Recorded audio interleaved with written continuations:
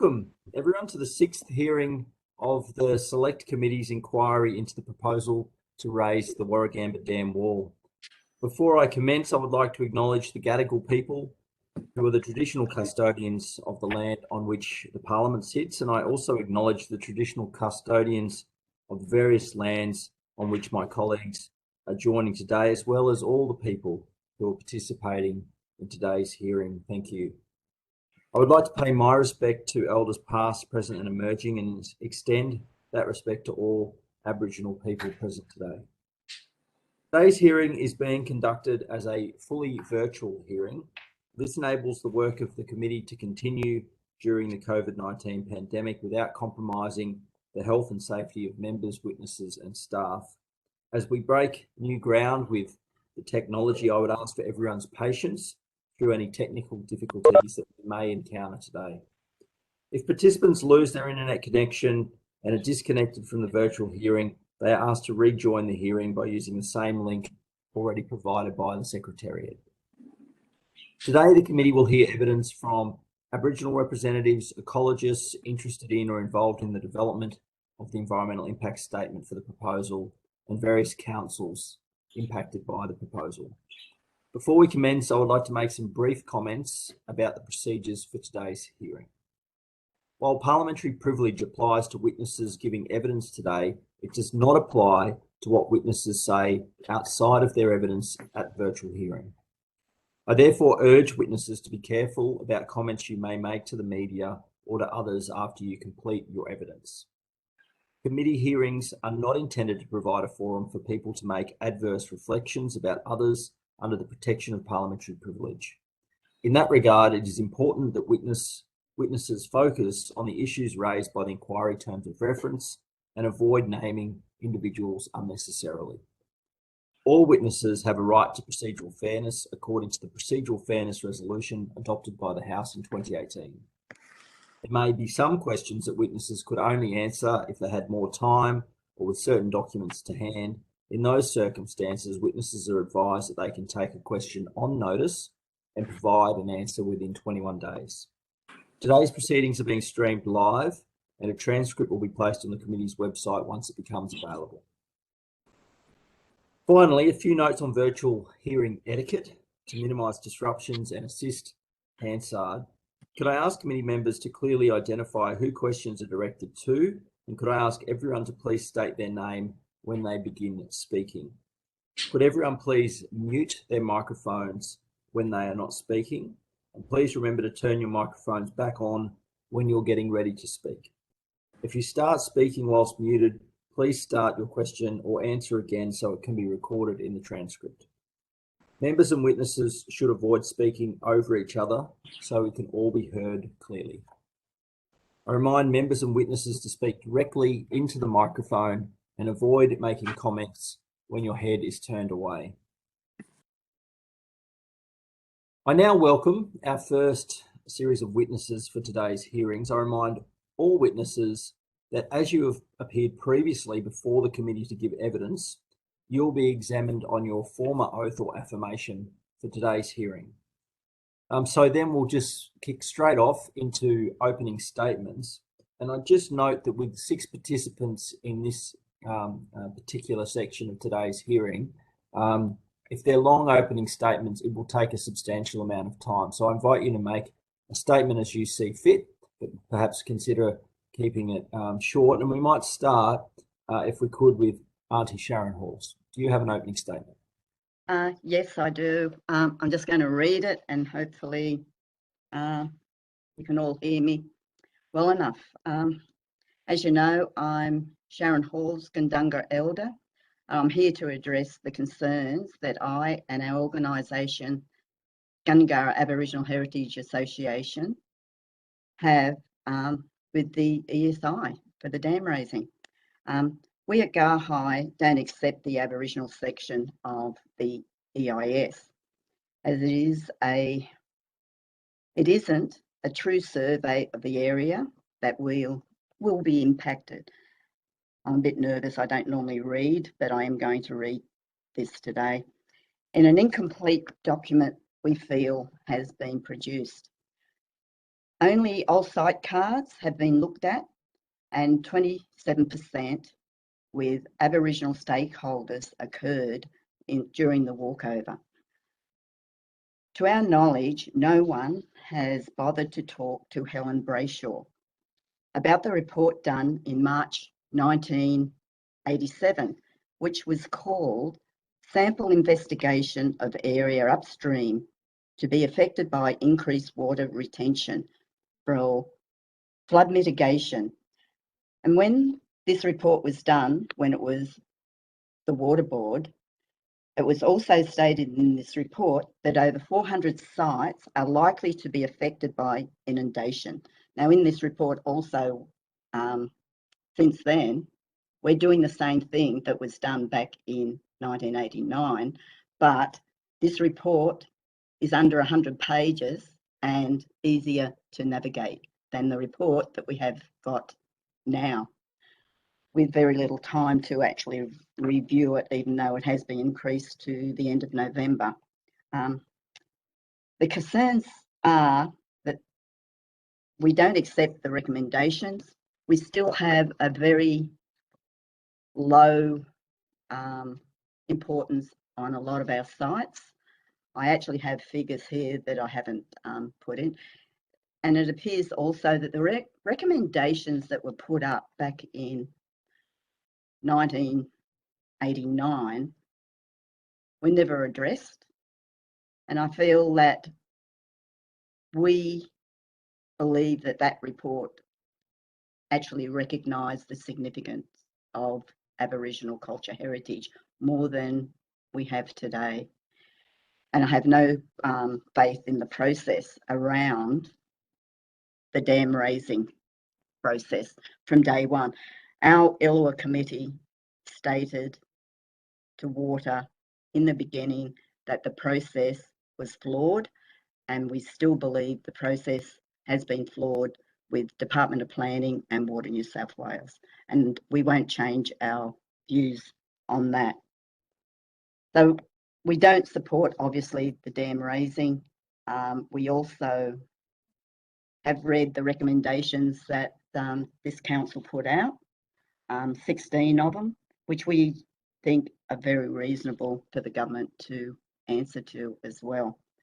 The Aboriginal history of Warragamba is so important, and I don't think the report and the sites reflect that, because we still have in that report a lot of sites that are considered low significant, and of course everything is significant in a cultural landscape. So I don't think people have been listening properly to the Aboriginal wishes over this site. We don't support any damage to any of our sites in any shape or form, and never will. The other thing, the dam wall won't stop the flooding. Everyone knows that, and we feel that people aren't being listened to by the Department of Planning. So I think the most to come out of this, that I think the EIS has failed to address the importance of Warragamba and our cultural lands and our waters. The other thing I like to say in my statement is, because of what happened in 2019 and 20, the Gundungurra cultural and spiritual lands were impacted as a result of 8 years of drought, and 81% of our country was burnt. Now, after that, we had 2 major rain events, but the EIS hasn't addressed the impact to the sites, as there has to have been impact of some sort, because they haven't done any scientific studies as recommended back in 1989 to actually address what water does and the impact of rain events. So that was a recommendation that should have happened anyway without where we are today, and it was never taken up also. So for us, we don't accept the EIS. We need to, I don't also accept the process. We have no faith in the process, and that's why we haven't gone to meetings and been online. Water did do an update to the Illawarra committee about last month.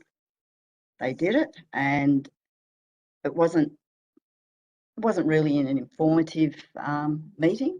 It was just to say that there are meetings going on and we should be doing the meetings.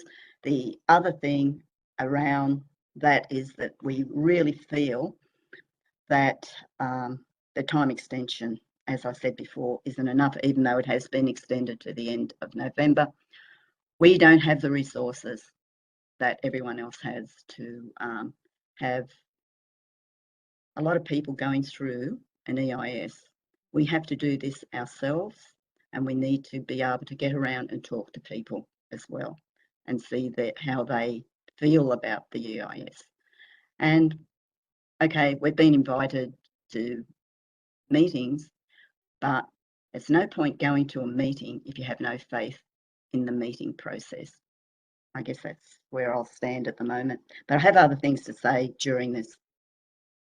Thank you, Auntie Sharon. Ms. Kazan Brown, would you like to make an opening statement? No, I'm fine, thanks, Justin. I think Sharon covered it all. Okay, thank you. Did we have Ms. Taylor Clark online? I think she's having issues connecting. Okay, then we might move, if we could, to Mr. Paul Knight. Did you want to make an opening statement, Paul? Thank you, Mr. Veld. Yes, just a very brief one, if I could. First of all, I just want to pick up on a point that Auntie Sharon has made around cultural landscape and its recognition in terms of intangible cultural heritage, and how that is continually not prioritized in terms of assessment. Yeah. The archaeological context of discrete sites always take precedence over the intangible heritage. For Aboriginal people, the intangible heritage is actually much more important and needs to be valued in an appropriate way. And as Aboriginal people, we do not see that happening.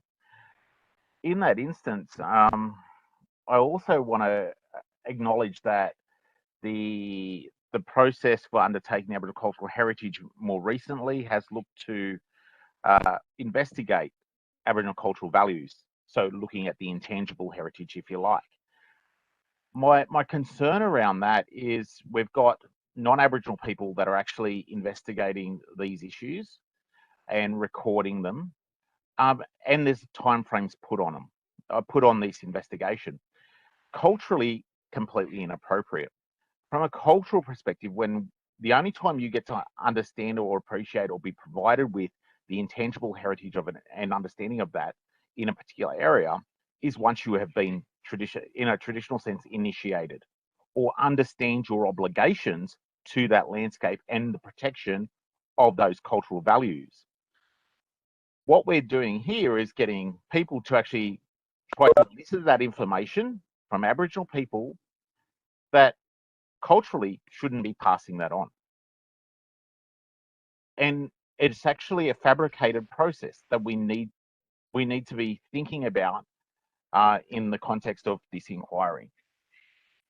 A final point that I'd like to just alert to, and I'm happy to explore all these things later, would be the whole idea of risk mitigation. We understand, it's been proposed that this raising of the dam wall is around risk mitigation in terms of flooding to that lower valley area.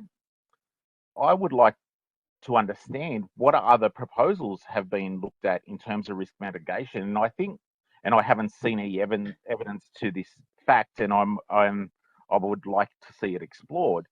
Has the government considered almost a self-insurance statutory insurance scheme? Because I understand insurance is one of the issues for those developments that have already occurred in that flood area, whereby the government actually recognises that risk for what's already happened, does not increase it, and instead of putting the money into raising the dam wall, they actually put that money into a statutory fund to address the risk that already exists in that valley. you know, if you're looking at proper risk mitigation here, we not only have to consider the Aboriginal cultural heritage, which in my view is extremely high and is going to be destroyed, but we also need to be thinking of other ways to manage that risk for the people that are already impacted. And that's all I would like to say at this stage, and would be keen to explore those things later. Thank you, Mr. Knight, and apologies for some background noise at my end here. But Mr. Daniel Chalker, would you like to make a short opening statement? We can't hear you, Mr. Chalker.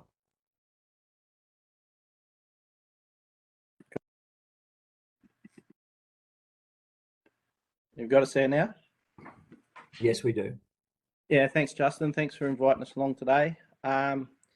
Firstly, I'd just like to say, Ani Yuma Kua, Duru Junga. Ani Yuma is the First Nations families of all this country, who the country belongs to. Kura is the Sunrise Country. Duru is my family group, and Junga is me. I'd like to acknowledge our connection with the Gundungurra family through our lineage line from west to north, from north to east, from east back to west. And that is our lineage line that we connect with. I guess, you know, going through the EIS process, so I've been involved from the beginning. I personally have gone to every meeting that I have known about and been notified about. I did all but 3 days in the field during the site assessment. But recently, you know, through circumstances, I've sort of moved on from, so I was working under Kubich Barter at that time. And I've moved on from that in recent circumstances. And from that point, the process, the archaeologists, SMEC, Water New South Wales have left me out of this process. I believe that is a deliberate action because of my opinions and my knowledge of from a cultural sense.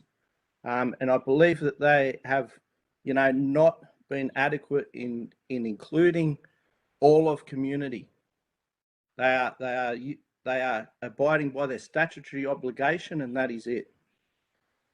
And you know, reading through the EIS that has been put forward for you to consider, it is an underwritten statement of what is actually there. I believe the figures are incorrect. I believe the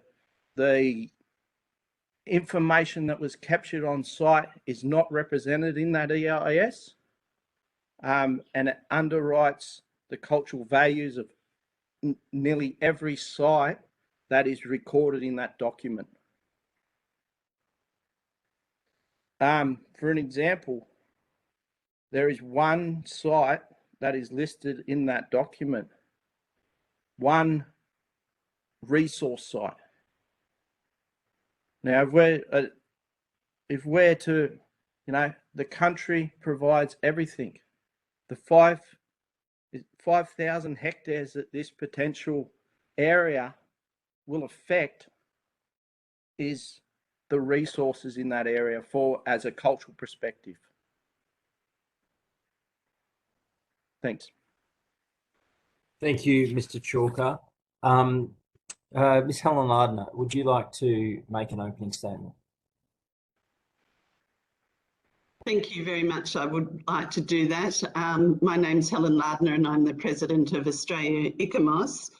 I would like to pay my respects to Elders past, present and emerging. Today I'm on the land of the Boon Wurrung and Woi Wurrung people. We've provided an additional written submission following the release of the EIS. Australia Ecological has serious concerns about the proposal to raise the Warragamba Dam wall and remains critical of the EIS process. We strongly endorse recommendations contained in the interim report of this select committee. So in my opening remarks, I would like to address the EIS by highlighting some recommendations from the interim report and reiterating our concerns in relation to obligations under the World Heritage Convention. Firstly, I'd like to address the potential impact on the outstanding universal value, or OUV, of the World Heritage property. The area affected by the proposal is on the World Heritage List and recognised globally for biodiversity and rare species, but it was originally nominated to the World Heritage List by Australia with the support of the New South Wales Government for cultural as well as natural values. While the inscription was for natural values, the important Aboriginal cultural heritage is explicitly included in the integrity of the property, as expressed in the Statement of Outstanding Universal Value. This statement refers to the continual Indigenous custodial relationship in the area, and I quote, "Occupation sites and rock arts provide physical evidence of the longevity of the strong Aboriginal connections with the land. The conservation of these associations, together with the elements of the property's natural beauty, contributes to its integrity." Under the World Heritage Convention, Australia is obliged to do all it can using the utmost of its own resources to identify, protect and conserve the cultural and natural heritage of this World Heritage area. And I've previously drawn this committee's attention to the World Heritage Committee's decisions about dams within World Heritage properties and their view that this specific proposal was likely to impact the OUV of the Greater Blue Mountains World Heritage Area. With regard to the Warragamba Dam, the World Heritage Committee decision urged that the EIS for this proposal fully assesses all potential impacts on the OUV of the property and its other values, including Aboriginal cultural heritage. This is very clear about the obligations of the EIS.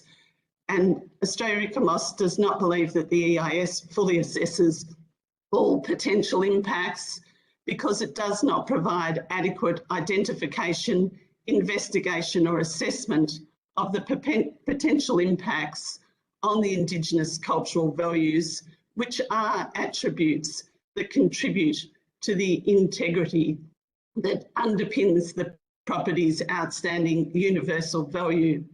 Australia Ecomos reiterates its previous advice that the proposed raising of the dam wall has the potential to affect the integrity of the World Heritage Area and therefore to impact adversely upon the outstanding universal value of this World Heritage property. And if I could just briefly comment on a couple of the recommendations from the Select Committee. In relation to recommendation 9, adverse heritage impacts should be avoided to the fullest practical extent in the Greater Blue Mountains World Heritage Area. The EIS states in relation to Aboriginal cultural heritage that if the project proceeds, there is no, and I quote, "there is no capacity for directly applied management measures for the avoidance or minimisation of harm." So the mitigation and management measures in the EIS, which we consider unacceptable, include recording of Aboriginal cultural heritage rather than the focus on avoidance of harm, and the Warragamba offset strategy. And here we say that the World Heritage Area is a mapped extent inscribed in the World Heritage List. It cannot be replaced by purchasing alternate land. Australia Ecomos restates its view that alternatives to the proposal for the raising of the dam wall do not appear to have been thoroughly considered in the EIS. In relation to recommendation 11, the EIS states it has been clearly communicated by the RAPs that they do not support the project. And I think we've already heard this strongly from Auntie Sharon Halls and the traditional owners at this hearing. In relation to recommendation 12, Ecomos rejects the sampling and predictive model for the archaeological assessment of the area where inundation may result in loss of cultural heritage. The EIS notes that the cultural values assessment involved limited consultation, which again we've just heard, and cannot be considered comprehensive. However, it still found that the cultural landscape was of very high significance. The EIS found that impacts from the proposal included harm to the cultural landscape to 43 known archaeological sites and an additional predicted 131 archaeological sites and 11 cultural places within the upstream impact area, and cumulative harm to the intangible values of the cultural landscape. As mentioned earlier, greater than 81% of the World Heritage Area was impacted by the 2019-2020 bushfires. Bushfires can cause damage, but also can reveal Aboriginal cultural heritage sites.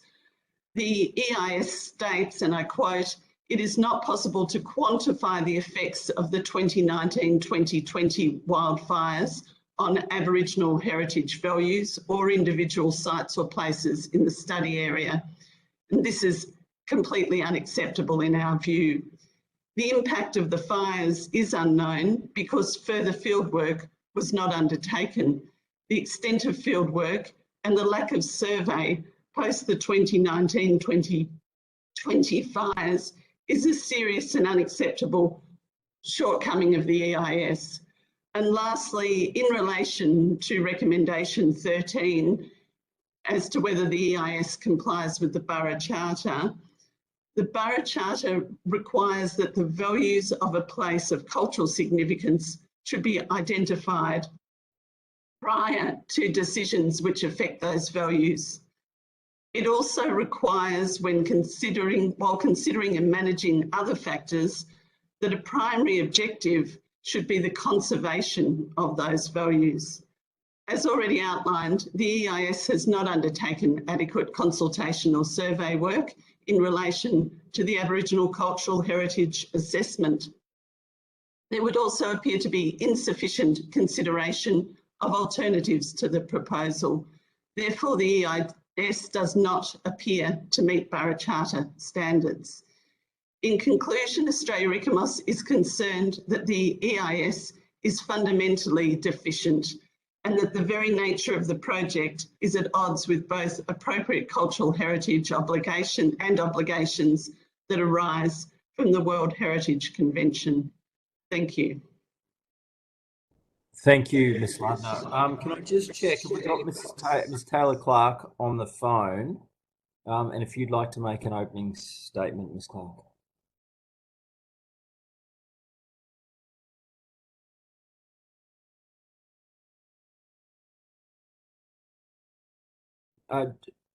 Sorry, Secretary, do we have Ms. Clark on the phone, do you know? She's there, Justin. She's saying she can't unmute it on her phone. She's on. Oh, okay. Can you hear me? Yeah. Oh, We hello. can, Taylor, thank you. Go for it. Fantastic. Thank you. Sorry, guys, technical issues. My name's Taylor Clark. I'm Kazane's daughter, a proud Gundungurra woman. Before I say anything else, I'd like to acknowledge the traditional lands of the Gundungurra, the Dharawal and the Darug people, which are the lands that we're gathered here today to discuss. And I hope that as we move forward, we keep in mind those who've walked those sacred lands before us. I've been involved, as many of the RAPs here have, since the start, and have attended most of the meetings. And I think one of the biggest issues I've found from day one has been accessibility. And as I received the report to my house, and it was thousands of pages, I really asked, how is this accessible? As well as the process up until this point not being transparent, not being fair to RAPs, not being scientifically accurate. The report is so difficult to read, and we've had to request for this report to be sent to elders, and luckily that has occurred. During lockdown, we haven't been able to go have these conversations with elders to build our submissions, making sure they're grounded in culture. But as I look at these reports, I wonder how many of the elders have actually been able to get through it, what sort of submissions we're going to be able to get from this. They haven't been able to be involved in the consultation process up to this point, and we're missing out on all of that knowledge, all of that expertise. But even the knowledge and expertise that has been shared throughout the consultation process is not accurately represented within the report. Consistently, we have given our feedback on certain stories, on certain sites, and I didn't hear Mum's opening statement, but I know that it's been a big issue for us in talking to the historians up to this point, that they can't even record our stories correctly, still referring to the Leaping Lady story as a dreaming story rather than an actual occurrence. And this is just the tip of the iceberg. The biggest thing I'd like to emphasise here is that I'm young and I had always expected to have my whole life to learn all of this and to get out onto country, and they always say to know country is to walk country. That's been something I'd always expected to do, and consistently as I come into these meetings and be involved in this process, it does seem inevitable, and they're not taking our opinions or point of view on board, and it just feels like we're running out of time. And as a young Aboriginal person, it's very discouraging. But I would like to thank everyone for being here today, and thank you to the Chair for inviting me to speak. Thank you, Ms. Clark, and thank you to everyone for your opening statements. I might just kick off with questioning if I could. Recommendation 11 from the interim report that the committee issued last month read that the New South Wales Government not proceed with the Warragamba Dam Wall raising project should registered Aboriginal parties not give free, prior and informed consent for the project to proceed. And that was based on advice that we saw that the government was provided by the Commonwealth Department. Can I just check for clarity to the registered Aboriginal parties who are a part of this panel this morning, have you been asked to, or have you given free, prior and informed consent for this project to proceed? And I might just start with you, Auntie Sharon. No, we had a ILUA meeting when it first started, the process, and Niche came, SMEC came, and Water New South Wales were there, and we made it perfectly clear that we do not support the Warragamba Dam to be raised, dam wall to be raised. So we are not going to give consent to destroy one Aboriginal site or any of our cultural landscapes, because the landscape and the sites and everything that falls within it is part of who we are. That is our Aboriginal history as Aboriginal people. But the thing everyone's forgetting, this is Australia's history. This is Australia's first history of this country. And why would we give consent to destroy our sites and everything? We should, it's our birthright. So, Justin, do you mind if I just ask a clarifying question then? It's Wes. Sorry, go, Wes. I was going to ask each of the registered Aboriginal parties, but if you want to ask a clarifying question to... I did. Yeah. So just, Sharon, just in relation to that, resolution of the committee, Yes. In that instance then, there is no circumstance where you would give permission, is that correct? That's right. We will never give permission and want to have the dam wall raised, because we know they tried to raise this dam wall, as you know, before, and there wasn't a great deal of consultation with Aboriginal people back then anyway.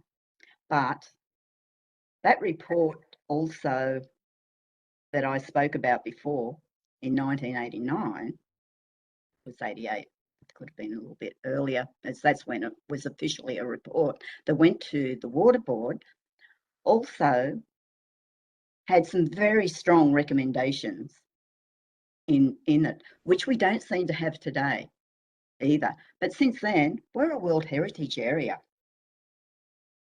which we, when we entered the ILUA, believed that all this area because, okay, we had an Indigenous land use agreement that we considered would protect everything that falls within that.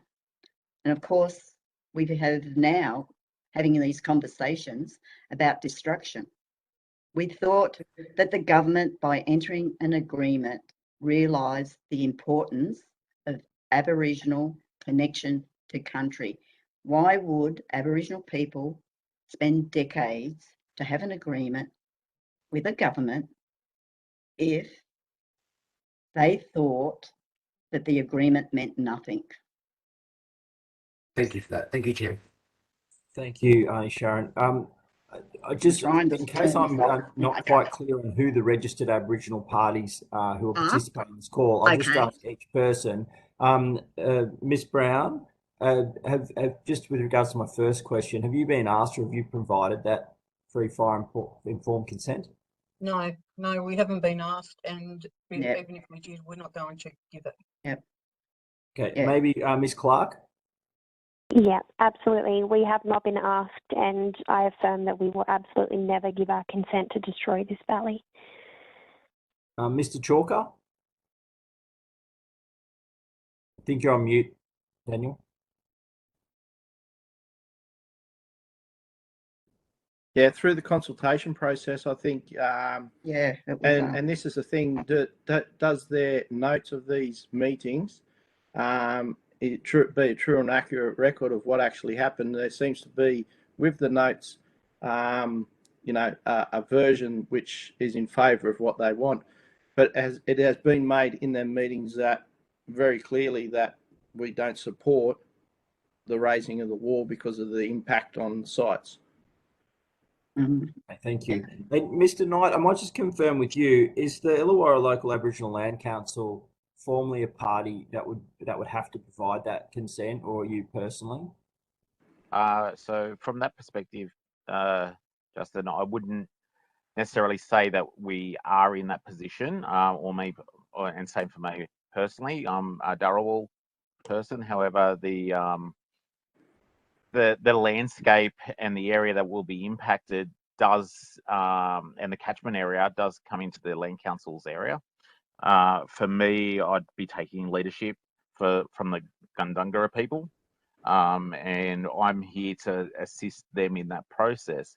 But I will make a comment about the free and prior informed consent, in that in what I've observed, that has not occurred in this instance to any of the parties that I would consider traditional custodians of that land. And I would additionally say that the whole process, the way it is structured, does not allow for free, prior and informed consent to occur. Thank you. And Ms. Lardner, can I just ask you for your thoughts on this? What would the normal process be to obtain that sort of consent? Mr. Field, I feel that the traditional owners might be better placed to answer that question, or I can take it on notice. But I did want to just highlight, as I did in my submission, that the EIS itself does acknowledge that the registered Aboriginal parties do not support the project. So I think it's pretty clear that the EIS is acknowledging that fact. Yes, absolutely. Can I ask you just one other follow-up, and then I'll pass on to another member? And I think you were quite clear in your opening statements, but I just would like to ask it to you simply.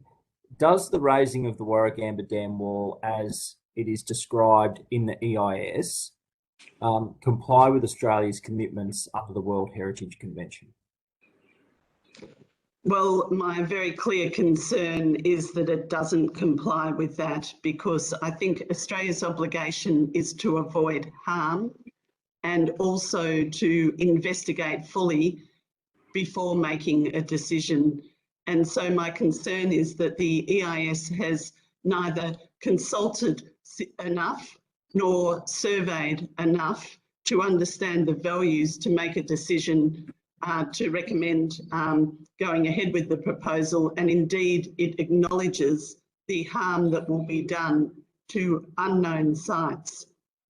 So this is, in my view, of concern in terms of Australia's obligations under the World Heritage Convention. Thank you. Ms. Sharp, have you got questions?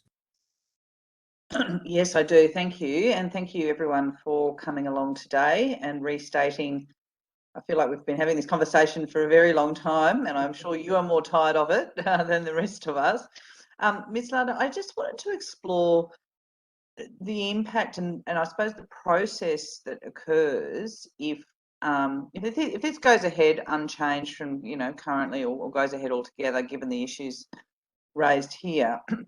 What happens with the World Heritage Council? I mean, is World Heritage of the Blue Mountains National Park actually at risk here?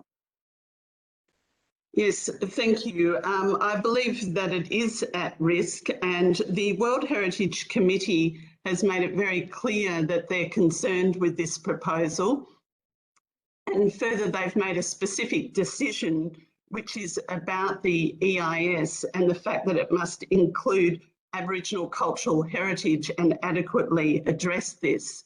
Now, obviously, as we all know, the EIS is out for comment at the moment. Australia Ecomos will be making a submission, and I'm sure that the World Heritage Committee will refer the matter to its advisory bodies, which includes Ecomos internationally and the IUCN, looking at the natural values as well. And I believe that it would be of extreme concern to the World Heritage Committee if the EIS, which is used to inform decision making, is found to be inadequate. And it's our position at the moment that it is inadequate. So I do believe that this is a matter that would be raised at the World Heritage Committee in regards to Australia's obligations. And if Australia fails to meet its obligations, what action does the committee have? What options are available to the committee in relation to that? Well, the committee's starting point, of course, because this area is of value globally, the committee's starting point is to try and retain and assist the state party, to assist Australia to keep the values. So there are a number of options available to the committee, but one of them, for example, would be what is referred to as a mission, where experts from other countries come out to actually meet with the state party, with the stakeholders, and try and work through what are the options. And in particular, they would be interested in what alternatives could be considered to avoid harm to the values. And Australia would have the option to respond to recommendations. So it's a kind of iterative process with the aim of trying to keep what is valued globally. And what would be the trigger point for that? Would that be after the conclusion of the EIS, given the criticism of the EIS? I'm just trying to understand the sort of the various sort of processes along the way of the World Heritage Committee. Yes, the World Heritage Convention is independent of any actual piece of legislation like the EIS. So comments probably would go forward on the EIS, but the timing in terms of the World Heritage matters would be determined through the World Heritage Centre and the committee meetings. So that's independent of the statutory process in Australia. So in effect, they could be happening concurrently. And so, look, I'm assuming that they're often quite slow processes. I mean, my question then really goes to, I mean, is it feasible then that the government could, get to the end of the EIS process, basically approve the project, then there's nowhere for the world, at some point that, it's triggered this assessment of the impact on World Heritage status. I mean, could we just find that we go ahead with this and then World Heritage status could be removed in the future? Is that a live issue? I don't think that that would happen in that way because, I mean, this is a very serious matter that has been raised a number of times at the World Heritage Committee. People internationally are watching what's happening here. So it would be my expectation that comments from the World Heritage Committee and the World Heritage Centre would come quickly through to the process, the EIS process, and to the Australian Government. I agree with you, it can be slow at times, but I think that this matter is of such significance that the reaction will be quite quick. And, Thank you. Yeah, okay, thanks. Thanks. Mr. Searle, do you have questions? Yes, Mr. Chair, I've got a couple of questions, and the first question is to Ms. Lardner.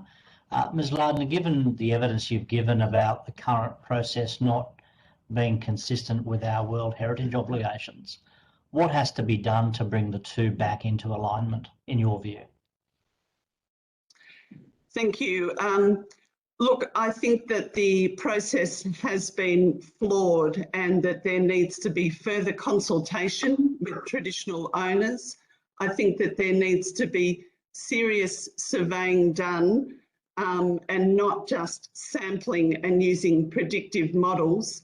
And I think we need to be realistic about the impacts of events like the fires and, as mentioned, the major rain events that have followed since. In other words, we need to know the values of the place that we're dealing with before decisions can be made about its future.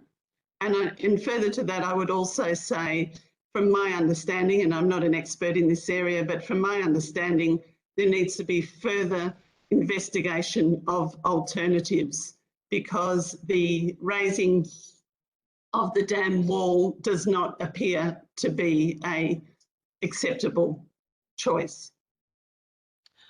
Okay, so in short, more work needs to be done, particularly around a proper reflection of the environmental and the cultural values in the impacted area. All right, my second question is to the traditional owners, Ms. Kazan, Auntie Sharon and the others. From your perspective, given the evidence you've given about the lack of proper appreciation of your heritage and your history and the cultural heritage of the site to be impacted, what steps do you think need to be taken to properly ensure those things are reflected in any EIS and in any cultural assessment? Yeah. Do you want me to go, Gazane? Sharon, please do. You want me to go? Yeah, I'll go. You want to go, Gazane? Or? No, you can go first, Sharon. Okay. For me, what we've discussed this with some other elders who are a lot older than me, and we feel that at the moment, also the other thing that's been bantered around is offsets. We will not ever accept offsets for destroying our sites in Warragamba as well. And unfortunately, people think that you can destroy something and then give something back. But if they're going to give us something back, they're just going to be giving us back what is already rightfully ours in the first place. So there is no gain by destroying our sites at any point around this whole process. I think the most important thing here, we've got an opportunity to investigate Warragamba properly. Just because we investigate it further, we know that there's thousands of sites out there that interconnect to each other, but it still means we're not going to, even if we know and we get it into a EIS that people will probably use into the future for something. What we feel is that doesn't give anyone the right to destroy those sites. We need to investigate, but it still doesn't change the fact. At the end of the day, this is about destruction. And I'm not convinced that the dam wall is just going to be used for flood mitigation. We always have it in the back of our mind that the water is going to be held there for a lot longer than has first been stated. Because in the end, we're not taking into consideration other means to supply water to Sydney. We need to actually push water recycling like the rest of the world does, the drinking water, and to do with manufacturing, with anything. We need to come into the rest of the world's mentality around water as well. Because, you know, the health department needs to give the okay for better recycled water to be used instead of increasing dam walls. The rest of the world, they're not doing that. They know that recycled water is the way to go, and we need to investigate more around recycling the water. We need to scientifically study the impact to the sandstone where our salts are. That hasn't been done, and it's probably not going to be done because the EIS and the people who are running it, we have no faith in. We don't believe it will happen. Someone has to convince the Aboriginal community that this can happen. And then we can make an informed decision. At the moment, we can't make an informed decision. And even if we have all that, I know that our elders and our people will still say no to the dam wall. I hope that covers a little bit of what you said, Alan. I'm not sure. Thank you, Auntie Sharon, it did. Ms. Brown, do you want to make any comments on that question from Mr. Searle before I pass over to Mr. Fang? Yeah, I do. I think a quarter of the area surveyed isn't good enough. If they're going to destroy something, they need to know exactly what they're going to do. You know, it's not good enough. And I agree with Auntie Sharon. Even if they did survey the whole area, we would still not, you know, agree to them destroying our culture. This is all we have left. Okay, thank you, Ms. Brown. Is it okay if I just say something on that, Justin? I'll go for it, Daniel. Yeah. So, like Brother Paul said there on his opening thing, in which Kate Waters in the cultural values assessment, you know, there's a lot of remarks in there that community wouldn't talk to her. She doesn't hold no cultural knowledge or cultural understanding. If something's to be led in true, proper way, we as Aboriginal people, as the First Nations people, have to be given the responsibility to write our own story, to then pass in through an EIS process, but it's led by the First Nations community. It has to be. There's too many people that are rewriting our story and putting it in their words. This was made very clear to Ward New South Wales SMEC in a meeting that was held at Warragamba, that she does not hold any cultural authority and should not be doing what she's doing. Thank you, Mr. Chalker. Mr. Fang, did you have questions? Yes, thank you. Auntie Sharon, first thing, I love that you're talking about recycled water. You're very much talking my language, so thank you for that. Ms. Logner, I just wanted to check with you, in your answer about what could be done about improving the processes in relation to the World Heritage listing of the area. You said that we needed to increase the engagement with the First Nations people of the area. But we've heard this morning that no matter what engagement we have with them, it's unlikely that they're going to support the project. How do those two differences reconcile with the process with regard to the World Heritage Organisation? Thank you. Look, I don't think it's surprising that the traditional owners are not wanting to engage with the process when the process as it's being presented causes harm and doesn't provide opportunities to choose other paths rather than raising the dam wall. So in my view, a realistically open consultation would be starting from a point where you're looking at avoidance of harm, both from the point of view of the traditional owners, but also from the World Heritage Area. And it would only be by starting from that kind of perspective and having consultation to actually hear about all of the values and to survey all of the land and consider those values fully before making a proposal, that you actually get an open dialogue that is constructive for the process. But I guess in this instance, the proposal that's on the table now, you say that we need to increase the engagement and the consultation, but we know that I guess no matter what level of engagement or consultation we go through, it's not going to be supported. So how does that? It doesn't reconcile in my mind that these are the things that the government needs to do in order to get the proposal through, because no matter what the government does, it won't be supported. Do you understand what I'm saying? How that it's not Yes. about increasing the amount of consultation, because no matter what we do, I don't think it'll be supported. Does that? Where does the Yes. situation lie in that instance then? Can I comment on that? Sorry, could I just finish that question? Yeah. Thank you. Yes, I think then the problem lies with the proposal.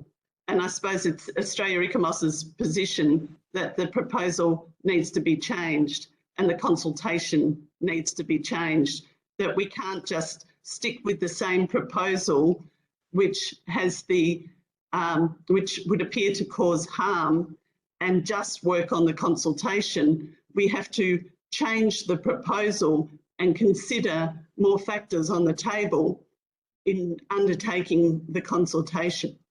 So that's quite a different I guess position than a increasing consultation and communication with stakeholders. It's very much a case of you're saying it needs to completely change. So, Mr. Fang, sorry, Ms. Lardner, could we let Ms. Clark provide comment on that last one? I just conscious that because we can't see her, she might not have been heard. She was trying to step in before just to add a clarification. Oh, apologies, do you want to add something there? Thank you. I just wanted to comment on, I understand why this conversation needs to be had. However, I think there's a real problem with the whole process if the only reason you would want to consult with Aboriginal people is to get the process through. I may be misunderstanding this whole process up to this point, but I was under the impression that the environmental impact statement, all of the consultations, the report writing was in order to provide a detailed response that reflected all perspectives so the government could make an informed decision, not necessarily just to push the process through. Now, if that's not the case, I think now's the time for that clarification.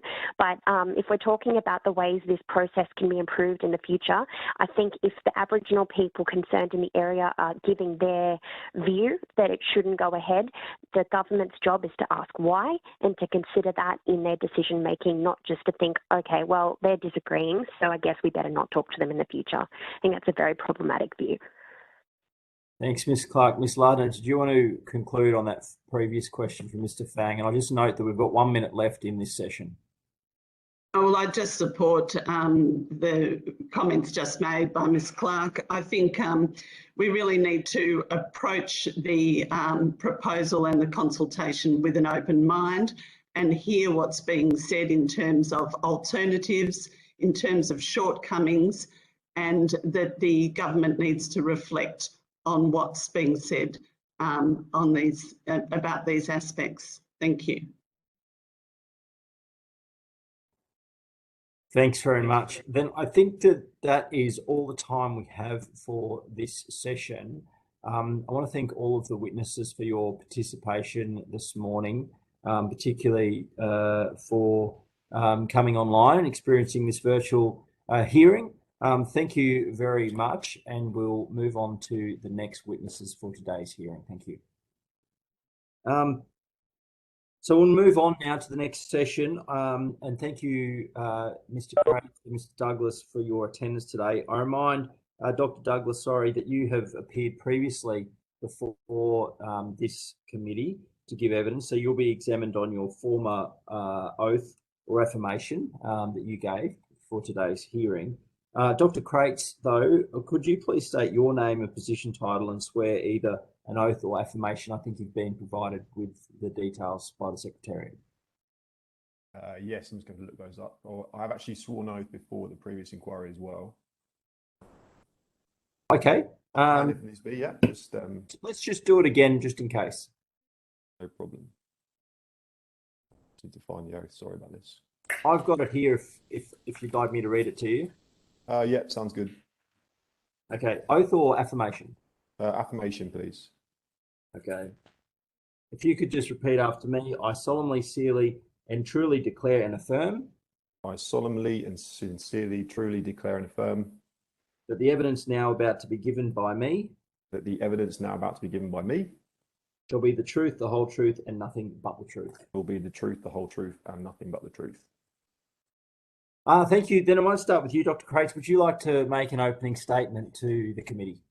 Yes, my name is Dr. Ross Crates. I'm a postdoctoral research fellow at the Fenner School of Environment and Society at the Australian National University.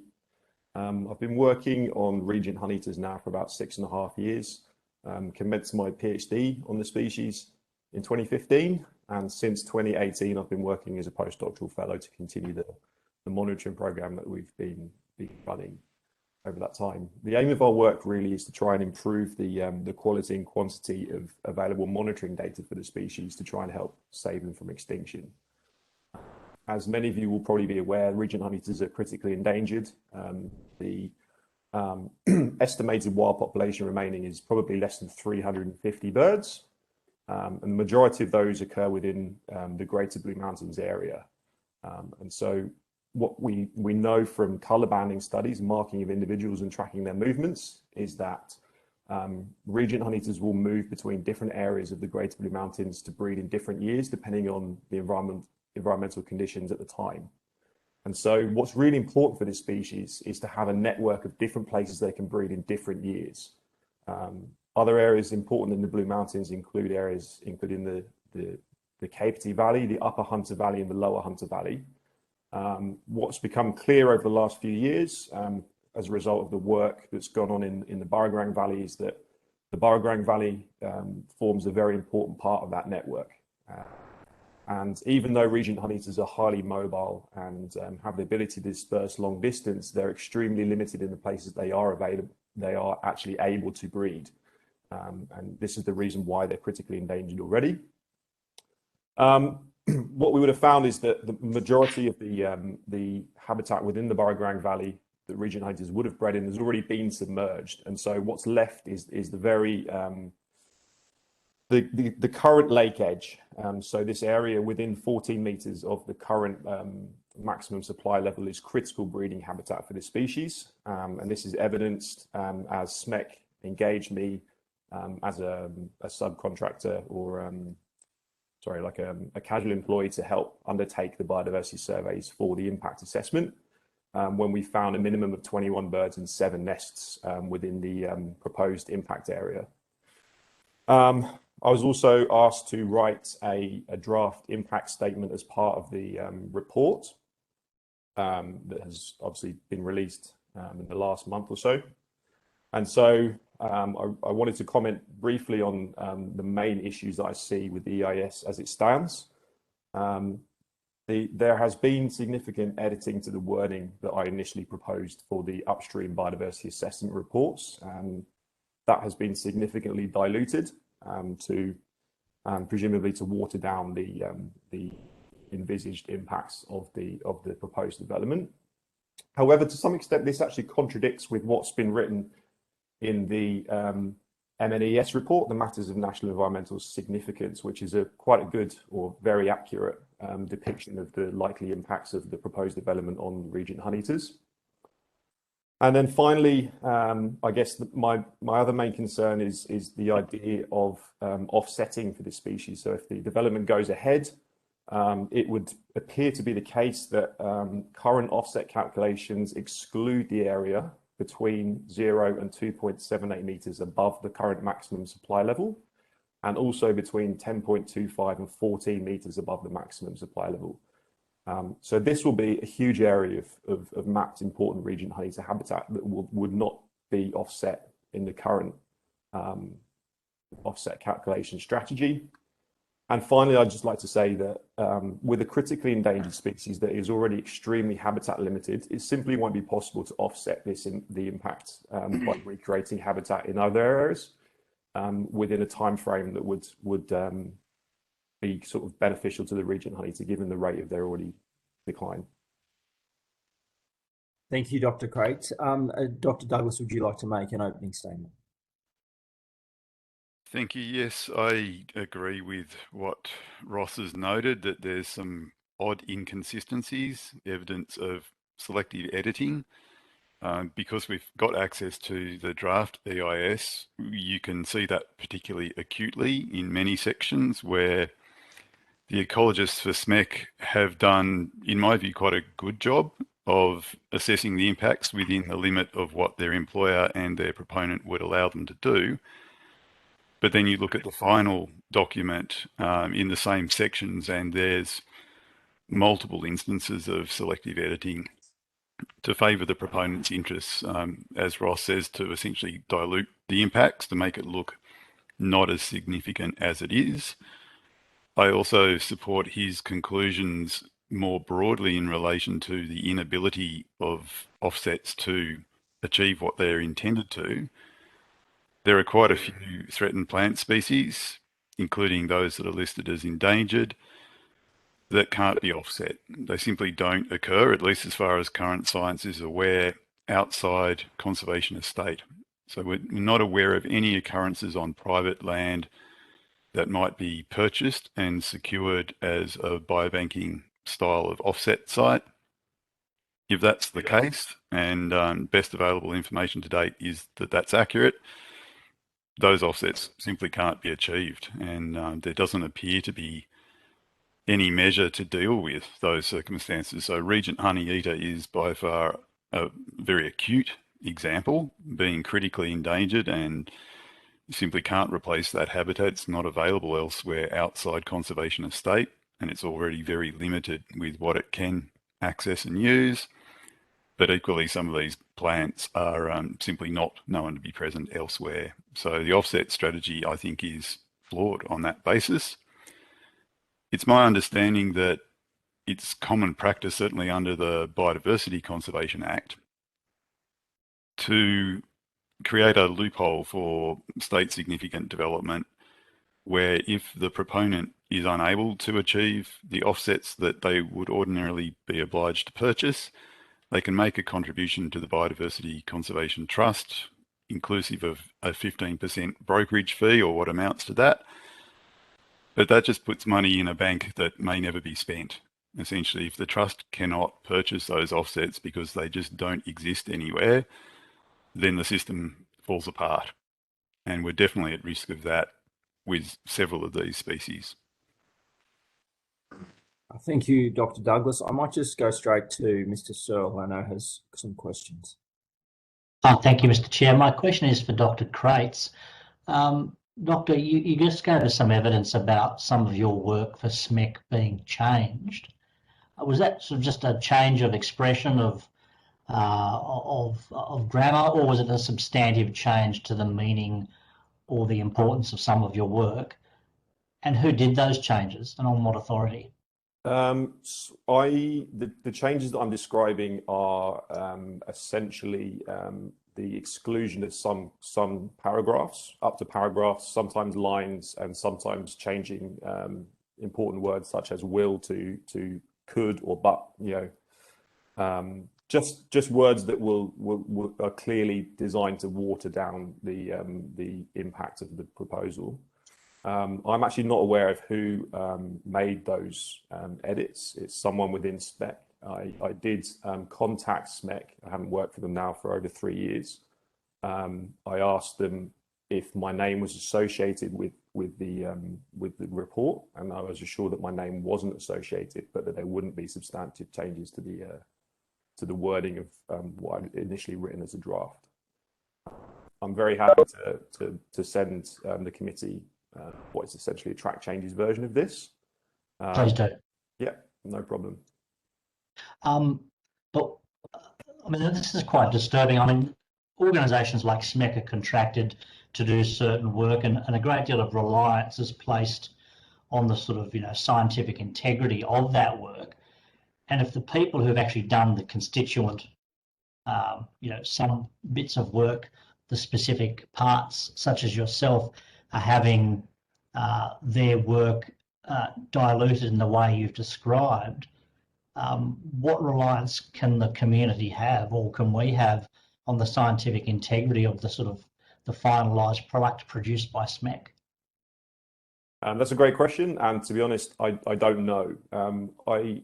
The interesting thing for me is that the MNES appendix in the report is extremely accurate, and that wasn't written by me. But I would assume that whoever wrote that component of the report used a lot of my original wording to write that section. And so, yeah, in short, the answer is I don't know. It's worrying, though. Yeah, it's very worrying. Thank you, Mr. Chair. Those are my questions. Thank you. So I might just pop in there, Dr. Crates. Obviously, you were the expert who contributed to the analysis, if I understand that correctly from your evidence. Is there anyone else in the field who may have challenged your work that led to those changes to the document? There's no one else in the field that we work. We've been working extremely closely over the last 4 years with BirdLife Australia. But in terms of anyone in the Region Honeyeater recovery team that spends a large amount of time in the field and has significant expertise of the species, none of them would be interested in editing the original wording of the report. Now, just with regards to the comments that you made about the areas of the impact that were considered for potential offset and other areas being excluded, if I heard you correctly, you made the suggestion that some of the areas that would be impacted of Region Honeyeater habitat were not intended to be offset under the EIS. Can you just clarify what you mean by that? Yeah, so if I've read the report correctly and I've understood it correctly, current offset calculations for the area to be impacted are only the band that's between 2.78 and 10.25 meters above the current maximum supply level. So what appears to have happened is that a band of the inundation zone, should the proposal go ahead, between current maximum supply level and 2.78 and above 10.25 and below 14 meters would not be included in the offset calculations. Now, what you know about Region Honeyeaters and their sensitivities to these sorts of impacts, I imagine from the EIS, my reading of it is that the government's making a conclusion that, particularly in that higher band, that any impacts would be temporary or not that common, and so therefore are suggesting that those impacts should not be offset in the first instance, perhaps if there is a future impact. Is that something, though, that species can sustain? It really depends upon how long that upper band, if we're talking specifically about the upper band, it depends how long the areas would be inundated for, because as you go higher up the edge of the valley, the vegetation communities change, and obviously those plant and tree species are growing in areas that they wouldn't have evolved naturally to withstand inundation. And so even if the inundation of those tree species is maybe less than 4 or 5 days to a week, that may be sufficient to kill those trees. So the main thing here is not that. large flood events could lead to the loss of breeding birds. It's that large flood events would actually lead to the entire, loss of the habitat through inundation. And just one final one, your findings, I think in your field work, you identified 7 nests and 21 birds was what you've stated before. Can you just put that in perspective in terms of the significance of the remaining population of region honeyeaters? Sure. So our best estimate is that there's probably less than 300 birds left in the world. And there may be less than 150 to 200 birds occurring within the Greater Blue Mountains. And so 21 birds and 7 nests represent somewhere between 5 and 7% of the global population detected breeding within a single round of survey visits. It's also worth noting that the survey effort only encompassed a very small proportion of the potential inundation zone. So there may well be more birds out there breeding in areas that would be impacted by the proposal. We simply don't know because of the difficulty in accessing the valley and essentially getting there to undertake surveys at the right time of year. Okay, thank you. Ms. Sharp, do you have any questions? I do, thank you. I just wanted to ask, can you just remind the committee what proportion of the inundation zone was actually surveyed? I'd have to take that question on notice, but a rough guess would be probably between probably less than 20% would be a guess. To some extent, we've surveyed the most important areas, being the areas. Sorry, how do you judge the most important areas? How's that decided? Yeah, it's because it's based on vegetation communities, and in large areas of the valley, the sides of the dam are quite steep, and in those areas you transition more rapidly into vegetation communities that are less suitable for region honeyeaters breeding. So the areas around the Wallandilly River and the riparian zones where you have your box ironbark communities are the key areas. But having said that, there are very likely to be other areas these birds are nesting that we simply don't know because we've never been there.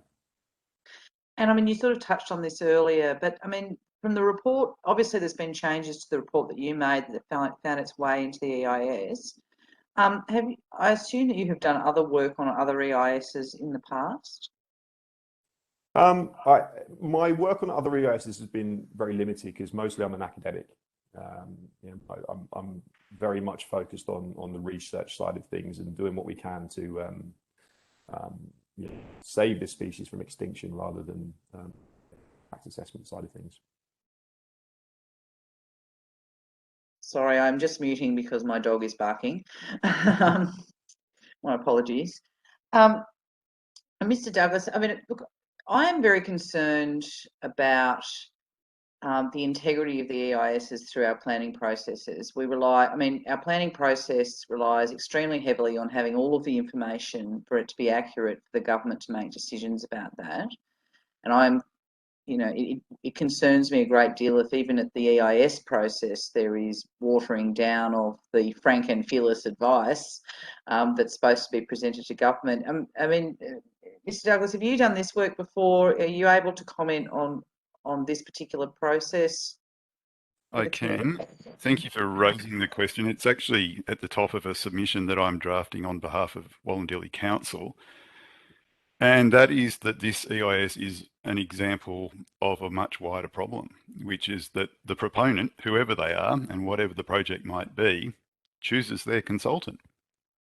That in itself seems to me to be a recipe for undermining public trust in the assessment system. Then you've got the next layer where, and I don't know whether this committee has been able to explore it, we're not aware of how SMEC in this case was chosen as one consultant of presumably quite a few tenderers for the job. Were they selected because they might have a favourable reputation from the proponent's perspective? As someone who's worked in environmental assessment for 25 or so years, I'm aware that certain firms have industry reputations as being leaning towards the interests of proponents, which frankly, most of them have to do if they want to stay in business. So we've got a legislative model that reinforces a business model where the proponent chooses the consultant virtually has to give the proponent what they want to hear to some degree, because if they don't, they get a reputation as being too green or too scientific or unhelpful in some way to the proponent's case. And we're not talking about, you know, $1,000, $5,000, $10,000, even $100,000 here. These kind of assessments are in the millions in terms of just the ecological assessment. Relatively big money for consultancy, and that buys you influence. It has to. If you've got consultancy firms with numerous staff, office rentals, vehicle fleets, admin personnel, to stay afloat, they have to keep their clients happy. So to that extent, I'm not judging SMEC particularly, or even this EIS. It's an example of a much more widespread problem that's inherently biased. In this case, we've got, as I understand it, a very significant complicating factor in that the lead ecologist for this project within SMEC resigned, citing interference with her work and that her work was being used in ways that did not align with her professional values and opinions. I believe she has objected to that situation formally and advised the what's now DPI of this. Because this EIS is under the Threatened Species Conservation Act and its older regulatory framework, those kind of difficulties where, as an accredited assessor, you make allegations of misuse of your accreditation by, for example, your employer or a proponent, I don't think the department, in my very limited knowledge of the situation, can do much about that. Whereas had government chosen to place this proposal under its current legislation, the Biodiversity Conservation Act and the BAM takes a much stronger, dimmer view of that kind of operation, keeping in mind that this is just an allegation that I'm aware of. I have no evidence of it. If somebody was, for example, if I'd been subcontracted to any consultancy firm and then I found that that firm was misusing my work, editing it without my consent, using my accreditation under the BAM to make representations that I didn't agree with, I could report them. And the department has a BAM accreditation division that can randomly audit or selectively investigate matters like this.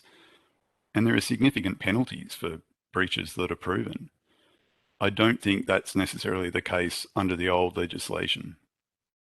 But nonetheless, it's a significant allegation. And to top it off, not only did that lead staff member resign under those very invidious circumstances, but they were apparently replaced with an officer from the proponent. And that to me is, well, as some have said, including the council that I'm currently working on, surely that's a matter for the ICAC. When a supposedly independent private consultancy firm appointed to provide what's legally meant to be an objective assessment in the public interest loses its lead ecologist under very unpleasant circumstances where she's alleging interference with her work and misrepresentation, misuse of her accreditation. She makes a formal complaint about that. And then the proponent slips their own man into that very seat. That's about as concerning, and I've seen a lot of EISs in my time and been required to review them. I've not heard anything that rivals that. Bias, selective editing, the client leaning on the consultancy firm, yeah, all too normal, sadly. As is selective tendering, where the client knows which firms are likely to be favourable to their interests. They have a contract that, if it came under public scrutiny, would probably be seen as less than ideal. And you've got the possibility in this and many other cases, and again, I'm generalising, I don't know the specifics here, where the proponent can limit the budget through the tendering process, and the proponent may not want all of the survey effort that the environmental assessment guidelines require. They might say... Sorry, can I just stop you there, specifically on that point? So who oversights that process? I mean, is the proponent supposed to make sure the limitation of budgets. And look, there's always budgets, let's not be, like you can't survey every single centimetre. I don't think anyone thinks that's the case, and particularly for a project like this. But that kind of limiting to what that does. I mean, who is, throughout that process, is there anyone watching that and asking questions about that? The Department of Environment and Planning, in its various guises, does set through the SEARS, SEARS, the ministerial directions as to what has to be dealt with. And essentially, if those matters aren't dealt with or variations agreed to, then the minister could raise concerns through the department about that. But the survey guidelines that sit underneath that, in this case, the Framework for Biodiversity Assessment and the BBAM, they specify guidelines. They're not binding, but they're guidance that causes certain regulatory outcomes if you can't meet them. And I completely agree, in some situations, the guidelines may not be appropriate. There may be no merit, it may be unsafe to try and survey everything as specified. But there is a feedback mechanism. For example, if an area was unsafe, you simply can't put personnel in there for WHS reasons. That's a perfectly legitimate basis on which to say, hey, we can't survey that area, we can't meet those guidelines. Here's the justification. That wouldn't cause a problem. And the assessment mechanism is such that where you can't, or in some cases choose not to, comply with the survey guidelines, your next step is to simply presume that the thing that you're required to look for is present. That's a very economically prudent thing to do in some cases, rather than spend a lot of time and money, given that those two things are closely linked logistically. It might be in the proponent's interest to say, rather than spend an extra $500,000 looking over every centimetre for something that may or may not be there, it might be in their interest, quite legitimately, to choose to instruct the consultants, or for the consultants to reach their own conclusion, that that koala, for example, the koala that's on the SEARS, the things that you must target in your survey, rather than trying to look for them because they are difficult to find, you presume that they're there. The next thing where that gets a little bit more challenging raises the question of where are they? So it's easy enough to say, we'll take the relatively easy option, potentially a cheaper option, of presumed presence. But where are those koalas in relation to your impact area? How many of them might there be for this assessment purpose? And of course, what's the impact of the proposal on them? When you don't know, as an ecologist, within the limits of data that's available, where the thing is, in how many numbers, what kind of density, you go the next step and you request an expert report. That's generally done by someone outside the consultancy. I don't believe it has to be, but certainly under the current legislation, an expert for a particular species or community has to be approved by the Environment Agency head, essentially DPI. You have to lodge an application to be certified as an expert for that particular purpose and that entity. I'm advised that the rules aren't that onerous under the TSC Act that this proposal's assessed under, that it was explained to me somewhat jokingly that you can pretty much ring up a mate and say, hey, will you write us a report? Have you got at least some credibility as a prospective expert? And so the departures from the guidelines, I mean, are they documented along the process? They are, yes. And do you believe they've happened in this case? Yes, they're not concealing that in any way. The deviation from the guidelines is quite normal. It's not in itself a basis for concern because there are those two other options, which is presumed presence. And Ross might want to speak about that in the case of Regent Honeyeater, where a bit like koala or plants, for example, the problem isn't so much whether you assume it is there or not, but whereabouts is it in relation to the impact zone, how many, what density, it's the specifics. And what the EIS is saying is that it couldn't comply with the guidelines or didn't comply with the guidelines for many things. It did for a few, but I'm advised that the consultant simply didn't have the resources or the time to comply with the guidelines, noting that they are only guidelines, they're not mandatory. Do you know how many expert reports they commissioned as a result of the limitations? I'm told that they couldn't get the number of expert reports that they needed to comply, and I believe the EIS explains that they sought expert report authors but couldn't obtain their services. Thank you. That was very helpful. Dr. Coates, is there anything you want to add to that? No, I think Region Honeys is an interesting one. It's my understanding that they, the entire inundation area was mapped as Region Honeys under the conservative approach that Steve's been discussing. I guess that's the problem they've got in terms of translating that into offsets, given the size of the area of impact. Thank you. Nothing else from me at this point. Thank you, Ms. Sharp. Could I just check in with the Deputy Chair? Do you have any questions? Members of the government? Then I might ask another couple. Dr. Douglas, just your original submission to the inquiry focused a bit more on the assessment of World Heritage values, outstanding universal values. I was just wondering if you could speak on the adequacy of the analysis around impacts on World Heritage in the final EIS. To be frank, I have not had the opportunity to get that far. One of the problems is that this is a very large body of text.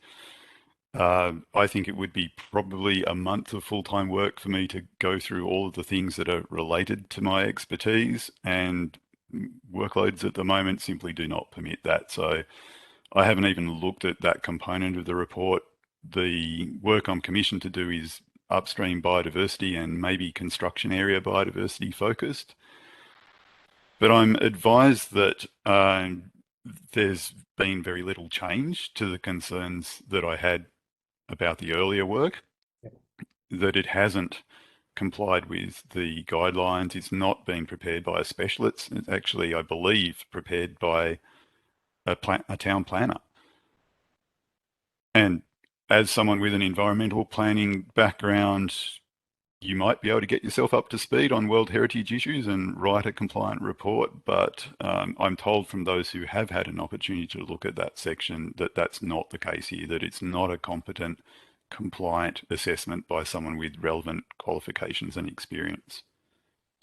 I mean, that raises another point though, right? This is an 8,500 page report when you consider all of the appendices. There's been an extension in the submission period now to, I think, 60 days. I mean, given the concerns that we've heard this morning about the integrity of certain parts of the EIS assessment and how expert advice that had contributed to it may have been changed, it would seem to me to be quite impossible for a layperson to get across the detail, or even for external experts to be able to review the document and provide advice to government, the planning department, or other stakeholders about the adequacy or the efficacy of the assessment.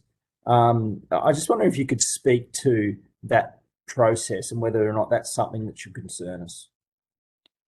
I believe it should concern us all, but that problem is not specific to this instance. Most EISs are for major projects by their very nature. They often generate a lot of volume of text, some of which is highly technical. Most of it would not be accessible to the public. Most of it requires specialist interpretation. All too often in my experience of EISs, and they do vary in quality depending on many circumstances, they're not really something that provides a clear, adequate picture to the public. They can readily mislead even experienced public servants who are required to review them. They can be tricky. They can be written by people who are expert in subtle deception sometimes. And Ross has mentioned how his work was altered to some degree to downplay the significance of his conclusions and advice. That's all too common. Again, it's exactly what you would expect in a system where the proponent chooses the consultant. The proponent can influence the consultant by essentially saying, unless you give me what I want to read, something favourable to my proposal, I may not pay you your next instalment. I could put other pressure on you to try and extract an outcome that's a bit more favourable. And sad though it is, I can't blame most consultancy firms who are just trying to do their business. They're trying to survive economically. They would tend to want to give the client what they want to hear, even if that's subtle editing, changing the position of a comma, just altering the intonation of a sentence to raise something that this EIS does not very well. It's the misuse of uncertainty. The committee's probably familiar with the concept of the precautionary principle. That's enshrined in New South Wales law and I believe other jurisdictions and in case law. It essentially says we should have no regrets. We should look at the worst outcome within the scope of this proposal or whatever's before us and take a precautionary approach rather than trying to minimize, downplay, dilute, etc., the real impacts. This EIS inverts the precautionary principle, literally turns it upside down. It tries to avoid looking at the worst case scenario in order to minimize the damage on paper and minimize the offset obligations and therefore the very significant costs. Given the complexity of this assessment, it's a long assessment, and given the concerns you just raised, that those sort of subtle tweaks, may swing the balance here, do you think that the planning department has the skills and capacity to be able to identify where the sorts of changes that Dr. Crate mentioned may, detrimentally impact their assessment, or should they be commissioning their own external experts to actually go and review this EIS and ground truth some of the information that's in the EIS? That's a great question. I've worked for what is now DPI, admittedly, some decades ago. I still have colleagues who work in parts of those agencies that assess these kind of documents. They tell me they don't have the time. There are not enough personnel and not enough hours allocated to them. There are some great experts in those agencies. There are some people who really know their material. Some of them have relatively broad expertise, so it might be threatened plant species of the Sydney region. Some of them are specialists in one particular species, maybe koala. But they also tell me that there can be pressure put upon them from management to get the job done quickly. They can be juggling multiple tasks, and at this time of year, which is probably the most demanding for ecologists, certainly plant ecologists, because we're dealing with peak flowering time, but can also be very important for some fauna surveys. I suspect that a lot of the departmental personnel who would have the skills to review this kind of document are simply not available. Many of them are telling me that in part because of lockdown, they're now rushing out into the field to try and complete spring surveys that would otherwise have been written off because they weren't allowed out of the office to do the work. So everyone I know in the industry and certainly within the department is extremely busy. Whereas if you're suddenly given this kind of complexity and size of document to review on top of that existing workload, keeping in mind that some of these personnel manage up to 60 threatened species per person, that's ridiculous. It's not sustainable. And I all too often see the holes in the department's performance because of that under-resourcing. Yeah. I've got one more question for Dr. Crates, and then I might see if others do. Dr. Crates, in the expert advice that you provided, did you do an analysis on the likely offset credit obligations with regards to region honeyeaters? No, I wasn't involved in the offset calculations in any way. How would someone, obviously you've got the expertise around the potential impact on the species. How then does someone translate that analysis into making a judgment about the likely credits needed to offset that impact? Unfortunately, I don't have the expertise in offset policy and calculations. Sort of beyond my role. But again, it's an extremely important component of this project, and I would be very interested to know the reasons why the offset calculations have been limited to that band of inundation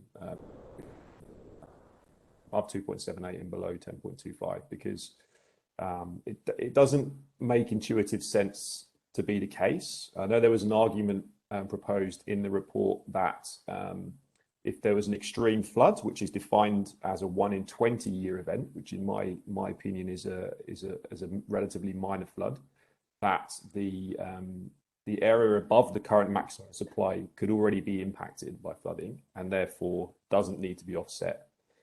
To me, that seems like a very weak argument and a good way of getting out a large chunk of offset costs. So I think finding out more information on how the offset costs or areas have been calculated would be extremely useful going forward. Okay, thank you. I might just check in with members of the government. Have you got any questions for these witnesses? No. Mr. Searle or Ms. Sharp, you got any other questions for these witnesses? Nothing further, Mr. Chair. Deputy Chair? No, nothing from me. Thanks, Justin. Okay, then we might end there. I thank you both for your evidence today. It's greatly appreciated. I think now for the committee, we're going to have a short break, and we'll be back online with our next witnesses at 11:30. We'll get started again. I'd now like to welcome our next witness, Ms. Rachel Musgrave.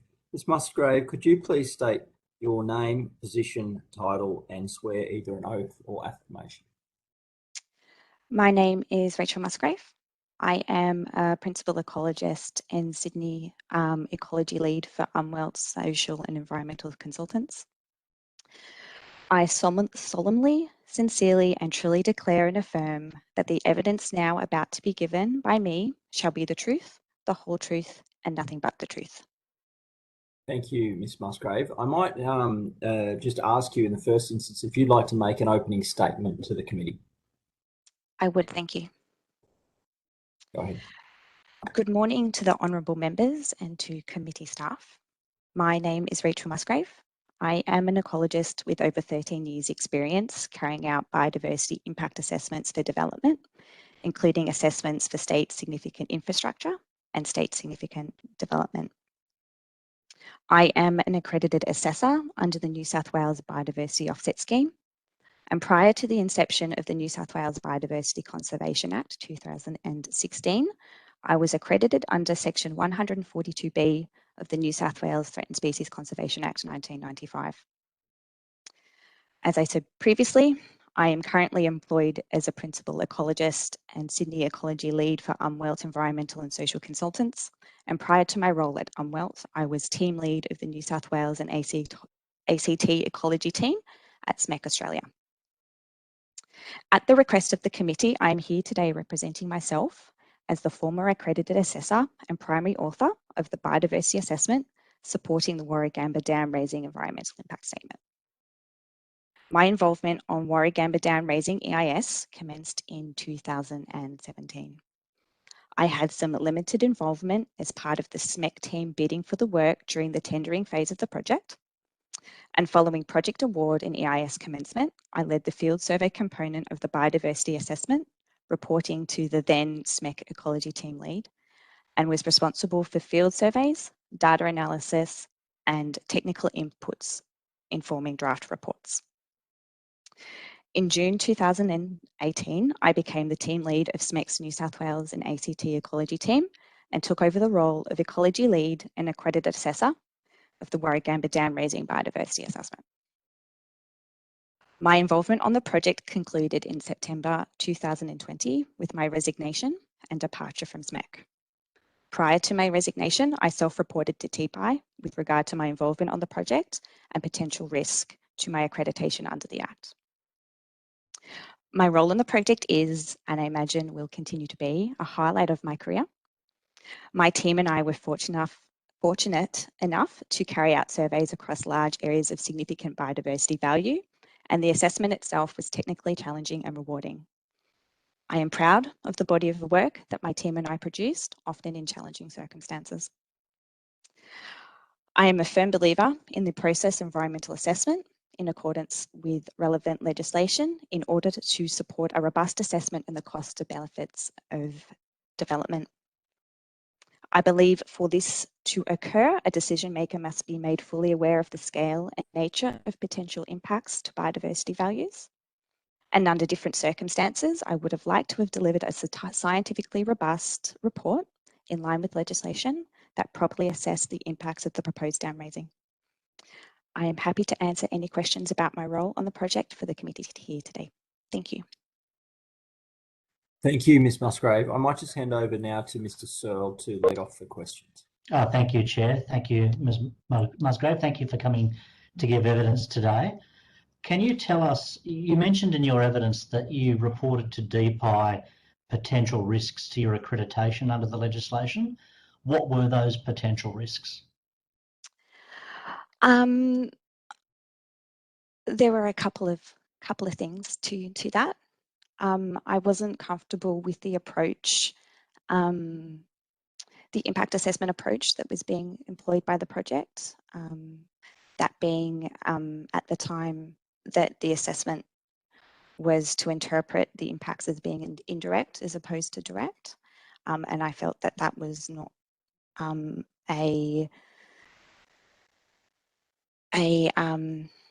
not my interpretation of what the impacts were likely to be. And then prior to the report, the draft report being sent to the agencies for adequacy, there was some disagreement with regard to some of the terminology in the report, which I felt needed to be stated in a certain way. And I was ultimately overruled on that. And as I felt that the changes were not immaterial, the substantive changes to the impact assessment, and I requested that my name be removed from the report. But I was told that I was deemed and considered to be the author, and the report was sent with my name on it. And at that point, I felt as though there was a risk. We have certain obligations under our code of conduct as an accredited assessor. Those obligations sit with the accredited assessor themselves. And I felt that I needed to just inform DPI of what had happened, just to protect my own professional, my accreditation and professional reputation. Okay, but just to be clear, you were the ecology lead for SMEC on this project. You were responsible for helping to collect the data and to provide the scientific assessment and analysis. And you're now telling us that someone in SMEC overruled the way in which you wanted to present that material.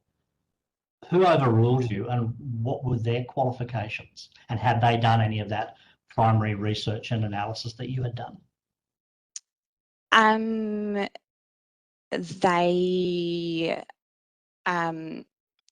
were not ecologists. They were senior members of the project team. They felt that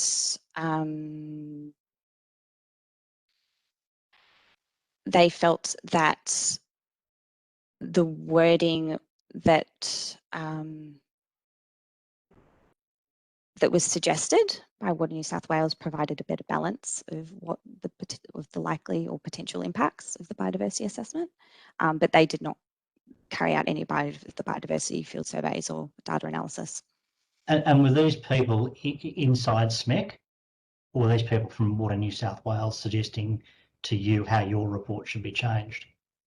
Both.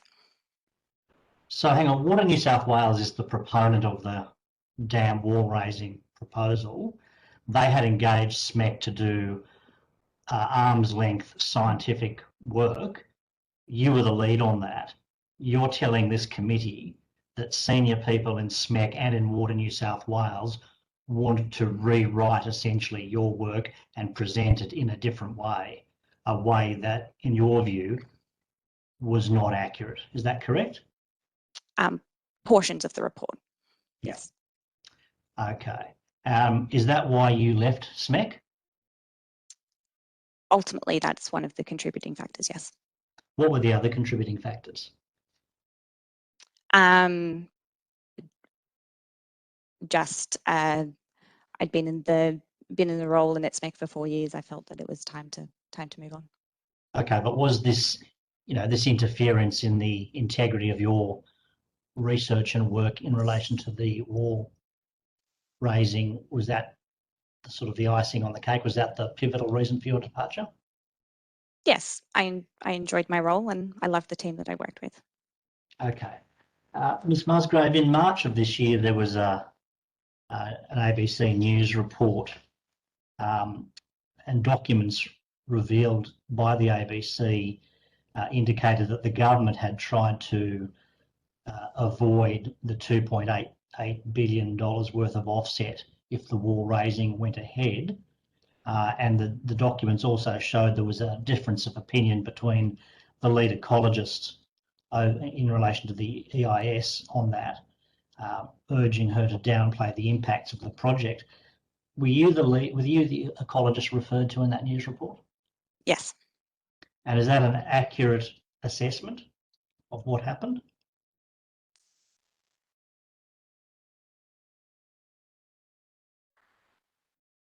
Certainly up until mid-2019, the approach for the impact assessment was to consider impacts up until the 1% AUP as a direct impact and calculate offsets. As we finalised the draft report, the idea was floated to consider an alternative way to consider the impacts, that being indirect. The difference between a direct and indirect impact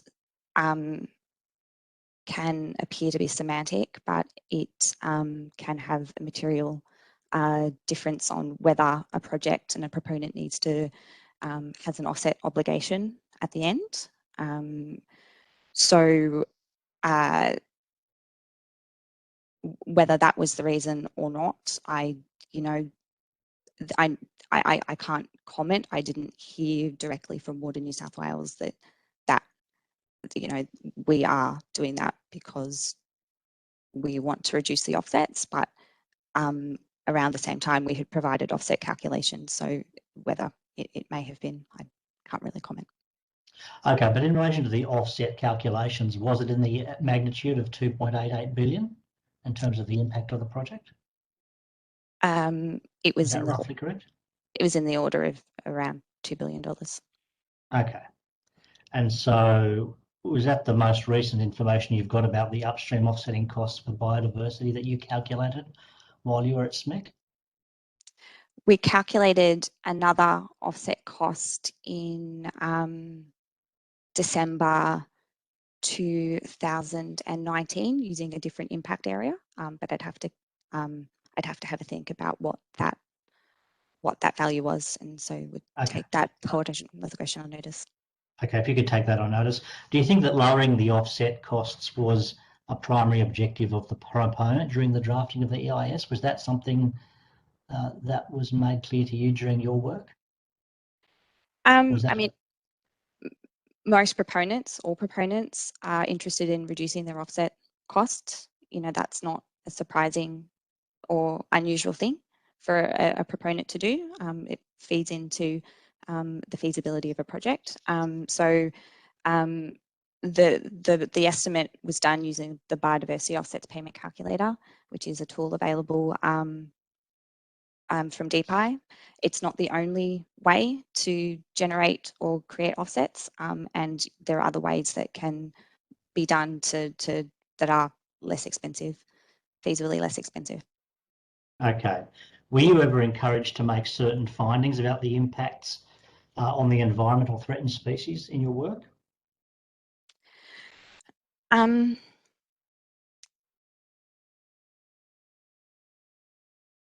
I felt that some of the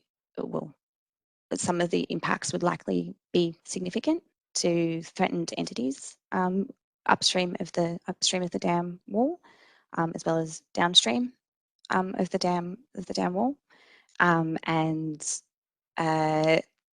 certainly there was robust discussion around those assessments, as you know, there quite rightly should be. But did anyone try to influence you in the way in which you presented your material based on your own research? Yes, there was discussions about, probably not using, whether it was significant, or, as I said previously, changing some of the terminology that I had used that I felt substantially changed the impact assessment itself. That being likely impact to may be an impact. That was probably the key areas. Yes. And were those changes that were suggested to you to make, your report less definite in terms of the impacts that you saw as being likely or almost certain, the language suggested to you to change that was to make that sort of less definite? Is that what we should understand? Yes. So there is certainly, with this project, uncertainty around impacts.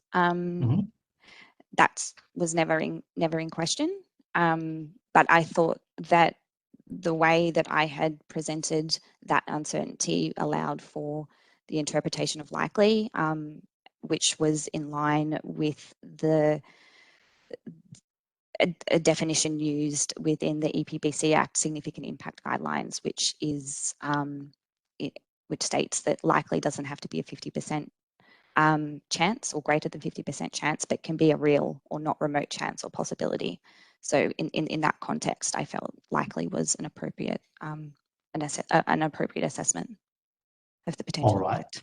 And were these suggestions coming from senior management within SMEC, or were they coming from Water New South Wales, or both?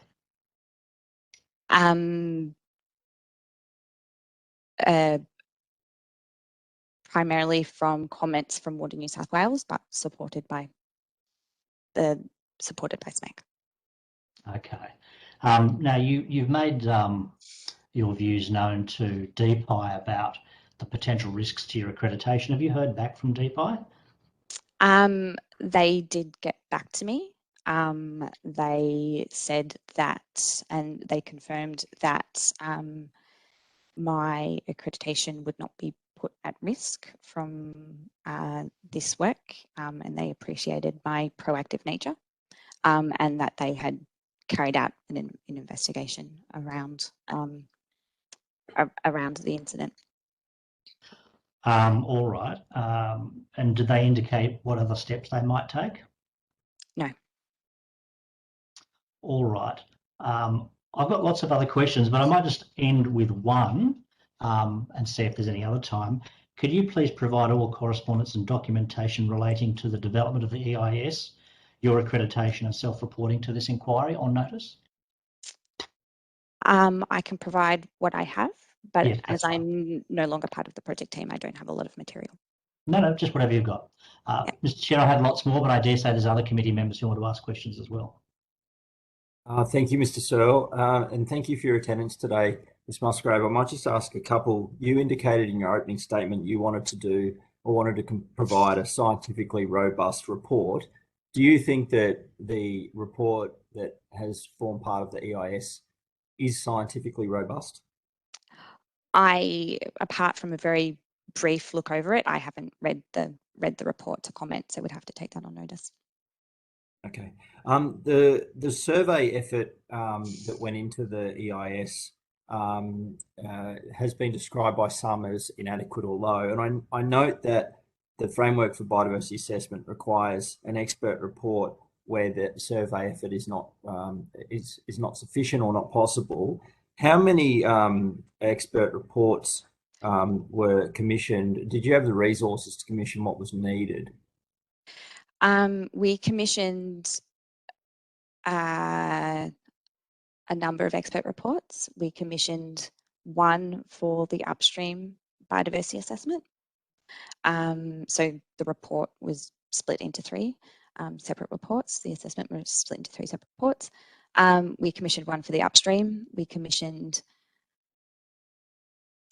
4 or 5 for the construction area assessment, and none for the downstream assessment.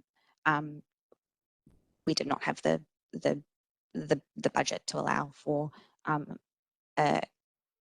expert reports for all species that required them. So you don't think the resourcing that you provided was adequate to actually obtain the expert advice to inform the report? Okay. Are you aware of any World Heritage specialists that were engaged for the project, or did you or any of the other ecologists involved have any input into the World Heritage chapter of the EIS? I was not aware, or I am not aware of any other or of any World Heritage experts that were engaged as part of the assessment. My team and I had very limited involvement. I read the report once after it was drafted, provided some feedback, and that was the extent of my involvement. Okay. I've got one last one. When you resigned, Mr. Kevin Roberts, who I'm sure you know is giving evidence after you today, took over the role. I understand that he was previously working with or commissioned by Water New South Wales in another role before he took that over. Do you have any comments on him coming into that role? Was that an appropriate person to put into that position given his previous involvement in the project?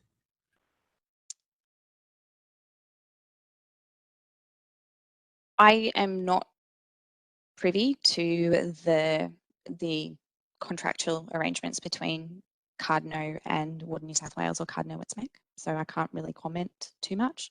But I will say, as an accredited assessor, it made me a bit uncomfortable that there might be a perceived conflict of interest, and that was somewhat selfish in that I, thought that might raise questions around my involvement as well. Okay, thank you. Mr. Mallard, I might hand to you and then to Ms. Sharp, if I could.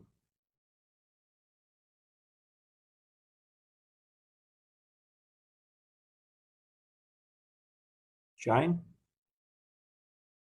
I'm here. Am I there? Can you hear me? Yes, we can. Yeah, oh, good. Okay, I had some technical issues. Sorry about that. Ms. Musgrave, thank you for your evidence. Do you want to, you obviously had some experience on preparing these sort of reports. Do you want to talk to us about the structure and, like, is there an editorial overlay in terms of getting a whole group of people in to compile a report like this? How's the structure work? Typically, you have an accredited assessor that is responsible for the content of the report. We then have, depending on the size of a report, a team that works with the accredited assessor to support and prepare the inputs. That will be from technical field surveys to drafting the report, data analysis. Often we do utilise experts in the field, so relevant subject experts, where it is necessary to report on information that sort of exceeds what us as, we're typically generalists in the ecology space. So we do bring in subject matter experts on occasion to report on entities and specific type of impacts that sort of exceed our level of experience and expertise. So how many people would classically be in a group that's working on a report like this, as complex as this EIS is? There was about 12 of us across SMEC working on various aspects of the assessment. That's not just the upstream report. I'll be right in saying there's an overlay of, I don't want to use the word editorial, but there's an overlay of management that look at all the different components coming together to get a narrative going in the report they want. That's correct. So we have graduates. That information is reviewed by the fauna and flora ecology leads. That data is reviewed by myself, as well as you know, other senior members of staff. I've not been involved in environmental reports, but I've had some experience in heritage reports, and certainly a lot of experience in environmental reports as a member of committees and inquiries. Very rare you'll get a uniform view of 12 people agreeing fully on aspects of the report. So someone has to, or a team has to, hammer out a position. That's correct. Yeah, that's correct. You know, that's, yeah. And then hammering out, you got hammered out. That's essentially what happened, right? Yeah, we sat down and we discussed what the impacts will likely be. The winners and losers. So the issue that really sort of was the sort of straw that broke the back in terms of your leaving, is obviously other issues that you referred to Mr. Searle about. Was that essentially around that definition of direct and indirect impacts?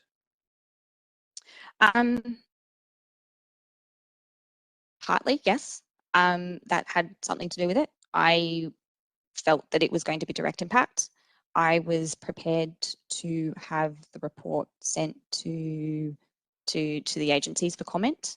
When the agencies came back and supported my view of what the impact should be, and I sought confirmation from within SMEC as to whether Water New South Wales would be willing to change or alter their approach, and was told that they would not.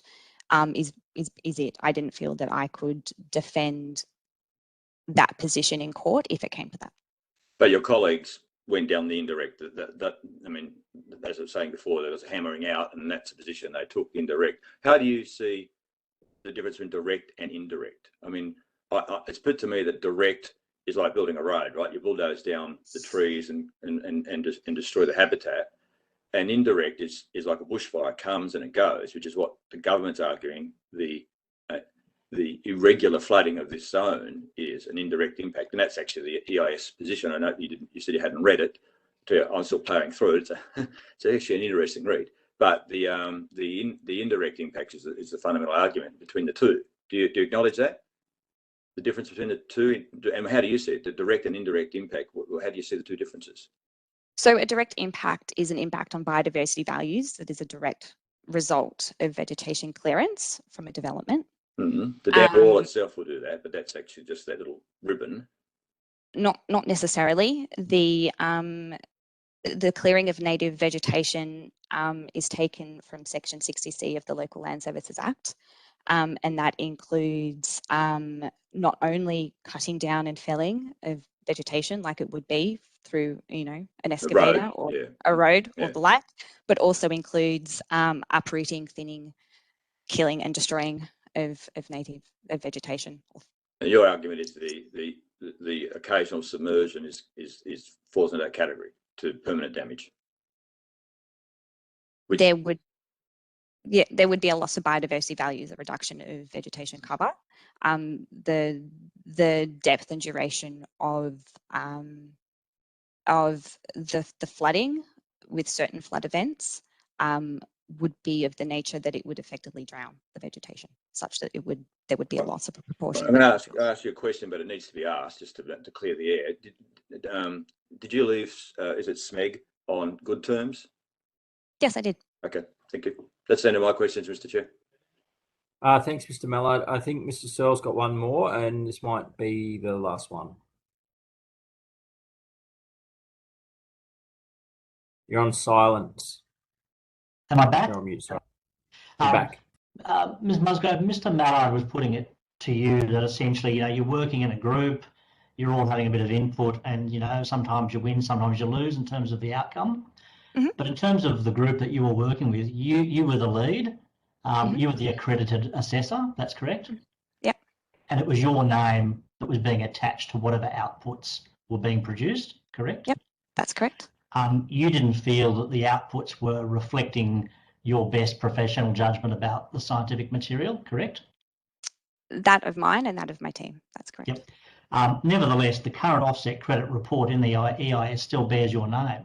Why is that? And have you taken steps to try and have your name removed? I have notified the author of the report that the credit report that is appended to the back is one that I printed off from the biodiversity credit calculator in 2019 and then in April 2020. I can't comment on why that happened. It should not have happened. An accredited assessor needs to check the data in the report, in the biodiversity credit calculator. They need to print out the credit reports, make sure that the output of the credit reports are consistent with that detailed within the body of the report, and submit the inputs, the data inputs to DPI. Given the difference between the way you saw things and the way, if I could put it, the sort of the team at SMEC saw things going, do you feel that perhaps SMEC is trying to hide behind your credibility as an authorised person to put a view that's not necessarily your view?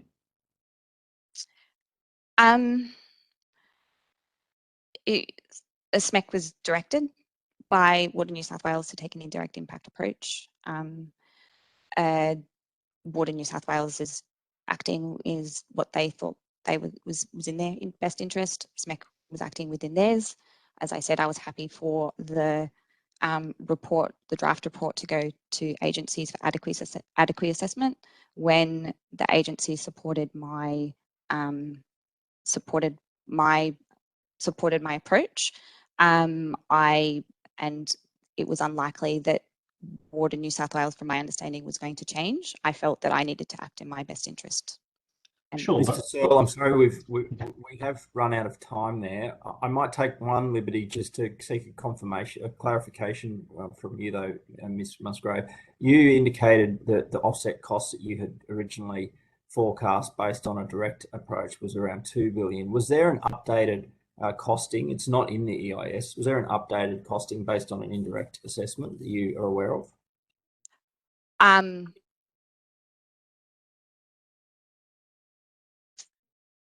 There were, as a part of a compensatory package, I believe, an amount that Water New South Wales was looking to, I guess, compensate for the impacts. That I don't think that's in the EIS, and I don't know if that would be published anywhere. You don't know what that amount was? I'd have to take that on notice and think about that. If you could, that'd be great. And I really do appreciate your attendance here today. Sorry we have such limited time, and I note that you've agreed to take that question on notice, but also had undertaken to provide documentation that you might have as well, backing up your statements here today. And the Secretariat will be in contact with you with regards to that, and you've got 21 days to provide that information. Thank you very much for your attendance. Thank you. Thanks. I'd now like to welcome our next witness, Mr. Kevin Roberts. Could you please state your name, position, title, and swear either an oath or affirmation? Sure. Can you hear me okay? Yes, we can hear you. Yep. Thanks. My name's Kevin Roberts. I'm the Technical Director for Environmental Services with Cardno. I solemnly, sincerely and truly declare and affirm that the evidence now about to be given by me shall be the truth, the whole truth, and nothing but the truth. Thank you. Mr. Roberts, would you like to start by making a short opening statement? And I note that your submission has been circulated to members. Sure. I don't have a lot to add to that submission. I had no particular questions to address in advance. The purpose of doing that submission was to give the committee an understanding, I guess, of my background and my role on the Warragamba project. Thank you, Mr. Roberts. And I might lead off for questions, if I could, to you. And thank you for your submission and outlining your role and various involvements with the project starting from August 2018. I have an email, and I'm sorry, this hasn't been circulated, which I can arrange for it to be afterwards, but it's basically an email through a GIPA from Mr. David Harper at Water New South Wales, and this has to do with your appointment to fill the position that was vacated by the resignation of Rachel Musgrave. It indicates that at the end of September, I think on the 28th of September, Mr. David Harper wrote to SMEC in response to their email acknowledging Ms. Musgrave's resignation, saying that Water New South Wales has no objection to you filling that role. In your submission to the inquiry, you indicate that from September 2020, Cardno was contracted by SMEC to finalise two technical reports, the Construction Biodiversity Assessment Report and the Upstream Biodiversity Assessment Report. I assume that refers to the point at which you took over Ms. Musgrave's role in the project. And can you just explain, Cardno up until that point, and I think you through Cardno, was contracted by Water New South Wales, but then it appears that you went over to work for SMEC. So I just want to understand who you were working to at the time when you came to be in that position. So Cardno was originally contracted to provide the peer review services. That was the original engagement.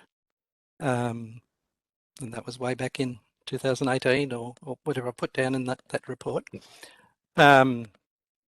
For a period of time, we had a variation to that contract to support them in terms of doing some of the work of coordinating the EIS. That was under effectively the same contract, at which was because of the maternity leave of the person in Water New South Wales. So that was a job of coordinating and working with all the technical assessors to make sure their work was coming in on time and all of that sort of stuff. That role had completed.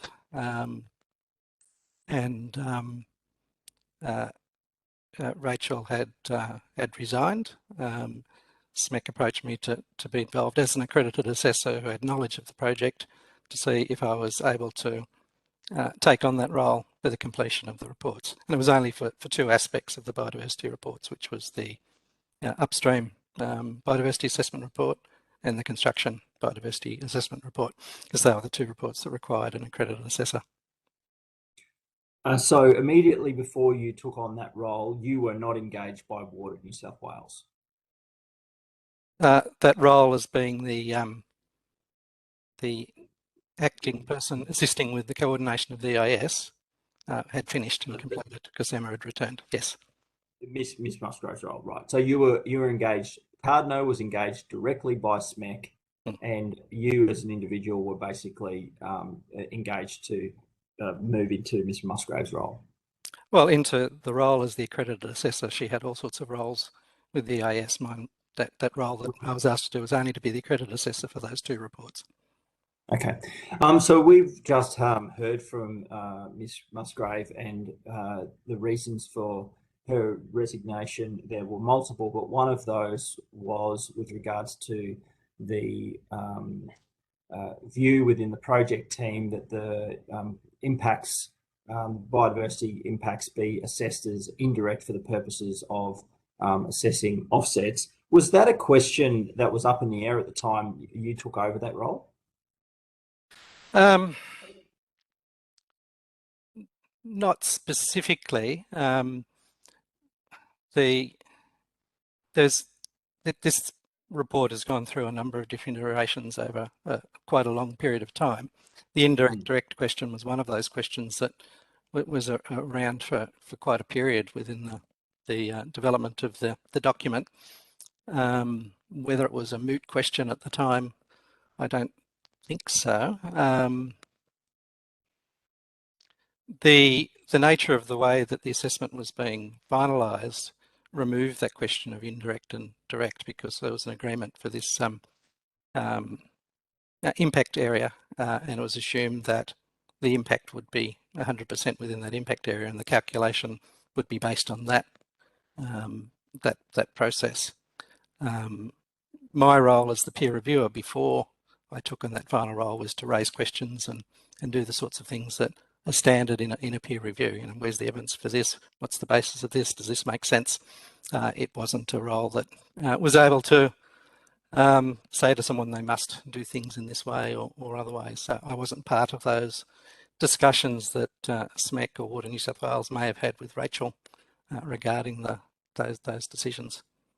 So that question of the impact area was already resolved when you started.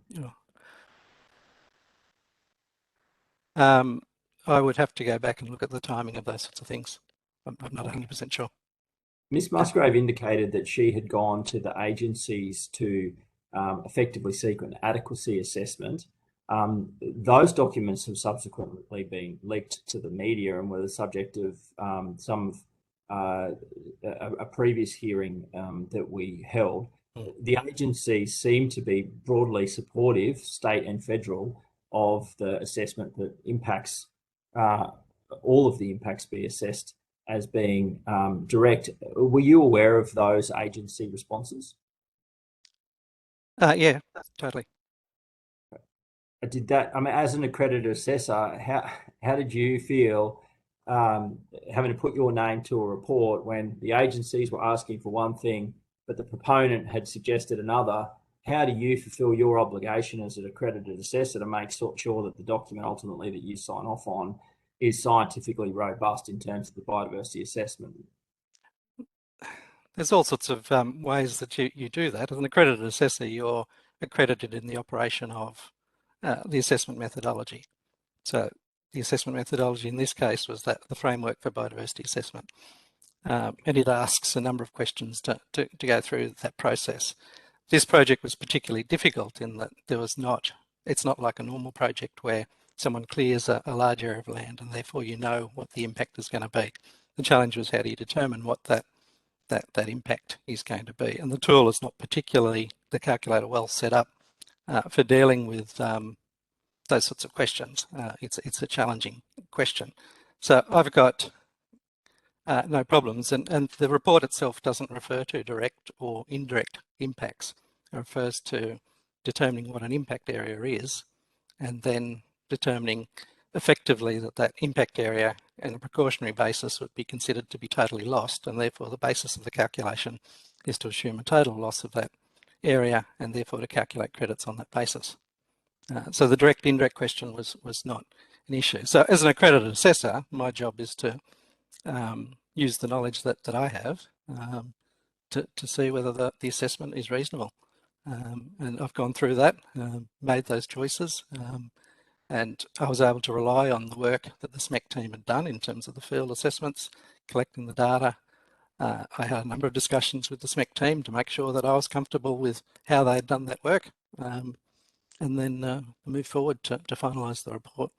I'm relatively confident that the report itself presents a whole bunch of information there on what the potential impacts, what the likely impacts are of the project, and then also proposes the number of credits based on that area that was agreed by meetings with Water New South Wales, the agencies and the Commonwealth to be that area that was subject to the assessment. Thank you, Mr. Roberts. I might hand over now to Mr. Searle. Thank you, Mr. Chair, and thank you, Mr. Roberts, for coming to give evidence and for your brief submission. Yep. So I want to check a couple of things. You say You've worked for Cardno since August 2014, so all along they've been your direct employer, that's correct? Correct. Now, and in that employment, you've had 3 exposures to the Warragamba the dam wall raising. And the first 2 you've given evidence of here, from January 2019 to October 2019, to essentially peer review specialist stakeholders and EIS consultants, that's correct? Mm-hmm. And the other one was specifically to review the biodiversity assessments, that's correct? Correct. And both of those things you did in your employment with Cardno, but correct, working for Water New South Wales as the proponent of the project, correct? No, I was working for Cardno as a contractor to Water New South Wales. I don't know how you explain that. I was never employed by Water New South Wales in those. Okay, but Water New South Wales is the proponent of this project. You understand that, don't you? Correct. Yep. Yep. So then your third exposure from September 2020 is essentially now being the accredited assessor. Correct. Under the biodiversity legislation. So that's not working for the proponent. You understand that's meant to be a sort of more independent function to sort of really make sure that the reporting is robust. Correct. So you've had 2 lots of work for Water New South Wales, the proponent, and now you're doing some extra work, ostensibly an independent scrutiny of whether the project scientifically stacks up. Well, no, it was to do the work as an accredited assessor in accordance with the FBA. Okay, well, we'll just come to that.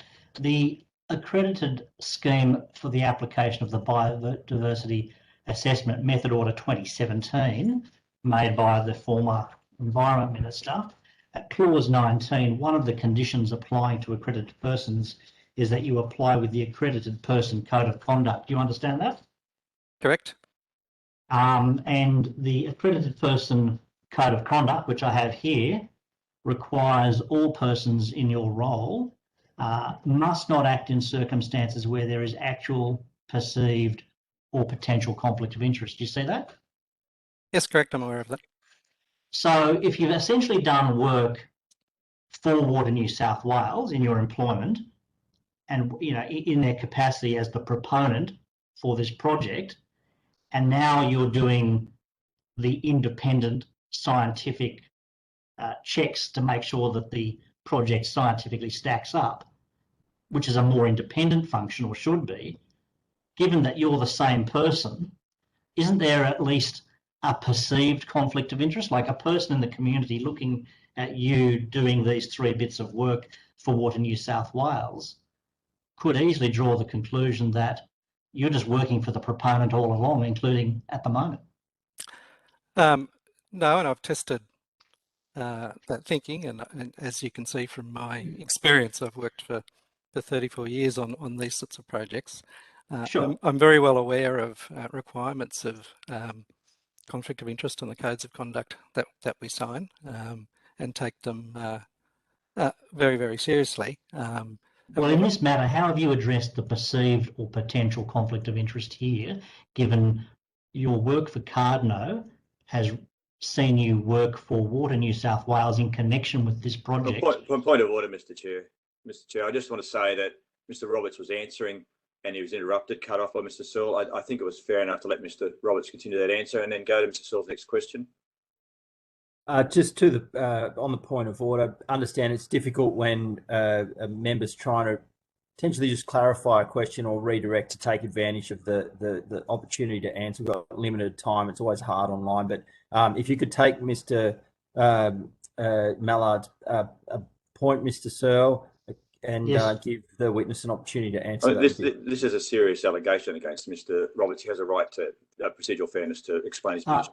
Well, I haven't made any allegations. I'm just asking how he's addressed the perceived or potential conflicts of interest here. And we'll give the witness an opportunity to answer. So in terms of addressing the potential conflict of interest, I have no interest personally, my family, or anything in the outcomes of this project. It doesn't affect my employment with Cardno. I have no direct interest in whatever the outcome of this project is. It's very common for major projects such as these sorts of EISs to have multiple roles. It's not unusual to undertake different parts of a project for a project of this sort of size.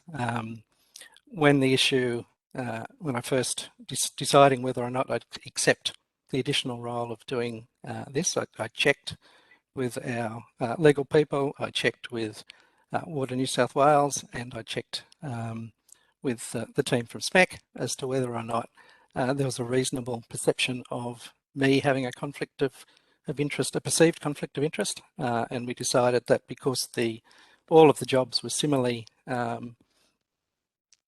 based on providing advice to Water New South Wales as the proponent of this project, there was no fundamental or potential for a perceived conflict of interest on those matters. I'm very concerned that this issue is being raised. I've had a career, I think, that where I've required to apply judgment on matters relating to environmental management. I've managed that right through my career, and to suggest that I haven't applied my professional knowledge or my professional skills or judgment to this project outside of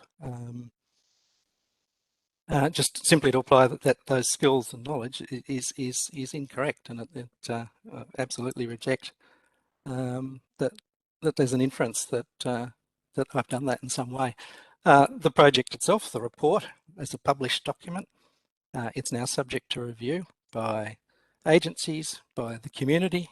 They can make a judgment on the technical merits of those things, but I've totally applied my own professional judgment to those decisions without any pressure or concerns raised from Water New South Wales or any other player in the matter. Well, I just want to take you to just a part of your evidence that you just gave. And you said that you've done all of this work for Water New South Wales as the proponent of the project. In this most recent role, you're not really meant to be working for Water New South Wales as the proponent. You're meant to be providing that independent scientific check, if you like, on whether or not the project scientifically stacks up. That's the perceived or potential conflict of interest that I'm putting to you. Not suggesting that you've done anything wrong, but just because you've done that other work for Water New South Wales as the proponent, that now you're not really in a position to do that independent scientific scrutiny, not in a technical sense. There's no question about your technical skills or your background. Just because you've done that earlier work, how can you now be working as a sort of independent scientific scrutiner of the project? Well, the job of being the accredited assessor is not to be an independent scrutiner. It's to prepare a report based on the requirements of the FBA in accordance with that code of conduct. The job is to do that in using the information that you have to hand as best you can. Okay, so again, I don't want to put words in your mouth, but your position is that in this current work that you're now doing through SMEC for Water New South Wales, currently at the moment for SMEC. Sorry, that third bit of work at the bottom of your written submission, the work you did as the accredited person, you say your job is not to provide an independent scientific scrutiny of the project. No, my job is to prepare a biodiversity assessment report for Water New South Wales as the proponent. For the upstream and construction assessments. I was doing that for SMEC, who were reporting to, who were contracted by Water New South Wales. Every biodiversity assessment report is commissioned by a proponent, and every assessor is doing the assessment in accordance with the methodology and the rules that they've done. It's not my job to determine the merits otherwise of the project. My job is to prepare that assessment report in accordance with the methodologies that the government has given us to do. And I think we've done that. Mr. Chair. Thanks, Mr. Searle. Ms. Sharp. Thank you, Mr. Roberts, and thank you for coming today to talk to us about this. I was interested in your comments before where you talked about the advice that you took before taking on the role of the assessor, and I was very interested in that. And I wanted to know if there had have been any red flags raised, what would you have done?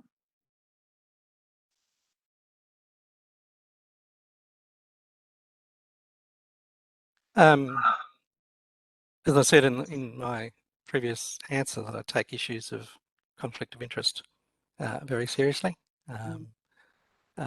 Would have been a good chance if it was raised as a concern or there was likely to be a perceived conflict of interest that I wouldn't have taken on that role. Thank you.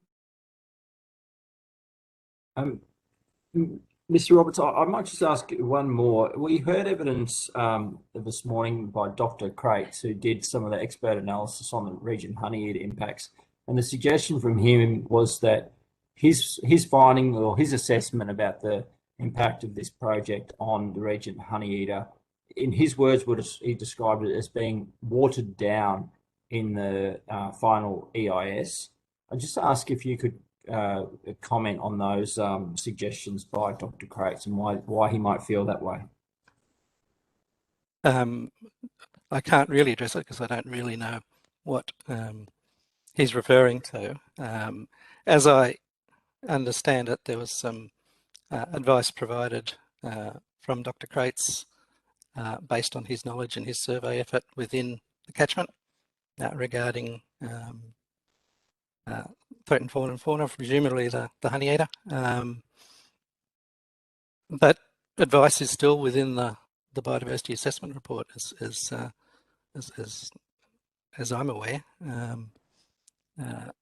That information is presented largely as it was provided. I didn't see any written report from Dr. Crates, so I saw work based on advice that he had provided to the previous assessor. But I would have thought, again, if the document is read, that the implications of the project to the Regent Honeyeater, the knowledge and advice that he has of the populations and how they relate to the broader population is still largely intact and in the document. Sorry. Unless I can see some specific things, but I certainly didn't aim to or change anything in terms of advice that people had provided. Very careful not to do that, in fact.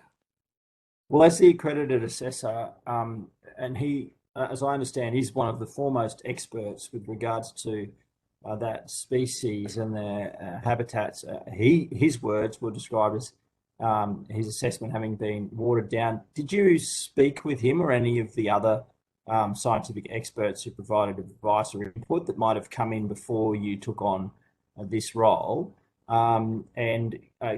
Given you would have needed to sign off on the potential offsets here, what confidence do you have that the impacts as assessed by various scientists have been fully reflected in the final documents? No, I didn't speak to him directly or other technical experts. I relied on the work that had been done previously by the SMEC team. So that's the first question. What was the second question? Well, just what confidence do you have that their work has been translated into the final documents? Because it seems here his view was quite clear to us that he felt like his work had effectively been changed in the final report. I'm just hoping something hasn't gotten lost here in translation between the various accredited assessors that have worked on this project. As I said, I'm not aware of changes to the advice that have come from previous experts. I'm happy to look at that further if you wanted me to take that information. But I'm confident that the impacts on those species are fully addressed within the bar to the extent of the way that the assessment methodology works and what we were required to deliver as part of the EIS SEERS. Just in terms of the biodiversity offset costs, it's been a substantial point of debate with regards to this proposal from the start. It is not clear in the EIS what the likely biodiversity offset costs would be based on the impact area assessed in the EIS. That seems unusual for a project which was supposed to, according to the SEERS, to put forward a biodiversity offset proposal. What is your understanding of the likely cost based on the proposal as proposed in the EIS? Look, I'm not aware of what the total offset costs would be. You said that it's unusual, and in fact, it's quite usual not to have a full understanding of what the biodiversity offset costs will be until you actually deliver on the offsets. So what I did was provided advice to Water New South Wales on how they might be able to calculate offset costs. There's a number of ways that can be done.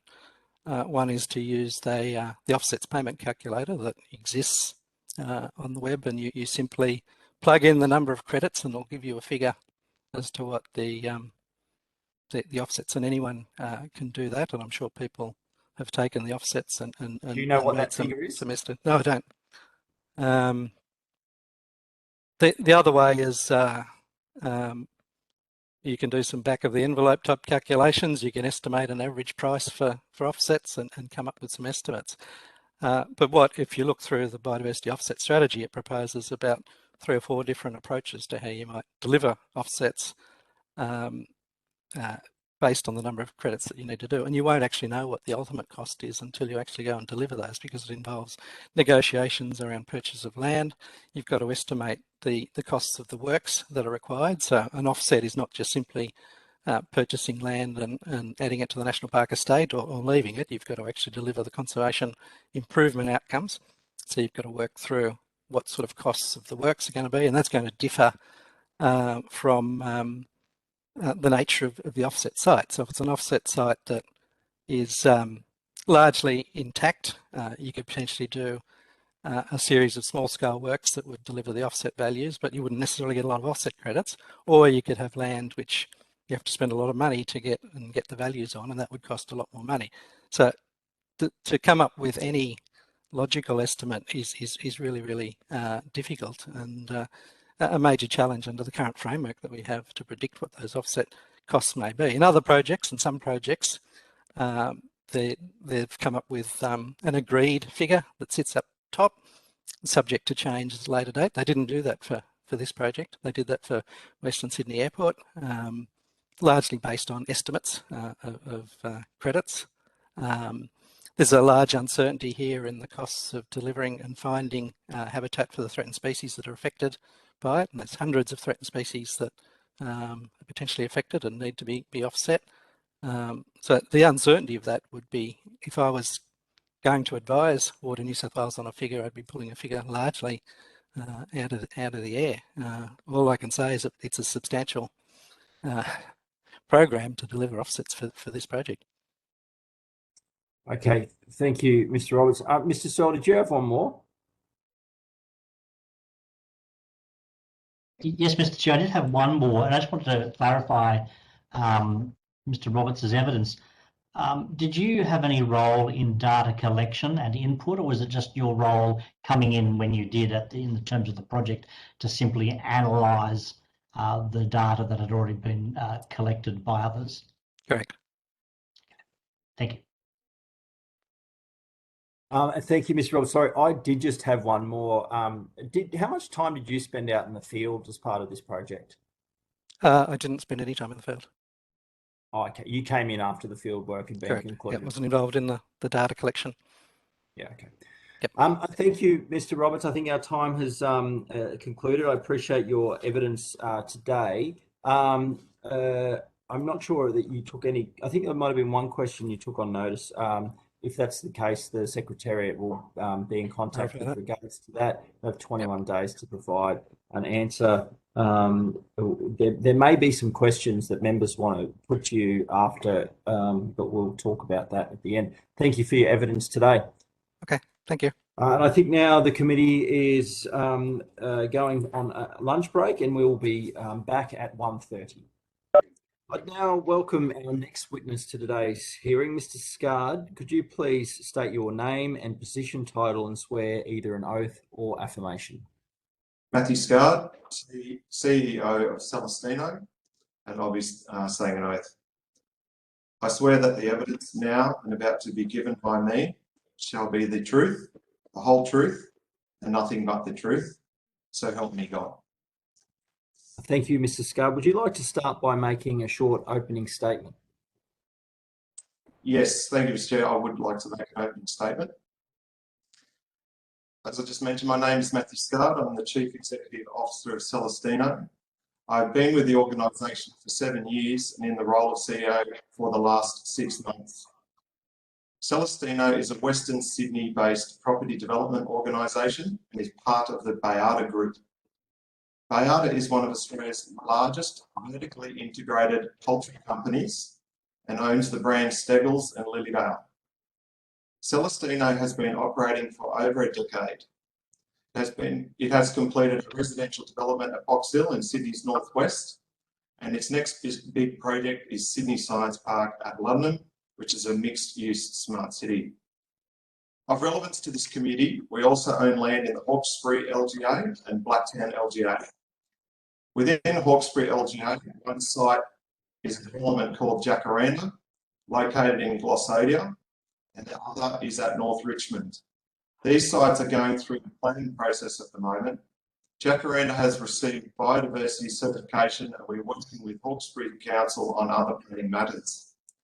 Our site at North Richmond is in the investigation phase, and we consider the best way to utilise the land for the benefit of all stakeholders.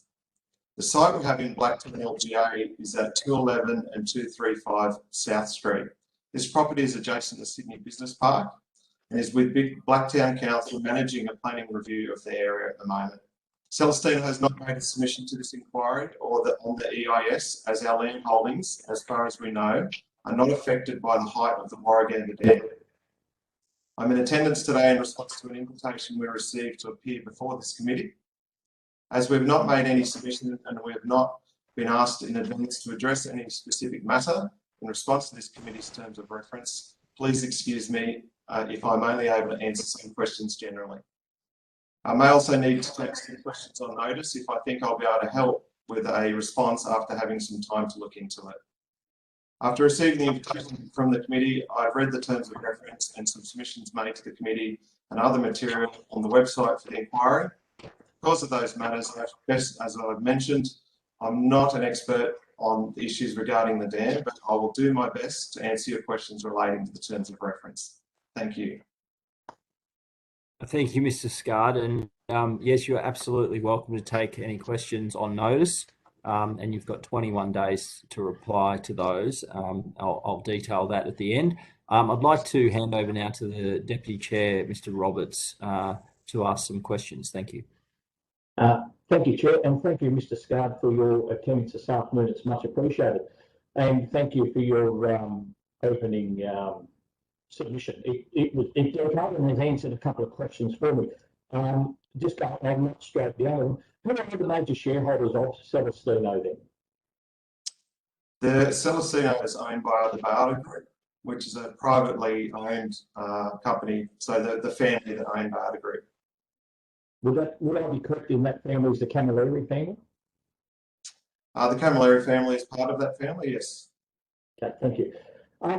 Now, you mentioned other developments that Celestino's undertaken, one at Box Hill, I think you said, and we're currently doing one at the Sydney Science Park. Is that right?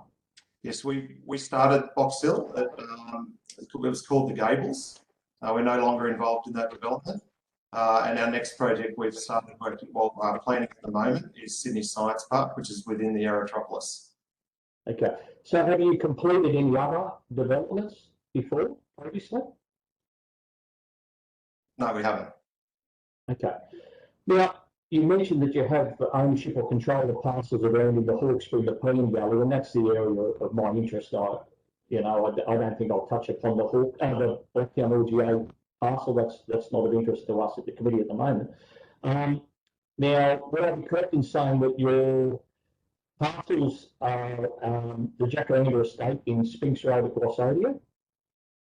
And the second one that you say at North Richmond, would I be correct if I called that the Hambledon Park?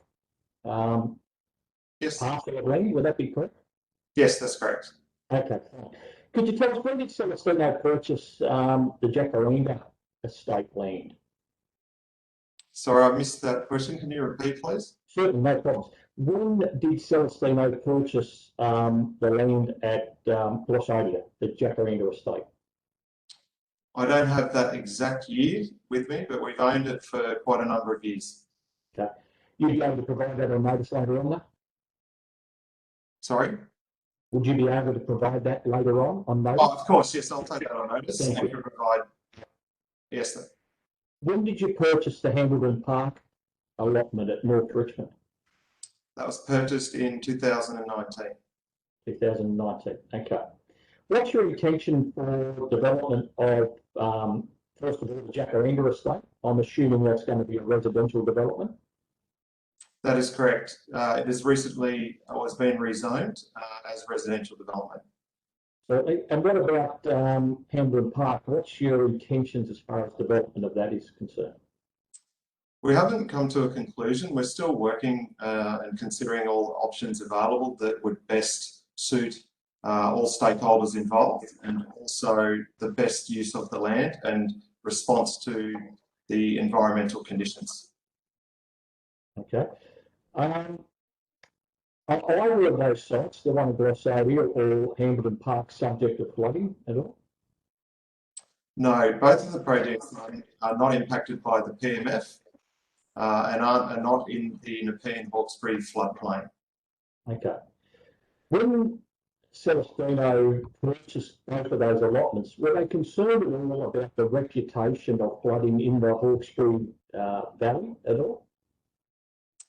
No, and as per my opening statement, we haven't been following the Warragamba Dam inquiry because of our land holdings aren't impacted by the dam.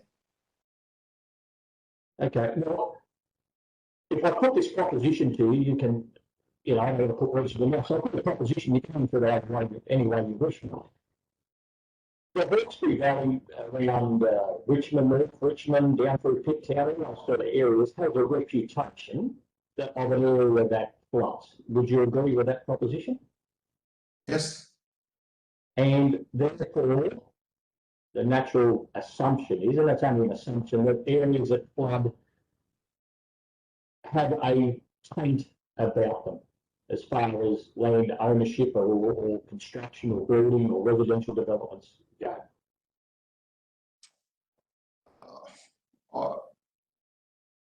I'm not a specialist in that area, but I would say that if land is flood impacted, it needs to be considered with all the variables that come with assessing land development. Okay. So then, was Celestino concerned at all about that reputation of all that area when they purchased it? No. Okay. Now, according to flood maps that we have from the Hawkesbury City Council and the State Emergency Services, Terrace Road, Freeman's Reach Road, Gorricks Lane and Creek Ridge Road, which are access roads to both of these developments, those being Jacaranda and Hamilton Park Estate. Those roads, the lands themselves mightn't be subject to flooding, but all the access roads are. Now, can you comment on that at all? No, I don't have that detail in front of me. All right, so you know really as the CEO of a development company whether the access roads to your land are subject to flooding or not. Well, we work with Hawkesbury City Council when we put planning proposals together, and those go through the Department of Planning in terms of looking at evacuation routes, the roads in and out of the development, and that's how they get approved. Yeah, well, okay, then let's take the other step further. And when we're working with Hawkesbury Council, have you since become aware that those roads that I've mentioned that are access roads to your development land are subject to flooding? Sorry, are you able to repeat the question, Mr. Roberts? No, that's fine. You say that you're working in consultation with Hawkesbury Council, and I accept that. With this work with Hawkesbury Council, have you since become aware then that access roads that I've nominated, Terrace Road, Freeman's Reach Road, Gorricks Lane, Creek Ridge Road, all the access roads to your developments, those roads themselves are subject to flooding? Has that been raised with you with Hawkesbury Council at all? I'm not aware. No. So it hasn't been raised with you at all. It's not an issue. I can take that on notice and come back to you, Mr. Roberts. If you could. You can see what I'm doing. I think it's quite a crucial factor that land that you own to access all the access roads, all the access points to all of your holdings are all on roads that are subject to flooding. So if you could come back to us with those answers at a later time, that'd be appreciated. So then my next question, I suppose, is superfluous, and that is, did the fact that the roads, the access roads to these land holdings have any bearing on your decision to purchase the land?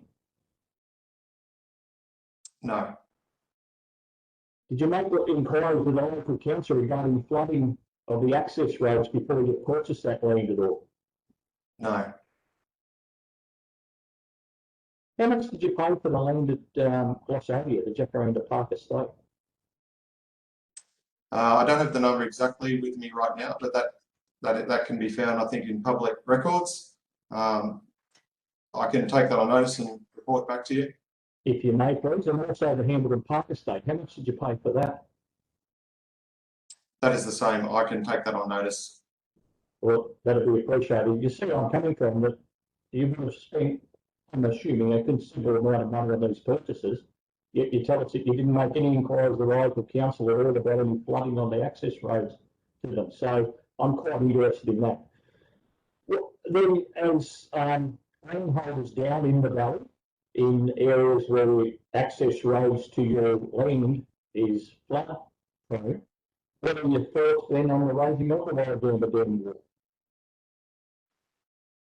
I'm sorry, Mr. Roberts, I'm just having trouble hearing you, breaking up. Is everyone else, can Can you hear him Yeah, clearly? I might just, Mr. Scar, just give me 1 second. Mr. Roberts, it is actually sounding quite distant at the moment at your end. I don't know if you can connect a headphone to your computer or move a little bit closer to your computer, but I think your microphone is quite muffled at the moment. I apologise for that, Mr. Scar. The difficulties of having hearing me. Is that any better? No, sorry. I don't have any headphones or any other accessories to use. Coming closer has helped, Rod. Just sit close up. I won't be pretty sorry, but we're getting as close as we can. Is that any better, Mr. Scar? Can you hear me better now? I can hear you a little bit better, yes. Okay. I apologise for the inconvenience. So therefore, having land that has access roads that are subject to flooding, what is Celestino's thoughts then on the raising of the Warragamba Dam wall? I'm sorry, everyone. I'm struggling to hear that. Mr. Chair, is there anything else we could try? What we possibly could do, Deputy Chair, do you want to come down to my office? Right, I've got a better connection down here. You can do it from my chair. That might be the easiest thing. And whilst you're moving, I might just actually, so the Deputy Chair can hear, I won't ask any other questions. He's literally 50 metres that way. We'll give him a couple of seconds and see if that doesn't sort it out. Sorry, Mr. Chair. I just wanted to hear the whole thing. I think we were all having a little bit of difficulty hearing him on that line. So you were doing very well and appreciate your patience, Mr. Scard. While we're there, though, can we get one of Rod's staffers to put him on mute from his office? That he's left it on and he's now not on mute. I will do that, and I'll let the Deputy Chair sit here. Thanks, Justin.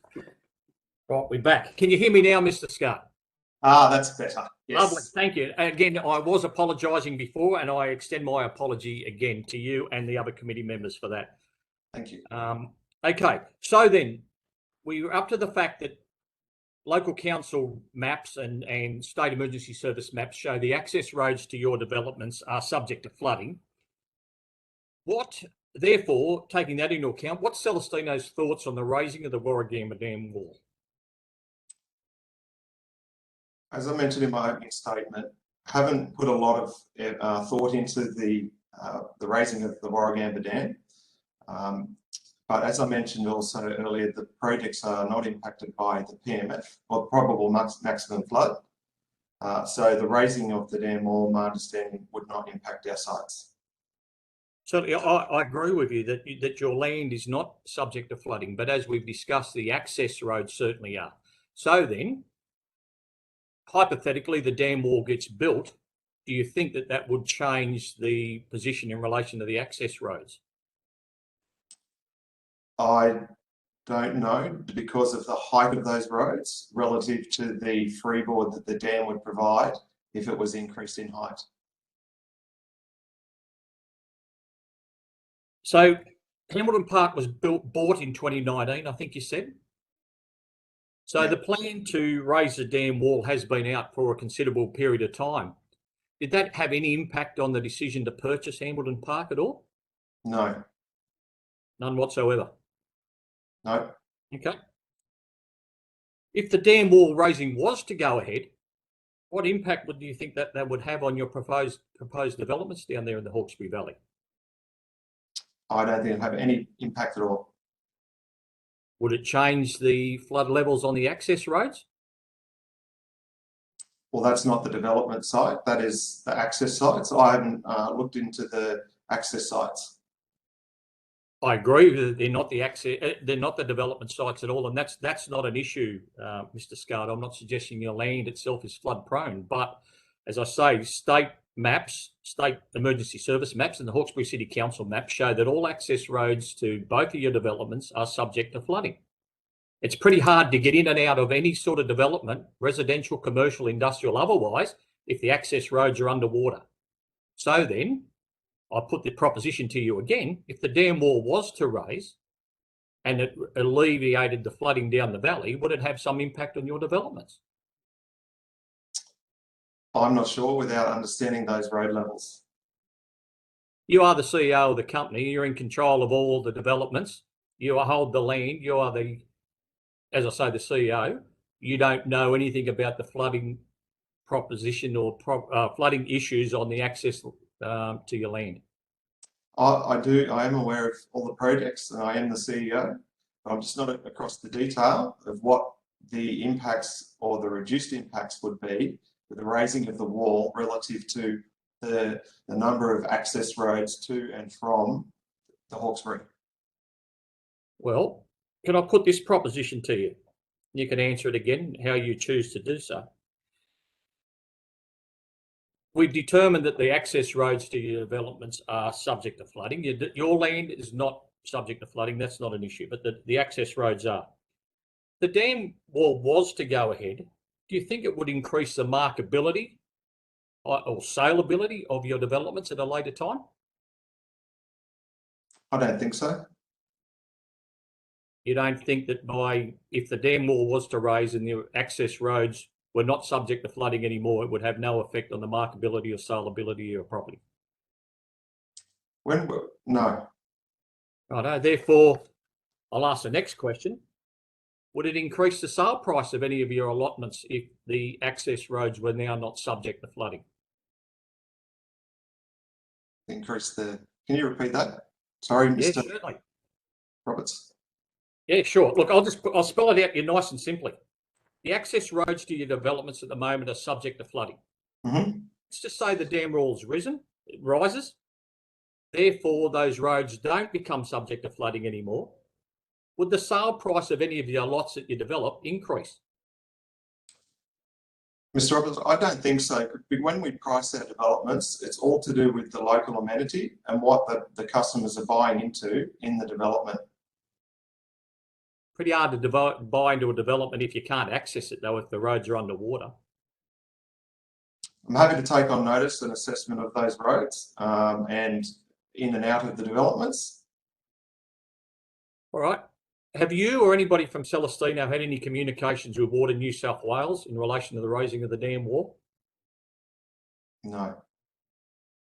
Have you or anybody from Celestino had any communications with any government departments in relation to the proposal to raise the dam wall? No, we've not made a submission to the raising of the dam wall. No, I'm not asking about submission. Have you had any form of communication with any government departments in relation to the proposition of raising the dam wall? No, not that I'm aware of. Have you or anybody from Celestino had any communications with Minister Ayres over the proposal to raise the dam wall? Not that I'm aware of. Have you or anybody from Celestino had any communications with any staff members of Minister Ayres relating to the proposal to raise the dam wall? Not that I'm aware of. Celestino has a proven record of close contact and partnerships with various government agencies, especially the Sydney Science Park. So wouldn't it be the same with your land developments and interest in the flood issues at North Richmond? It may be. We, at North Richmond, that is a new project. We haven't even really just started the assessment of what are the opportunities there. Jacaranda has been rezoned and approved by state and local governments. So that they are the current situation.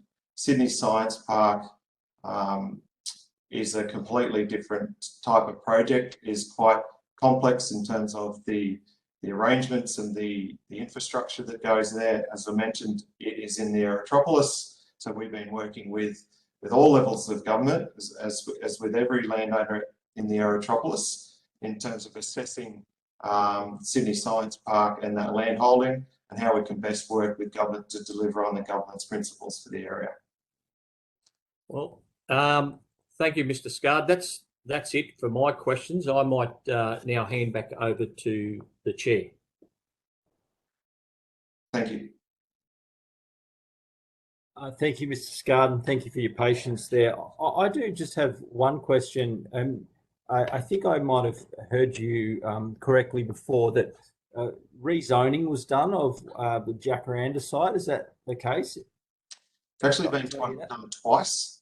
It was only recently rezoned last month. It was gazetted, and that was due to, we went back, there was better environmental outcomes by rezoning it in terms of alignment with the biodiversity certification requirements at the time. So we went back through that process with Hawkesbury City Council, with EES, New South Wales Government Department, and that was, as I mentioned, just recently rezoned or gazetted last month.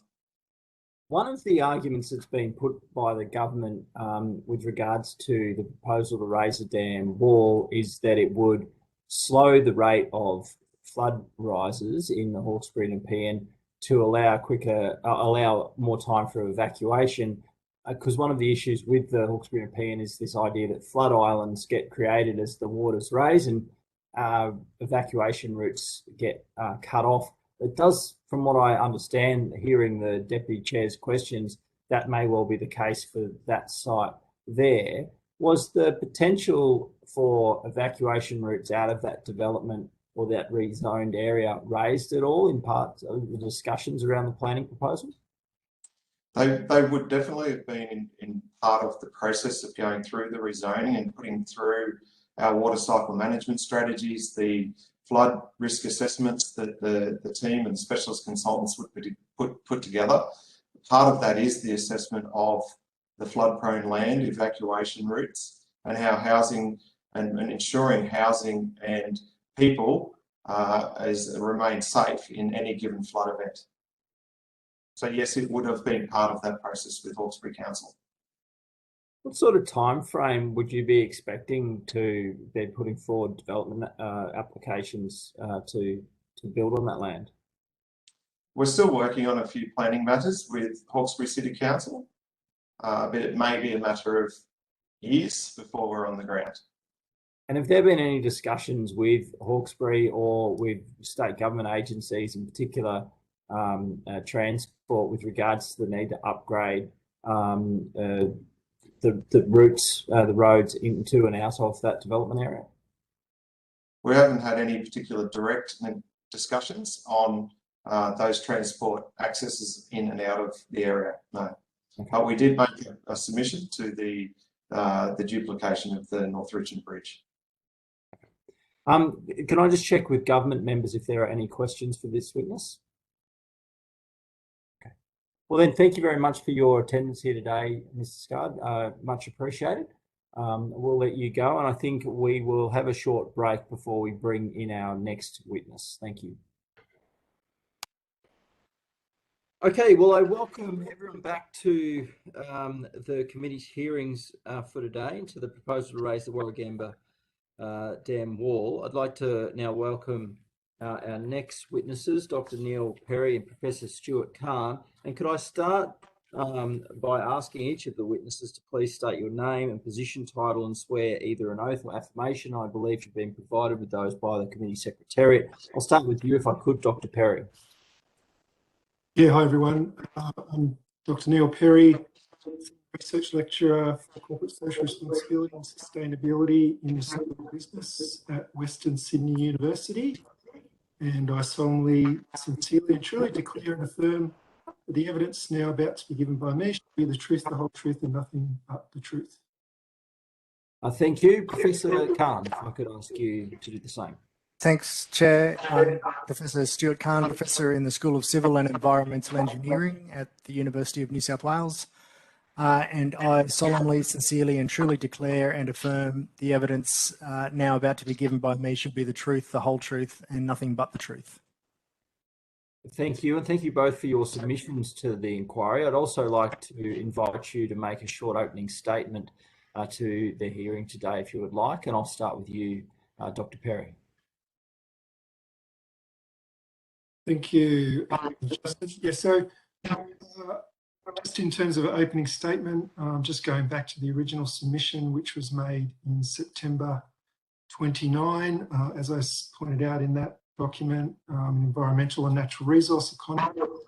So I have, 25 years of experience researching and teaching in economics, and particularly the field of environmental economics. And I have qualifications in cost-benefit analysis from the Institute of Public Administration and I also created and teach that unit at Western Sydney Uni. As I said in the submission in September 2019, there's not enough detail to assess whether the benefits are greater than the costs for this project, and I haven't seen anything since then. I've been focusing on the environmental impact statement more recently. I haven't seen anything since then that's been able to convince me that benefits do outweigh the costs, and I can certainly speak to that later on today. In general, the document does provide some details about comparing the different possibilities of reducing flood. I can't speak to the ecological or water hydrology aspects of that. Certainly that's something that you do in cost-benefit analysis, but it's more related to what we call cost-effectiveness analysis, showing that one project's better than another in terms of a given objective. But what we need to see is that the benefits outweigh the costs, and I haven't seen the details of that. And from what I have seen, I don't see how the benefits could outweigh the costs. Thank you. Thank you, and I'm sure there will be specific questions around that, Dr. Perry. I think that's a key feature of your evidence today. Professor Khan, if you'd like to make a short opening statement, I understand you may have a quick presentation. Yes, if I could, that'd be great. I'll just pull it up. I assume you can see that?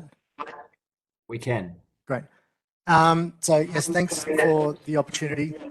Again, I'd also like to go back and touch on some of the things that I raised in my initial submission in 2019, some of which have been addressed in the environmental impact statement, but let's talk about the degree of detail to which they've been addressed and the adequacy really of some of the considerations. So first up is what among the requirements, one of those requirements is actually a requirement to identify and estimate the quality and quantity of all of the pollutants that might be introduced to the water cycle as a consequence of this project. And I note that wasn't able to be achieved. It says in the impact assessment document, chapter 27 is the water quality chapter, because of various considerations, difficulties, no meaningful load assessment of pollutants was able to be undertaken. So there's still a lot of information that's missing there. When the assessment did go through, though, it looked at surrogate type events. Obviously, we don't have a dam wall there. We don't have that flood mitigation zone.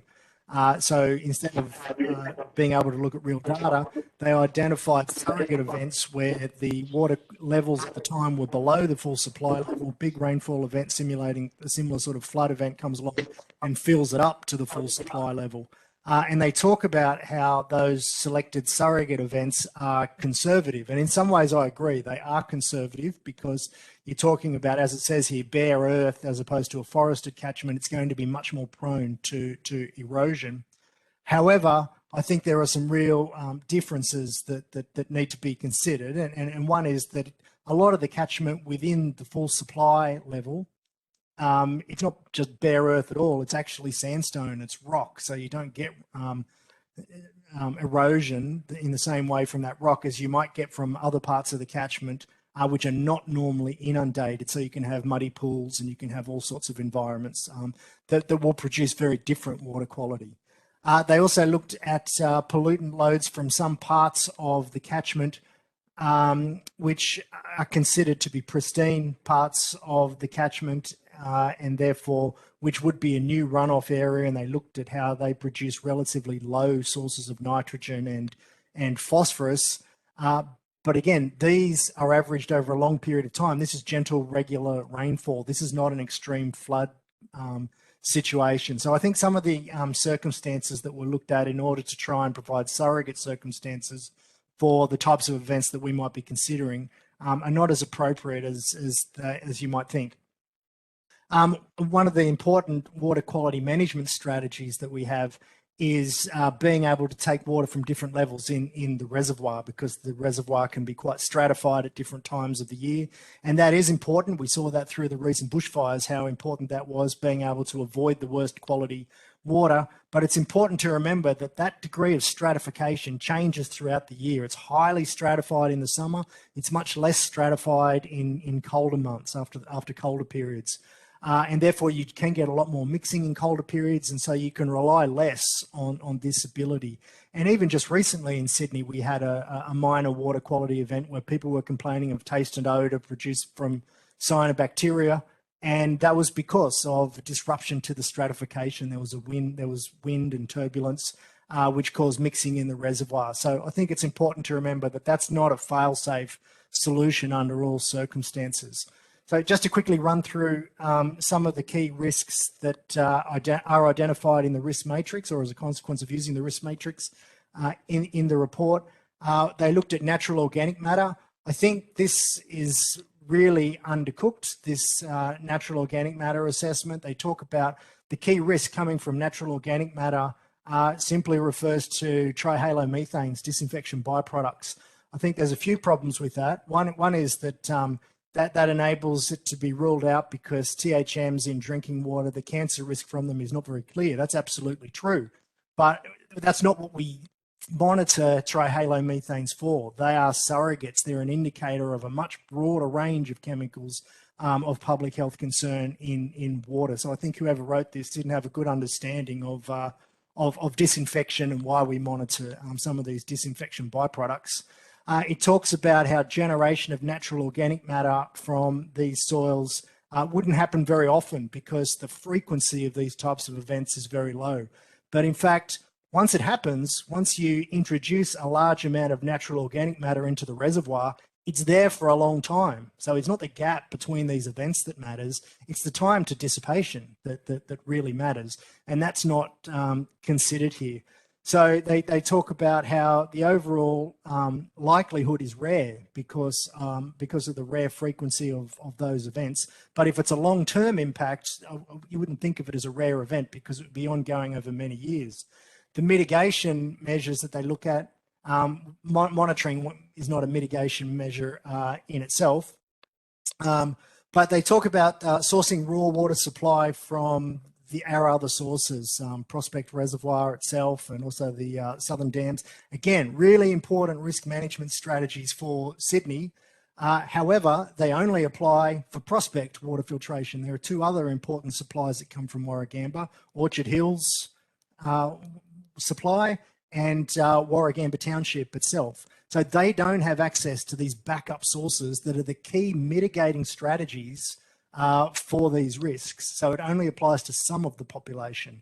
Adjustment of treatment processes, yeah, great. There are things that we can do, but really, if you have a very high load of natural organic matter in your raw water, adjusting treatment processes to deal with that is not a simple concept. That's a major undertaking to better manage natural organic matter in the water. Use of multi-level offtake, as I said, it's not as reliable as we might hope. So I think all of these mitigation measures, they can all play a role, definitely, but none of them are really necessarily going to solve the problem under all circumstances. So I think it's key to remember that natural organic matter is something that we need to take seriously. And natural organic matter is not all about THMs, and it's not all about disinfection byproducts. There are many reasons why we need to be concerned about natural organic matter. One is black water events. You look at the Hunter water every time, at the Hunter River every time there's a flood, you wash all the leaves and the organic matter into the water, they get a black water event, which leads to deoxygenation, leads to water quality impacts, it leads to fish kills. These are the sorts of events that we should be focused on associated with a big influx of natural organic matter after a rainfall event, not trihalomethanes. So it's important that we take that into account. Natural organic matter will also influence the reliability of chlorine disinfection. So when we're distributing water out to customers, we're trying to maintain a stable chlorine residual. Having a higher concentration of natural organic matter in the water makes that more difficult. So it makes it more likely that you will have a pathogen exposure that's uncontrolled through disinfection if you have fluctuating or high concentrations of natural organic matter. If you have a black water event, you have other water quality impacts that can occur. You'll start to solubilize iron and manganese because of the low dissolved oxygen concentrations, and these can cause major water quality impacts to customers as well. Colour, but also difficulties in filtering water. They looked at impacts from erosion, and these ones are really important. Again, they identified that there would be high increased levels of erosion, therefore high levels of turbidity in the water. Again, it talks about the frequency being low, but in this case, I think what really matters is, well, in fact, the fact that the frequency is low, the fact that these are rare events means that there's a long time to build up in the catchment. So the rarer they are in some sense, potentially the worse they are, because the catchment has this longer and longer opportunity to build up sediment, which can then be delivered into waterways. Without the mitigating measures, this is considered a high risk. The mitigating measures, again, are the same sorts of things that we've already talked about, all of which have challenges. The first two are around managing erosion in the catchment. That's great, but if you've just had a major bushfire, like 2019, 2020,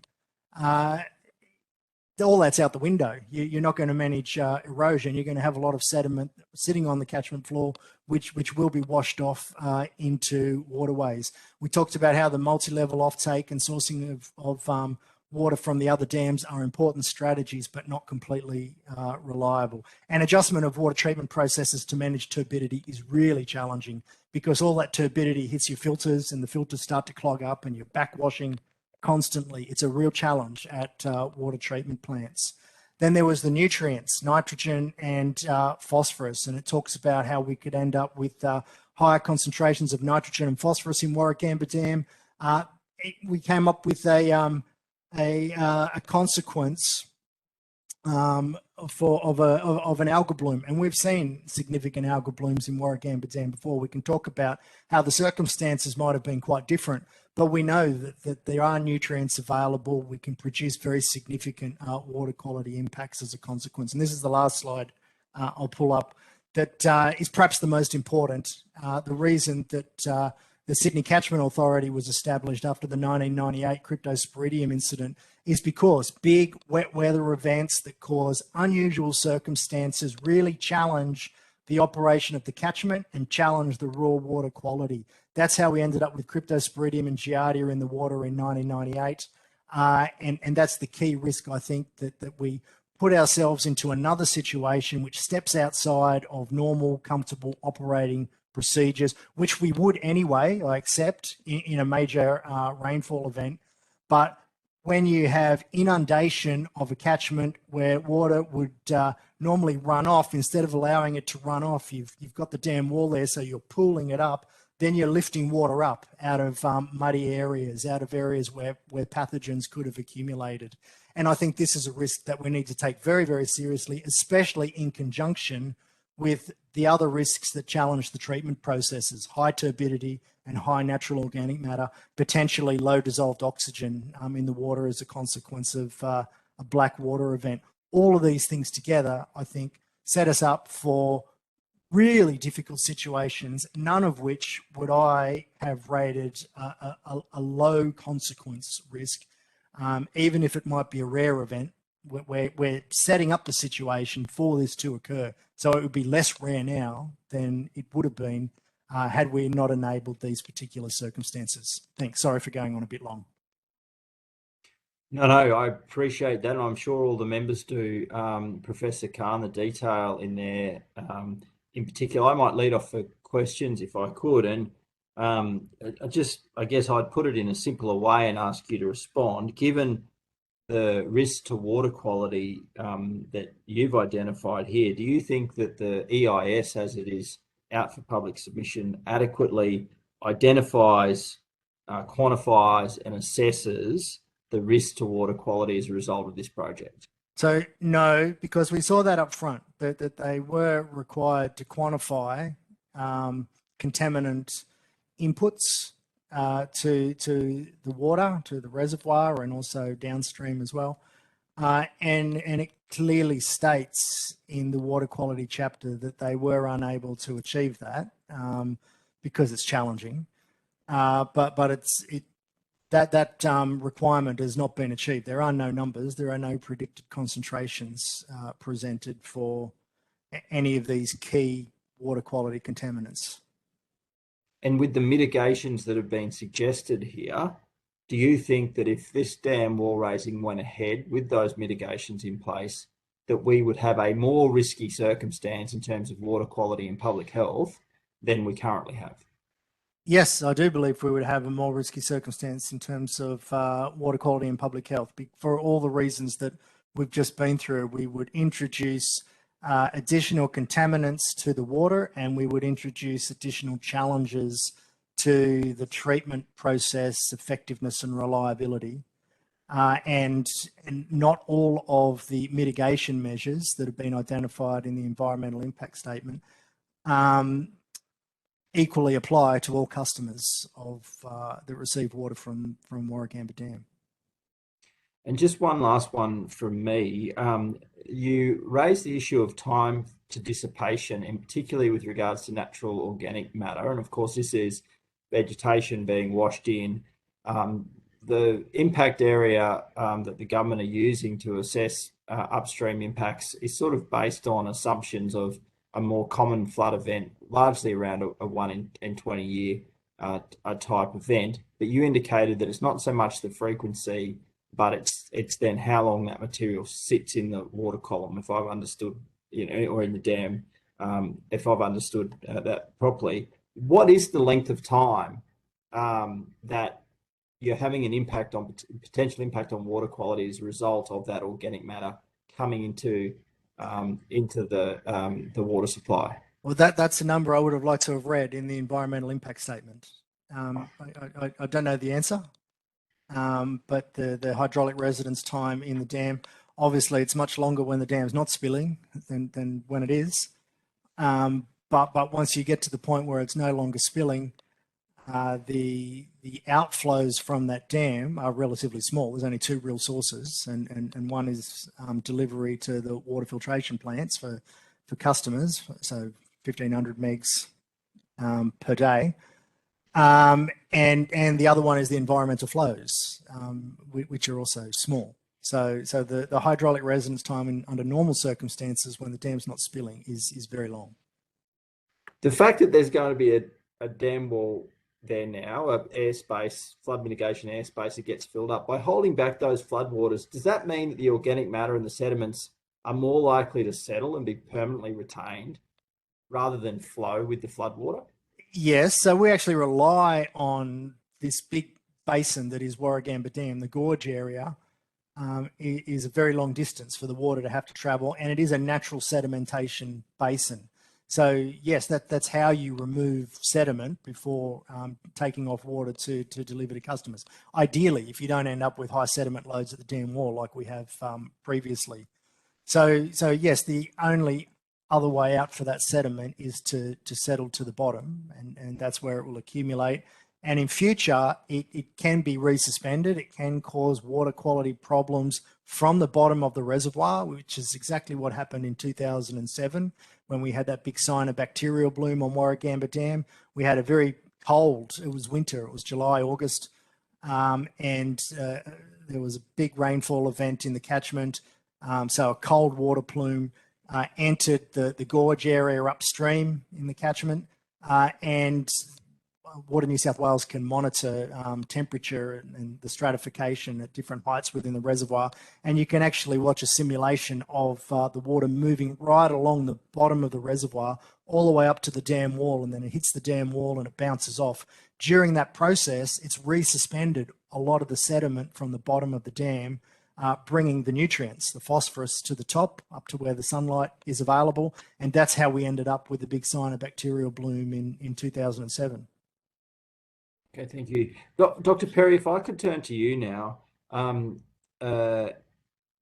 You made a comment that there wasn't enough information to show whether or not the benefits outweighed the costs. Having seen the final EIS now, do you feel there is sufficient information now for you to make a judgment about that, is my first question. And if not, what do you think should be in there that's not? Sure, thanks, Justin. Basically, there's not enough detail in the EIS at the moment. What they've looked at, I mean, specifically, you kind of go to chapter 4 in the EIS to have a look at this. So, there's not a lot of detail elsewhere. And they cite documents in there like CIE, NSW 2021, Water New South Wales 2021 that backs up their figures. And basically what they're trying to do is compare all the different options that are available for the objective of reducing flood impacts downstream, right? So they're looking at all those different options: raise it by 14 metres, raise it by 20 metres, do all these other types of things that you could possibly do, lower the permanent supply and stuff like that of water. And so they provide figures comparing all those and kind of come up with the idea that 14 metre dam rising is the best option amongst them, which is effectively what we call a cost effectiveness analysis. So they've got an objective and they said, okay, we want to reduce the flood impact downstream.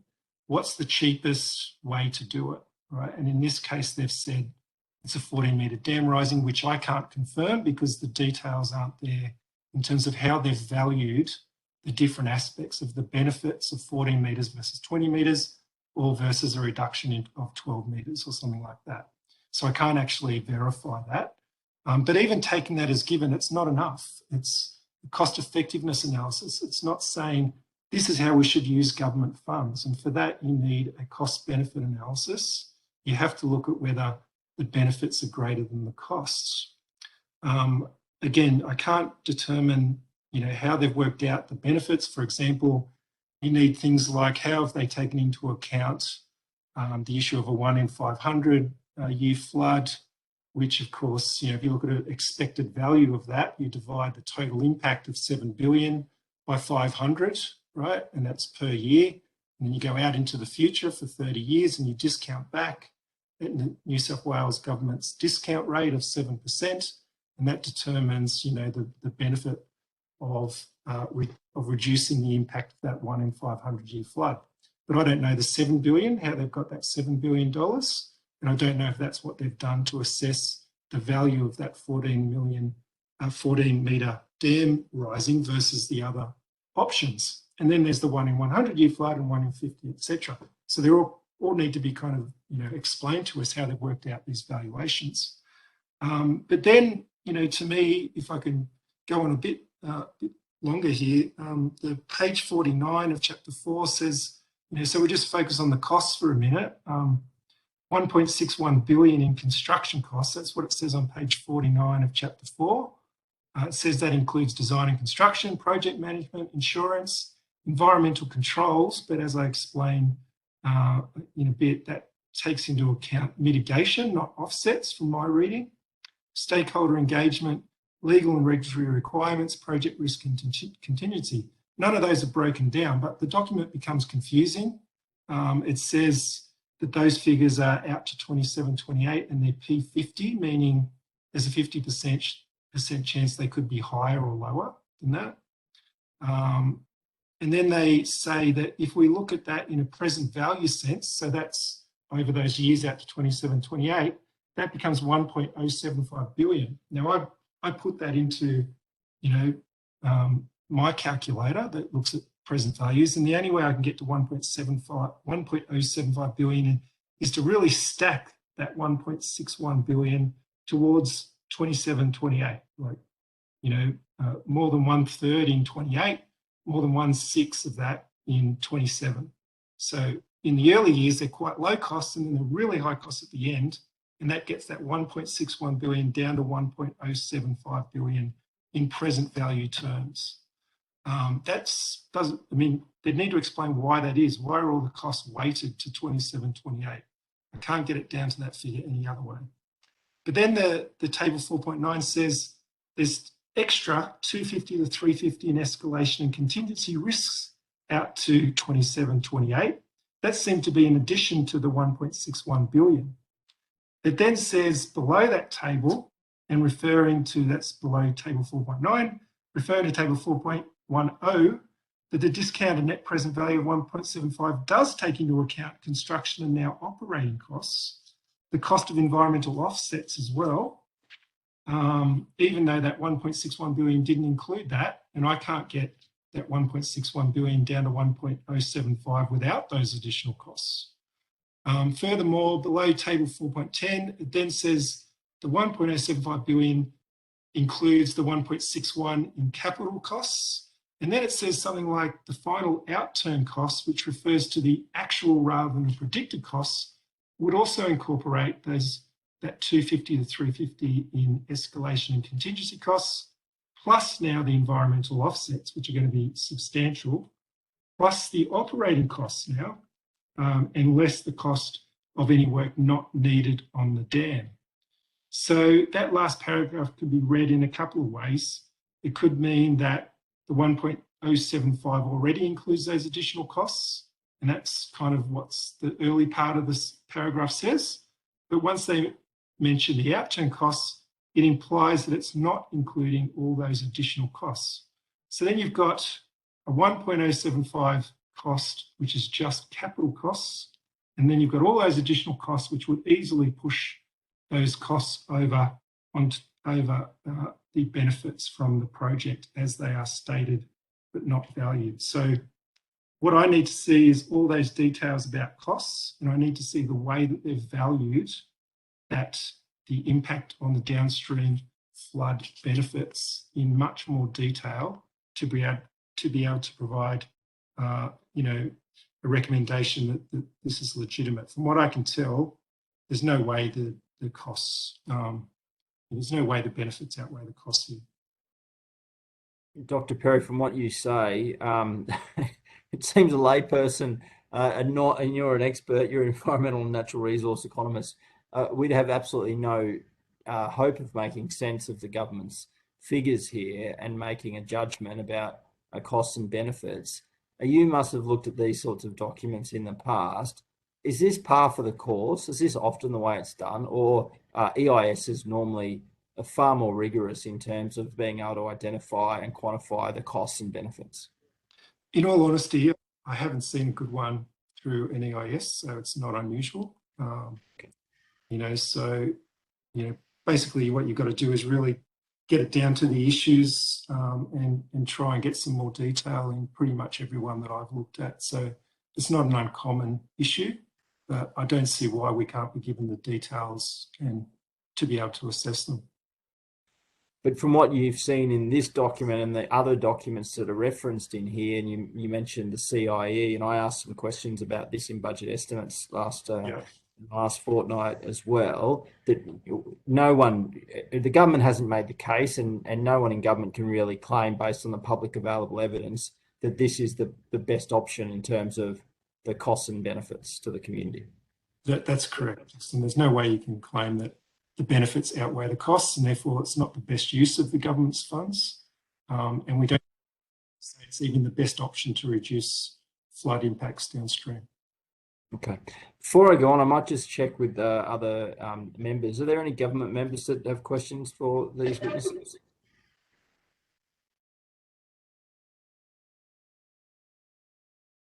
No? Mr. Searle? Nothing from the opposition, thank you, Mr. Chair. Mr. Roberts? Nothing from me, thank you, Mr. Chair. Okay, then I might just continue, if I could, with you, Dr. Perry. There is nothing clear in the EIS about the likely biodiversity offset costs. Yeah. I found that extraordinary, given the SEARs, the Secretary's Environmental Assessment Requirements, seem to require an offsets, basically a strategy to be published in the EIS, but put forward in the EIS, which I would have envisaged would include potential costs. There's real concerns about the ability to even offset the impacts, particularly given the threatened species that would be impacted by this proposal. Can you just speak to, were you able to identify anywhere in the EIS where likely offset costs are identified? If not, is that normal for an EIS, or would you have expected more information around costs for biodiversity offsets to be identified, particularly given the significance of them to this project? Yeah, the offset costs are going to be massive. From my knowledge of the different methods of looking at offsets and the size, the number of credits they're going to have to buy. This is, greater than 150 million. So that's a lot to bring into this equation. I would absolutely expect that an EIS would cost those. I think it's fairly easy to do. They just have to go to the offset calculator and do their calculations through that. So it's very, very easy to do. I'd be happy to do some analysis around that if you like, to give you my assessment, more detail of what those offsets might be. Yeah, so sorry, Justin, what was your other just could you identify anywhere in the document where they actually quantify the biodiversity offset costs? You took us through a section of the chapter where it looked at, or it tried to find a net present value. It was unclear if the biodiversity offsets were incorporated in that calculation. In one part, it suggested they didn't. In another part, it suggested perhaps they were. Were you able to extrapolate out from that information and give us an indication of the costs they're anticipating? No, I couldn't find how that 1.075 billion either did or did not include environmental offset costs at all. And it wasn't provided, the detail was not provided around the cost of those offsets. Like I say, they're going to be substantial. There's also the issue that they don't really, they're not valuing the biodiversity itself. They use a market price or a replacement cost approach. So, the actual willingness to pay, which is our valuation in economics, the actual willingness to pay to not have this environmental damage would be far in excess of that, because that's just the replacement cost. It's an underestimate. And really the offset prices in the market for biodiversity offsets are based on land values, ultimately. The demand comes from development, which is required by government, but the supply of those credits comes from landowners. So it really relates to their land values. It's not relating to biodiversity value in and of itself. So just on that last point about biodiversity offsets and effectively the price is replacement value, often based on land values, which is quite different from the cost to the community of losing biodiversity. Would governments, based on how, because we're going to see at some point a business case develop, the public may not see it until a decision's made on the project, which is the unfortunate way these things normally go. Would you expect those types of costs, the loss of biodiversity, would be reflected in a full business case, or governments don't tend to do that? Oh no, they absolutely have to, and they will. So that those environmental costs will be added onto any construction operating costs. Fundamentally, it has to get through Treasury. They will use the market price. They tend to favour market prices instead of something like bringing in a price from overseas or getting a local valuation done, which is quite expensive to do. They've got the market price there, so they do tend to use that as the cost of biodiversity. But it doesn't, like I say, reflect the entire cost. We still value, as society, we still value the environment being in situ, in its original place. So even though we can replace it elsewhere, that's not our valuation of it. Right? So there's an additional willingness to pay to keep it in place even when offsets occur. Can I actually now direct some cost questions to you, Professor Khan? Would you have, first up, given the likely increase in risk to water quality from a raised dam wall, I would imagine that would also translate to increased costs of mitigating or managing that risk. Yes. So I can't give you numbers if that's what you're hoping for, but yeah, the factors, the ways in which that would lead to increased costs. So for example, if you have higher natural organic matter in the water and you need to treat that, that's going to require additional coagulant use. It might require a larger footprint.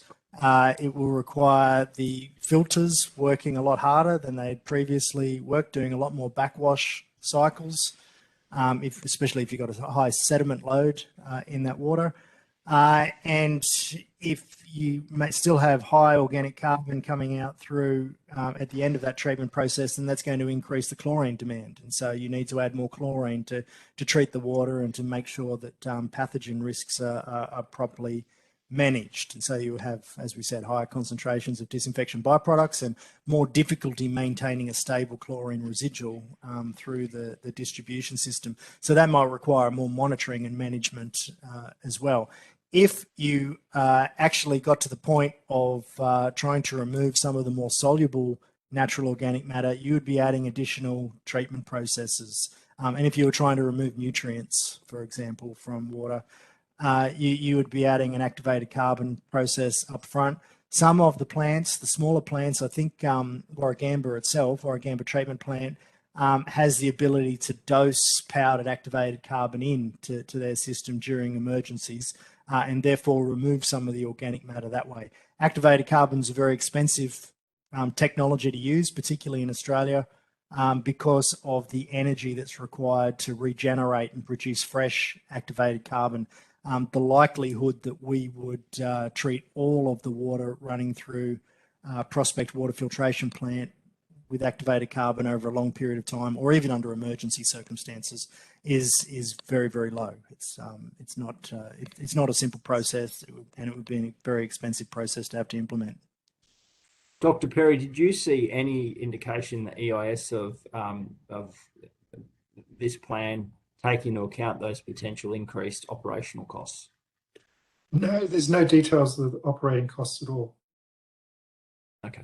Certainly not those, but there's none about operating costs. Sometimes it's said that it's part of the 1.075 billion, sometimes it's not. And operating costs are quite substantial. So that, to me, that cost is not included at all.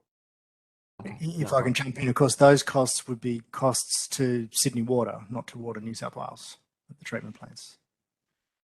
Well, yeah, I guess that raises an additional question about this is not a project that just sort of starts and stops with Water New South Wales. Obviously, it has pretty profound impacts for all water rate payers and other rate payers. So you anticipate they would have to weigh up those whole of government costs and or benefits. Yeah, in a document. They do in a cost analysis anyway. It doesn't matter where the costs are imposed. Yeah. Okay. Well, then, if none of the other members have questions for these witnesses, then we might end it there, gentlemen. Thank you very much for your time and your expert and specific knowledge about these two aspects of this proposal. We appreciate that. We'll end it here, and I think we'll have a short 5-minute break before our next witnesses come on at 3 o'clock. Thank you. Thank you for your attendance here today, gentlemen. This is the final session of today's hearing by the committee looking into the proposal to raise the Warragamba dam wall. Could I start by asking each of you to please state your name, position, title, and swear either an oath. Actually, I think that all of you have actually already provided evidence to the committee, so you'll be examined on your previous oaths. Excuse me. Could I start by asking you then, perhaps, if you wanted to make a short statement, perhaps in the first instance, considering now the final EIS is out, the position of your respective councils with regards to this proposal. I might start with you, if I could, Mr. Gould. Yes, thank you for having me this afternoon. Our council remains steadfastly opposed to the proposal, and having had a chance to review large sections of the EIS, we remain with a large number of concerns. In fact, it looks like in several places that the EIS is more a justification for the project rather than an objective assessment as it is supposed to be. If we look at a few of the key issues that concern our council, as far as the Indigenous heritage impacts within the Warragamba Valley and surrounds, that valley is incredibly rough terrain. There is simply no way that a comprehensive Indigenous report could possibly have been done in the time frame that they claim that it was done within. The terrain is too hard. It's far too difficult an area. We also continue to have significant concerns around the environmental impact and the potential impacts it will have on the Greater Blue Mountains World Heritage Area, a large amount of which falls within Wallumbilla Shire. And then looking to some of our concerns for our residents, given that we are the upstream council and will bear the brunt of a lot of these negative impacts. The traffic modelling is just all over the place, to be honest. The proposed routes include load limited roads that are not capable of taking the sorts of trucks that they are talking about bringing. It is going to take it through past a number of schools. It's going to go through a number of high traffic areas. Our roads are simply, we're a rural council still. We simply do not have the roads to be able to take the loads of trucks they're proposing, and there is absolutely no suggestion that they are going to take on the maintenance of the roads during the project. All we get is a promise that at the end that they will do some repair work. Our residents should not have to bear the brunt of the damage that those trucks will do to our roads during the construction phase. We are also very, very concerned about the impacts to the village of Warragamba. It's obviously going to be the most severely impacted. We had seen firsthand what happens when that dam precinct is closed for construction. When they built the auxiliary spillway, the economy of the Warragamba area completely collapsed. We had less than half of the shops were occupied at one point, and we have worked incredibly hard over the last the last 10 years to try to get back on its feet. It was closed in '99, and it only really got back on its feet in the last couple of years after a lot of council investment. And we are very, very concerned that with the closure that they're proposing, that it's just going to make everything collapse again and we'll be in our worst position. The report does acknowledge this, but the mitigation that they propose is tokenistic. There's absolutely no assessment of whether it will actually do anything. And a lot of the proposed mitigations are things that they tried when we had the auxiliary spillway being built and they failed then. And we don't see how it will be any different now. Thank you. Thank you, Councillor Gould. And I just want to confirm, we've got Councillor Greenhill, I think, on the phone. Is that right? Yes, we do. Councillor Greenhill, if you'd like to make an opening statement. Yes, thanks very much. And I do thank the committee. In summary, the key points of concerns for Blue Mountain City Council are as follows. And there are 5. Significant damage to the cultural heritage of the Gundungurra First Nation. Impacts to the biodiversity and World Heritage values of the Greater Blue Mountains World Heritage Area. A watering down of environmental protections, in particular New South Wales legislation, before the completion of the EIS to enable the project to proceed. Whether fair and accurate calculation of the environmental compensations required under the New South Wales and Commonwealth biodiversity offset schemes has occurred, I should say. And finally, the application of the minimal public exhibition period of 45 days that in our view is too short to enable adequate review and preparation of a submission on a 1,500 plus page EIS. The Gundungurra traditional owners have advised our council that the area subject to inundation, including the Cox's and Wallandilly rivers and the Warragamba Valley, are a highly significant part of their country, being the living embodiment of the significant creation stories about the formation of the landscape by ancestral beings. Council's consulted extensively with Gundungurra elders regarding this proposal, the proposal to inundate the area in question, and we understand from them that the area is a significant cultural landscape embodying highly important creation stories.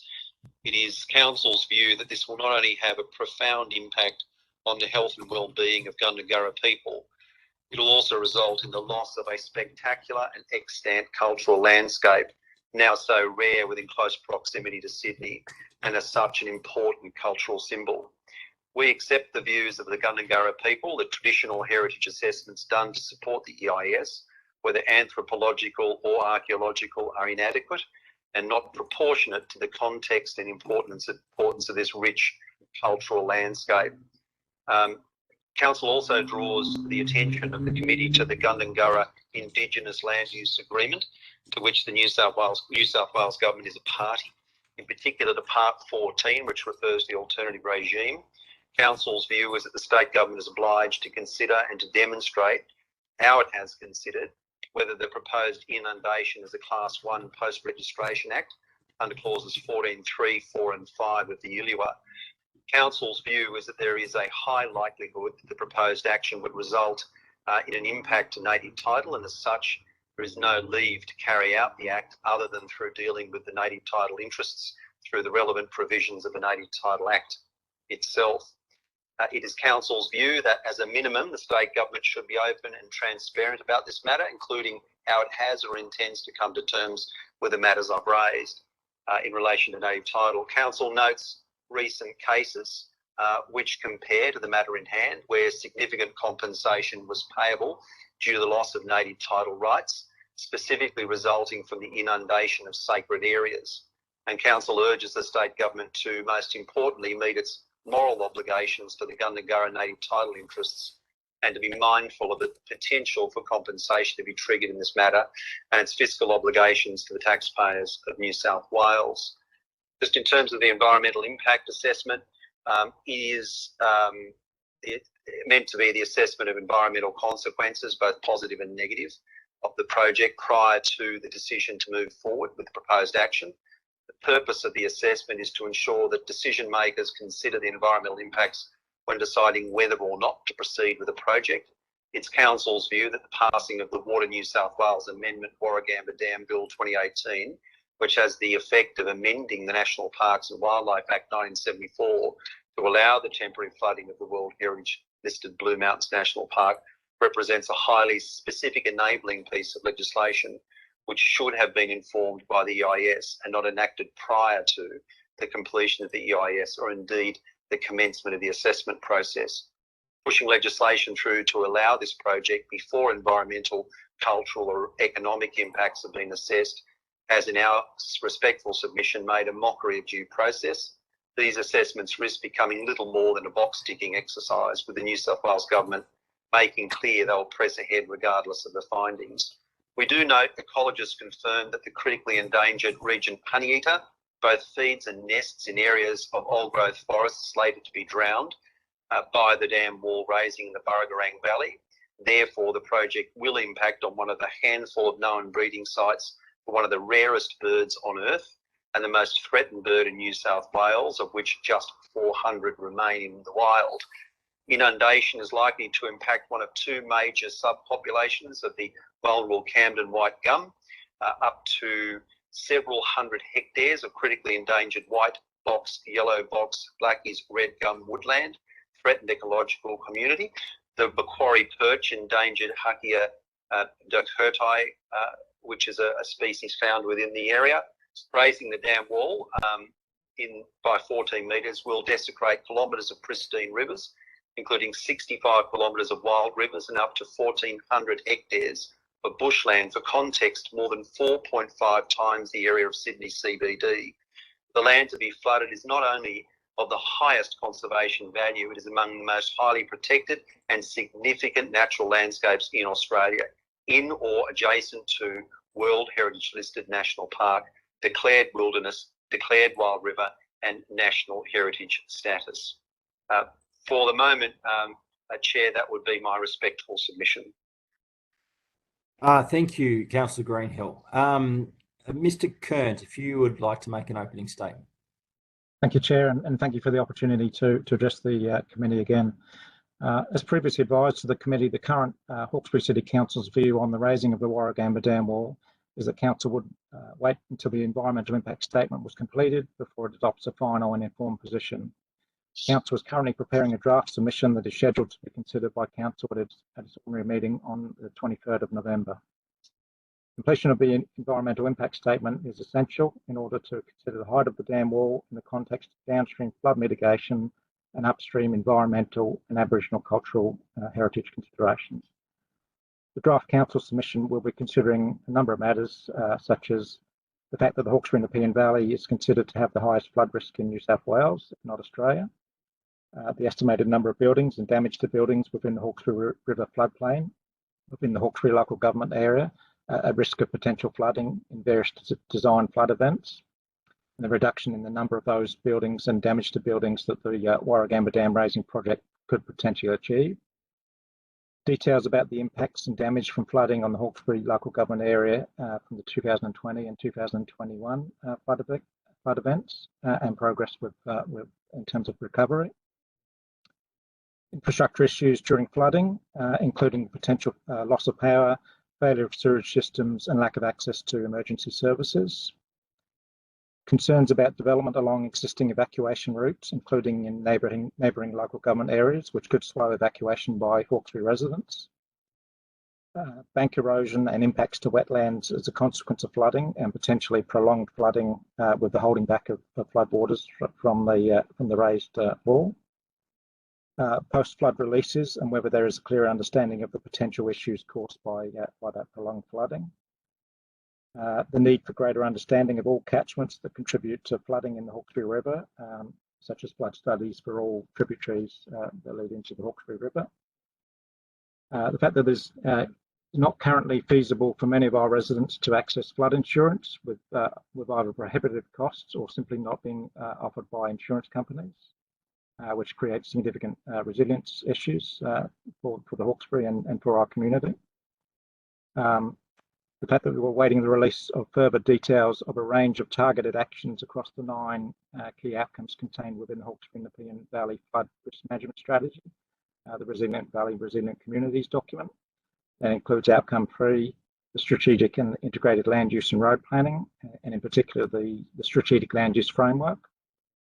Outcome 4, accessible contemporary flood risk information, noting obviously that the regional flood study was released by Infrastructure New South Wales in 2019, and that a 2D model is currently being prepared. Outcome 8 being adequate local roads for evacuation, which we understand Transport for New South Wales is working on a plan for upgrades to local roads as part of the evacuation routes. Also considered that there's need for greater clarity or certainty about the legislative changes that would keep the use of a raised dam for flood mitigation purposes and not for future water supply. Understanding of the extent of the Blue Mountains World Heritage Area that would be affected by temporary inundation in the event of a major flood event. Understanding of the impacts on biodiversity and also assessment of the potential impacts on Aboriginal cultural heritage.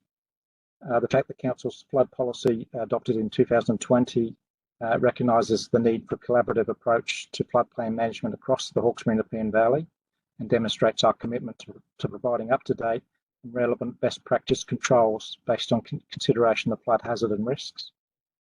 And finally, I'd reiterate that the draft submission will be considered by Council at its ordinary meeting on the 23rd of November, which is in time to lodge the submission with Water New South Wales prior to the closing date on 29th of November. And then if required, can make myself available to highlight Council's submission following the formal consideration by Council. Thank you. Thank you, Mr. Kearns. I will go to questions now. I might just kick off, and I appreciate Mr. Kearns that Hawkesbury Council hasn't yet made a decision, and it seems like there's a lot of work there that you just outlined to do to help inform that decision. Is that you that's putting together that submission for consideration by the councillors? Yes, so I'm responsible for preparing that submission, yeah. Yeah, you mentioned in your introductory statements that you were aware at least of this requirement for legislation to pass the Parliament to operate the dam as a flood mitigation dam.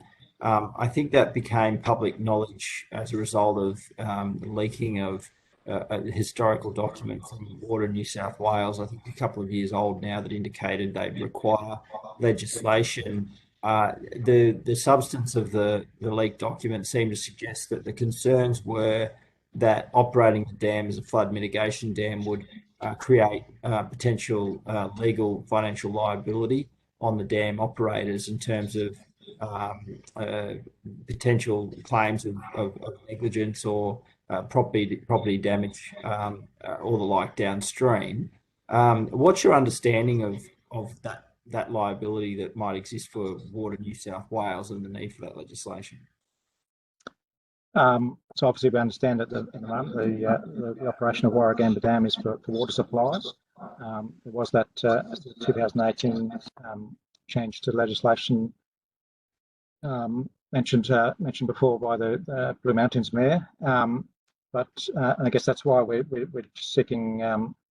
We're likely to seek as part of our submission greater clarity in terms of those legislation changes, so it is certain in terms of what everything is proposed and what will be brought about.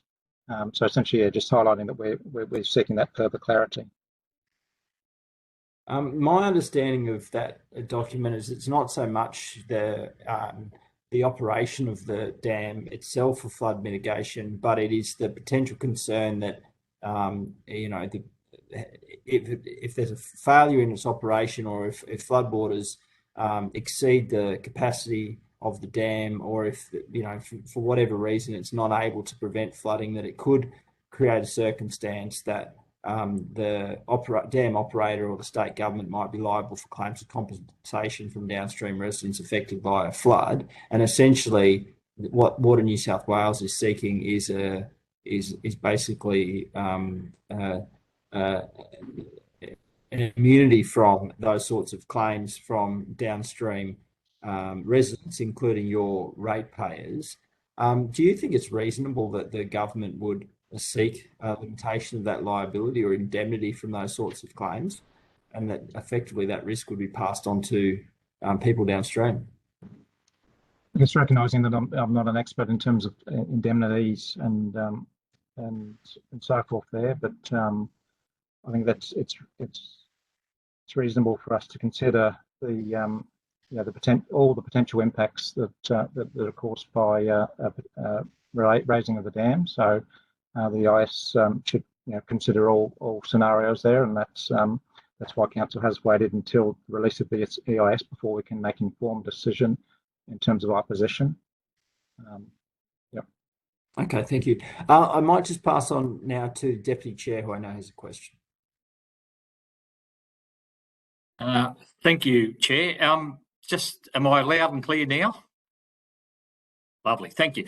I might direct my question to Councillor Gould, if you don't mind, and thanks for your attendance this afternoon, Councillor. Look, you touched upon this in your opening submission, but I want to have a deeper dive into the village of Warragamba, the village of Warragamba itself. I have great concerns for the businesses in Warragamba and the impact that any potential dam raising will have on them. As you're aware, I've actually been out to Warragamba and spoken to business owners out there. And for the benefit of the rest of the committee, they're all small businesses, aren't they? There's no large corporate type entities in the Warragamba village. They're all small mum and dad business owners, if I could use that terminology. And they've expressed to me their concerns and their fears about their livelihoods if construction goes ahead. Can you speak to that a bit further at all? Yeah, absolutely. Thank you very much for the question. As you said, all of the shops are mum and dad businesses. Pretty much everybody's local that runs them. And there is significant concern. Warragamba has, and it does and always has, relied very, very heavily on tourism, and that tourism is derived from the visitation to the dam. What happens at the dam affects the village and always has. And history has shown that when the dam has been closed for major construction, that it has an absolutely devastating impact on the economy of Warragamba and on the shops and the shopkeepers. Of a weekend now, some of our shops, 80% of their trade is tourists that are coming through from visiting the dam. If the dam is closed, they don't come. When we saw the auxiliary spillway be built, we went from a situation where we had every shop populated and the village was doing incredibly well. The auxiliary spillway project was started, the tourists stopped coming, and the economy completely collapsed. That was followed by the devastating Christmas bushfires of 2001, which did destroy a lot of the village. However, even after they reopened the dam, after they completed the auxiliary spillway, it took a good 10 years before we started getting everything back on its feet. At the worst of it, we had more than half of the shops empty. And it's only been in recent years, Council has invested a large amount of money. We've developed an all-ability playground in the village, which helps to draw the tourists in. They get tens of thousands of tourists visiting the dam a year, and we rely on them coming to the village. Our concerns with the EIS around some of the mitigation is it identifies that there will be significant impact. It identifies that it will get, in some cases, maybe critical impact. And they propose a number of mitigation methods that they say will resolve this. These mitigation methods, a large number of them were tried previously and they failed. And there is no assessment, there is nothing in the EIS to justify why those particular measures were chosen. It does appear that they just identified that there was a problem and then threw some solutions at them. They certainly did not engage with the local shopkeepers. They certainly did not engage with any of the local representatives. They certainly didn't engage with council on what may or may not work. And they're incredibly concerned. I spoke to a number of them just in the last couple of days, and they're concerned for the very livelihood of their business. One of the counters that we have had from Water New South Wales has been that there will be additional workers that will come and use the village, and that will offset the impact we'll have from tourism. Once again, our experience shows that that is not accurate. Whilst there are a small number of businesses that may have some minor benefit, it is unlikely to offset the loss of tourism. And I can't see tradies and other workers on the dam being particularly interested in visiting the gift shop or visiting a number of the other tourism-based businesses that we have in the village. So I really don't see that it's going to resolve the problem. The other big thing they say is that they can use the viewing platform that they put for the dam when they were doing the auxiliary spillway, and that tourists will still come because of that. Look, that platform is certainly better than nothing, but it is not really going to help. You're looking at the dam from over 1 kilometre away through trees. Nobody is going to come to specifically look at that. If they happen to be in the area, sure, they might, but it isn't going to draw the tourists. And without the tourists, Warragamba is going to be on its knees again. Thank you. Can I just draw your attention back again to your submission about the roads out there? Now, as I said, I visited out there and I've been out there and driven around the whole area for this purpose, to have a look at the roads. And they are, in fact, just rural roads, skinny, made to the minimum width that they have to be.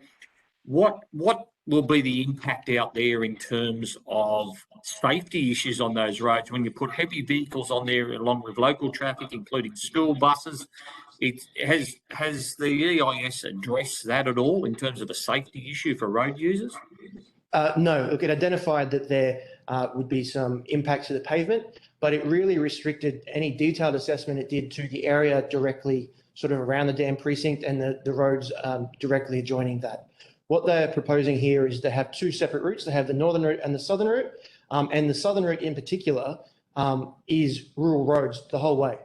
One of the biggest challenges that our council faces is the maintenance of our road network. We have nearly 900 kilometres of roads that we are responsible for, and we are a rural council. Our ratepayers are always very keen to see improvements in the roads, and we are working to do that, but it is a struggle. And the amount of extra traffic that they are proposing here is just going to make this a problem so much worse for us. As you correctly said, these are very narrow roads. They aren't designed for large amounts of heavy vehicle traffic. They're designed as rural roads connecting rural villages, not having hundreds of additional truck movements on them a day. We would not be able to keep up with the maintenance requirements of that, and we would see the quality of our roads go backwards rather than go forwards, and we've put a lot of effort into trying to improve them. I think it's also important to point out, with regards to the southern route in particular, this does not affect just one or two villages within the Shire. It runs right up the guts of the Shire. So their proposed route takes them from Tarmore, takes them through the village of Picton, takes them through an incredibly dangerous corner now that we've had issues with to leave the Picton CBD. At the moment, because there is roadworks happening on the only other bridge out of Picton, we're having delays in Picton as it is of 15, 20 minutes. These trucks certainly aren't going to help the road challenges that we have there. Once you get out of Picton, it goes along and it goes up towards the Oaks on a road that is load limited. They didn't talk to us about this. They didn't engage with us. That road cannot take the sort of weight that they are talking. And the only alternate route is a significant detour that is going to take them through an additional village as well, up at Oakdale. When you go through the Oaks, it's going to be going past Picton Public School, Picton Primary School, the Oaks Public School. It's going to come right up against Warragamba Public School.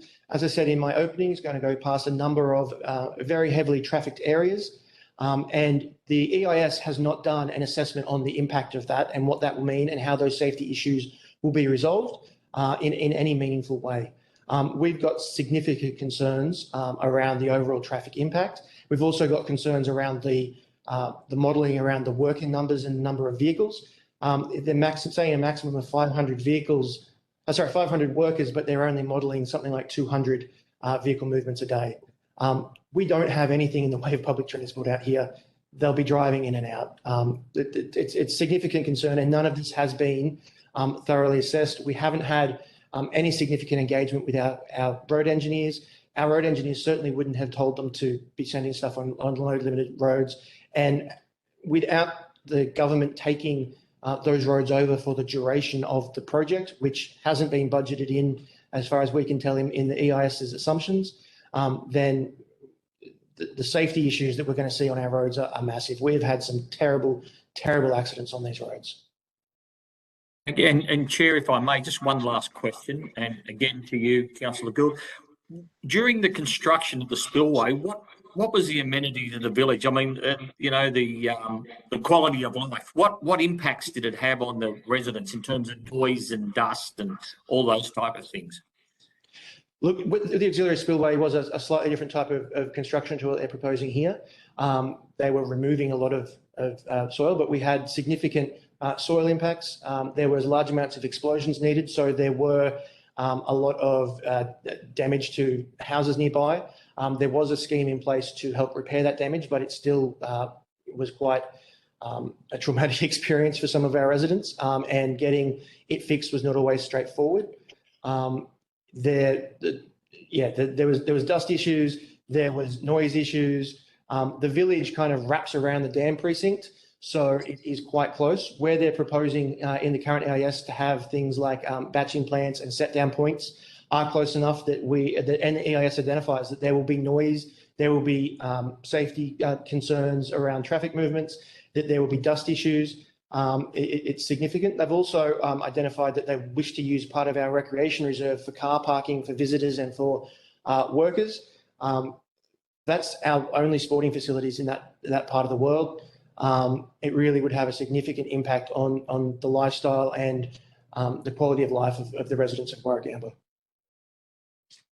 Thank you, Chair. That's all from me. Thank you.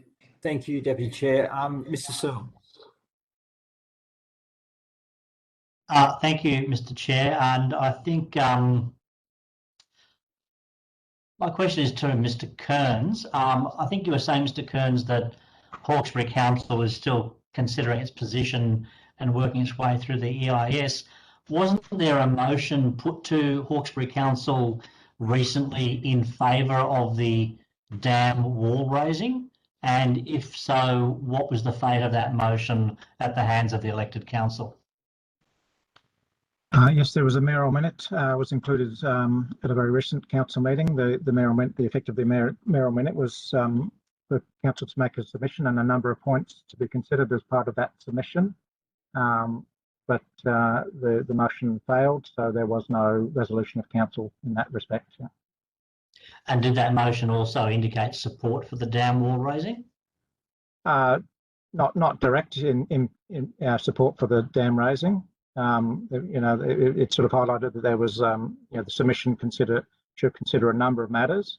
And I guess that was aimed at giving staff a bit of direction in terms of the preparation of a submission, but not formally to give direct support to the raising of the dam, but just a number of points for the submission to raise. Yeah. All right. Well, could you provide on notice to us a copy of the mayoral minute, which I assume is a public document, yes, and the record of the council decision? Yes, we can do that. Yeah. Thank you. Those are my questions, Mr. Chair.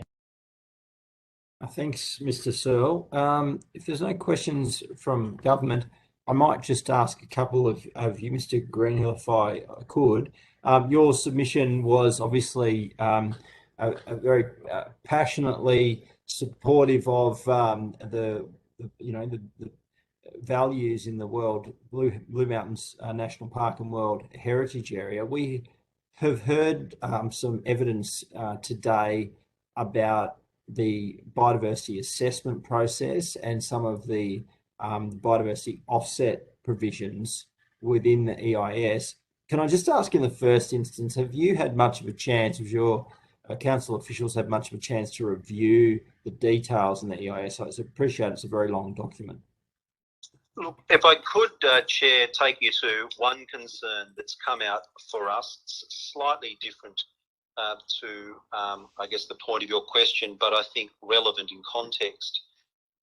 One thing that's come out for us from our analysis is that there appears to be a significant watering down of environmental compensations under the New South Wales and Commonwealth biodiversity offset scheme by what we would call, I guess, creative accounting, and in that way enable the project. And if I could describe what I mean, despite raising the dam wall by 14 metres in the EIS, the impact zone, i.e. the additional area inundated by floodwaters, has only been estimated based on a 7.5 metre water level rise.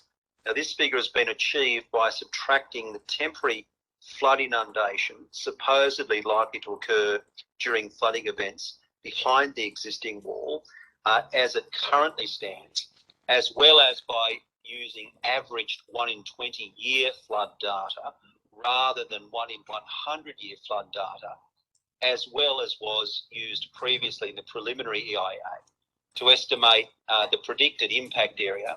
This has had, I guess, the effect of minimising compensation costs by artificially reducing the environmental impact zone by greater than 50%, and the subsequent compensation payable by more than $1 billion.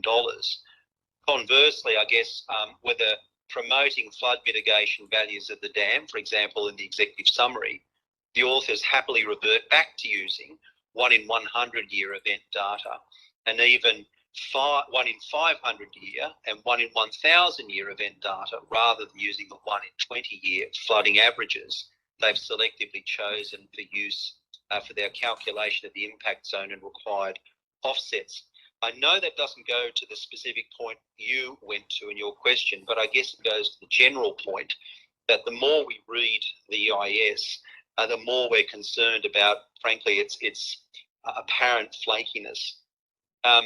If I could, Mr. Chair, say that in relation to comment time, our respectful submission would be that allowing a 45-day submission period for an EIS that contains 29 chapters and over 1,500 pages, and which took over 4 years to compile, is not, in our view, adequate.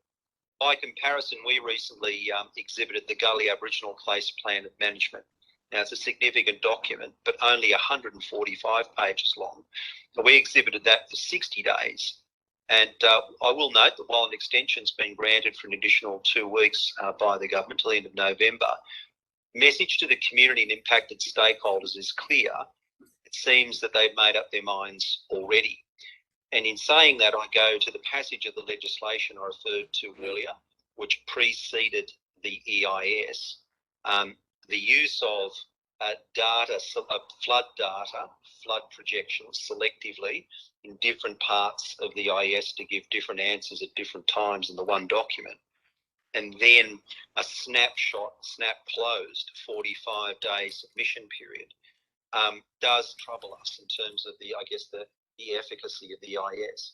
I mean, once the legislation was passed that overrode the National Parks legislation, frankly, we did believe we would probably see an EIS that was more of a promotion than a strong testing of the proposition, and frankly, that's what we think we've got.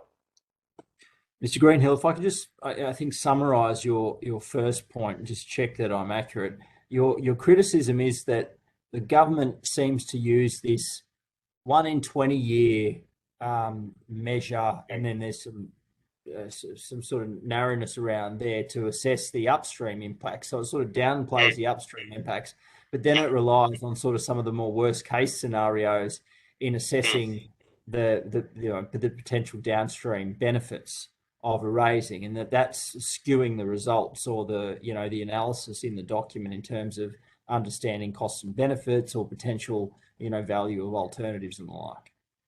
Precisely, and to further that, this concern is reflected in the position of UNESCO's World Heritage Committee. Precisely from your point, they've requested that the New South Wales government submits their environmental impact statement for review by the committee before final decision about the project going ahead is made. Now, UNESCO's World Heritage Committee has clearly stated that raising the dam wall and the subsequent flooding of 1,300 hectares of World Heritage Area will, and I quote them, likely have an impact on the outstanding universal value of the Blue Mountains. So Blue Mountain City Council, therefore, I guess is deeply concerned about the potential impact on this, vibrant nature and culture-based tourism economy we have up here, which is based in no small part on the World Heritage branding.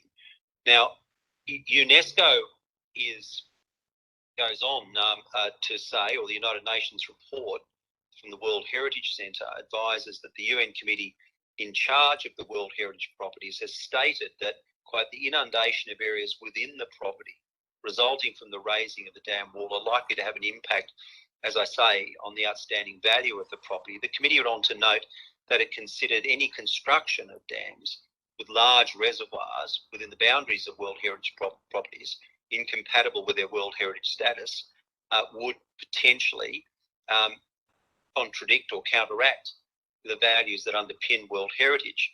But one of the reasons we would submit that the World Heritage Committee is asking to see the EIS before any final decision is made is that they are concerned to ensure the quality of the document produced. Now, your sort of better translation of my submission reveals that I think you and I both might wonder whether that document would stand up to that scrutiny. It's quite selective in the way it applies things like flood ratios. The management plan for the Greater Blue Mountains World Heritage Area requires that any development maintain or improve the outstanding universal values of the World Heritage Area. Our committee, in its interim report, made a recommendation that it not be proceeded with if the proposal cannot maintain or improve the integrity of the World Heritage Area. Based on your reading of the final EIS, do you think this proposal can maintain or improve the integrity of the Greater Blue Mountains World Heritage Area? It can do neither. What it can and will do is have devastating consequences of an extremely negative nature on the World Heritage property. The inundation takes the form of a large wave that floods through significant areas within the World Heritage property and adjacent to it. And when that water lashes in and laps out, what's left is the devastation of species, flora and fauna, and the total devastation of cultural heritage sites in that area. If I could, Chair, and the answer to your question is no, they can't do what it is your committee in its first report said they should do, and enhance and support, that they in fact do the opposite. Can I say that the treatment of the Gundungurra people in this process is appalling beyond measure. That we are starting now as a nation to deal with the intergenerational effects of European settlement in Australia. The intergenerational devastation of the culture and cultures and nations that were here before European settlement. And we are on a journey of reconciliation, which is taking a very long time and will take a very long time. One of the ways in which we embrace the principles of reconciliation is to recognise cultural heritage and its importance to people like the Gundungurra people. 45-day consultation period for a proposal that will utterly devastate their cultural heritage sites in and around the Burragarang does the opposite of what sits within the spirit of reconciliation. So the answer to your question about World Heritage values is no, the government fails and does the opposite with this CIS. But beyond that, the cultural heritage impacts and approaches to this proposition sit somewhere beneath offensive. Thank you, Councillor Greenhill, for your testimony today. If there are no questions from the government, what I might just say to all three witnesses, it would be greatly appreciated by the committees if once your councils take formal positions or make formal submissions to the EIS, it would be useful for us if you would provide them to the committee. I think we'd all benefit from seeing the final and formal submissions that you make. Unless there are any other questions from members, shake heads or... Okay, thank you, gentlemen. Thank you for your time. That concludes our hearing for today. Thank you. Thank you, Chair.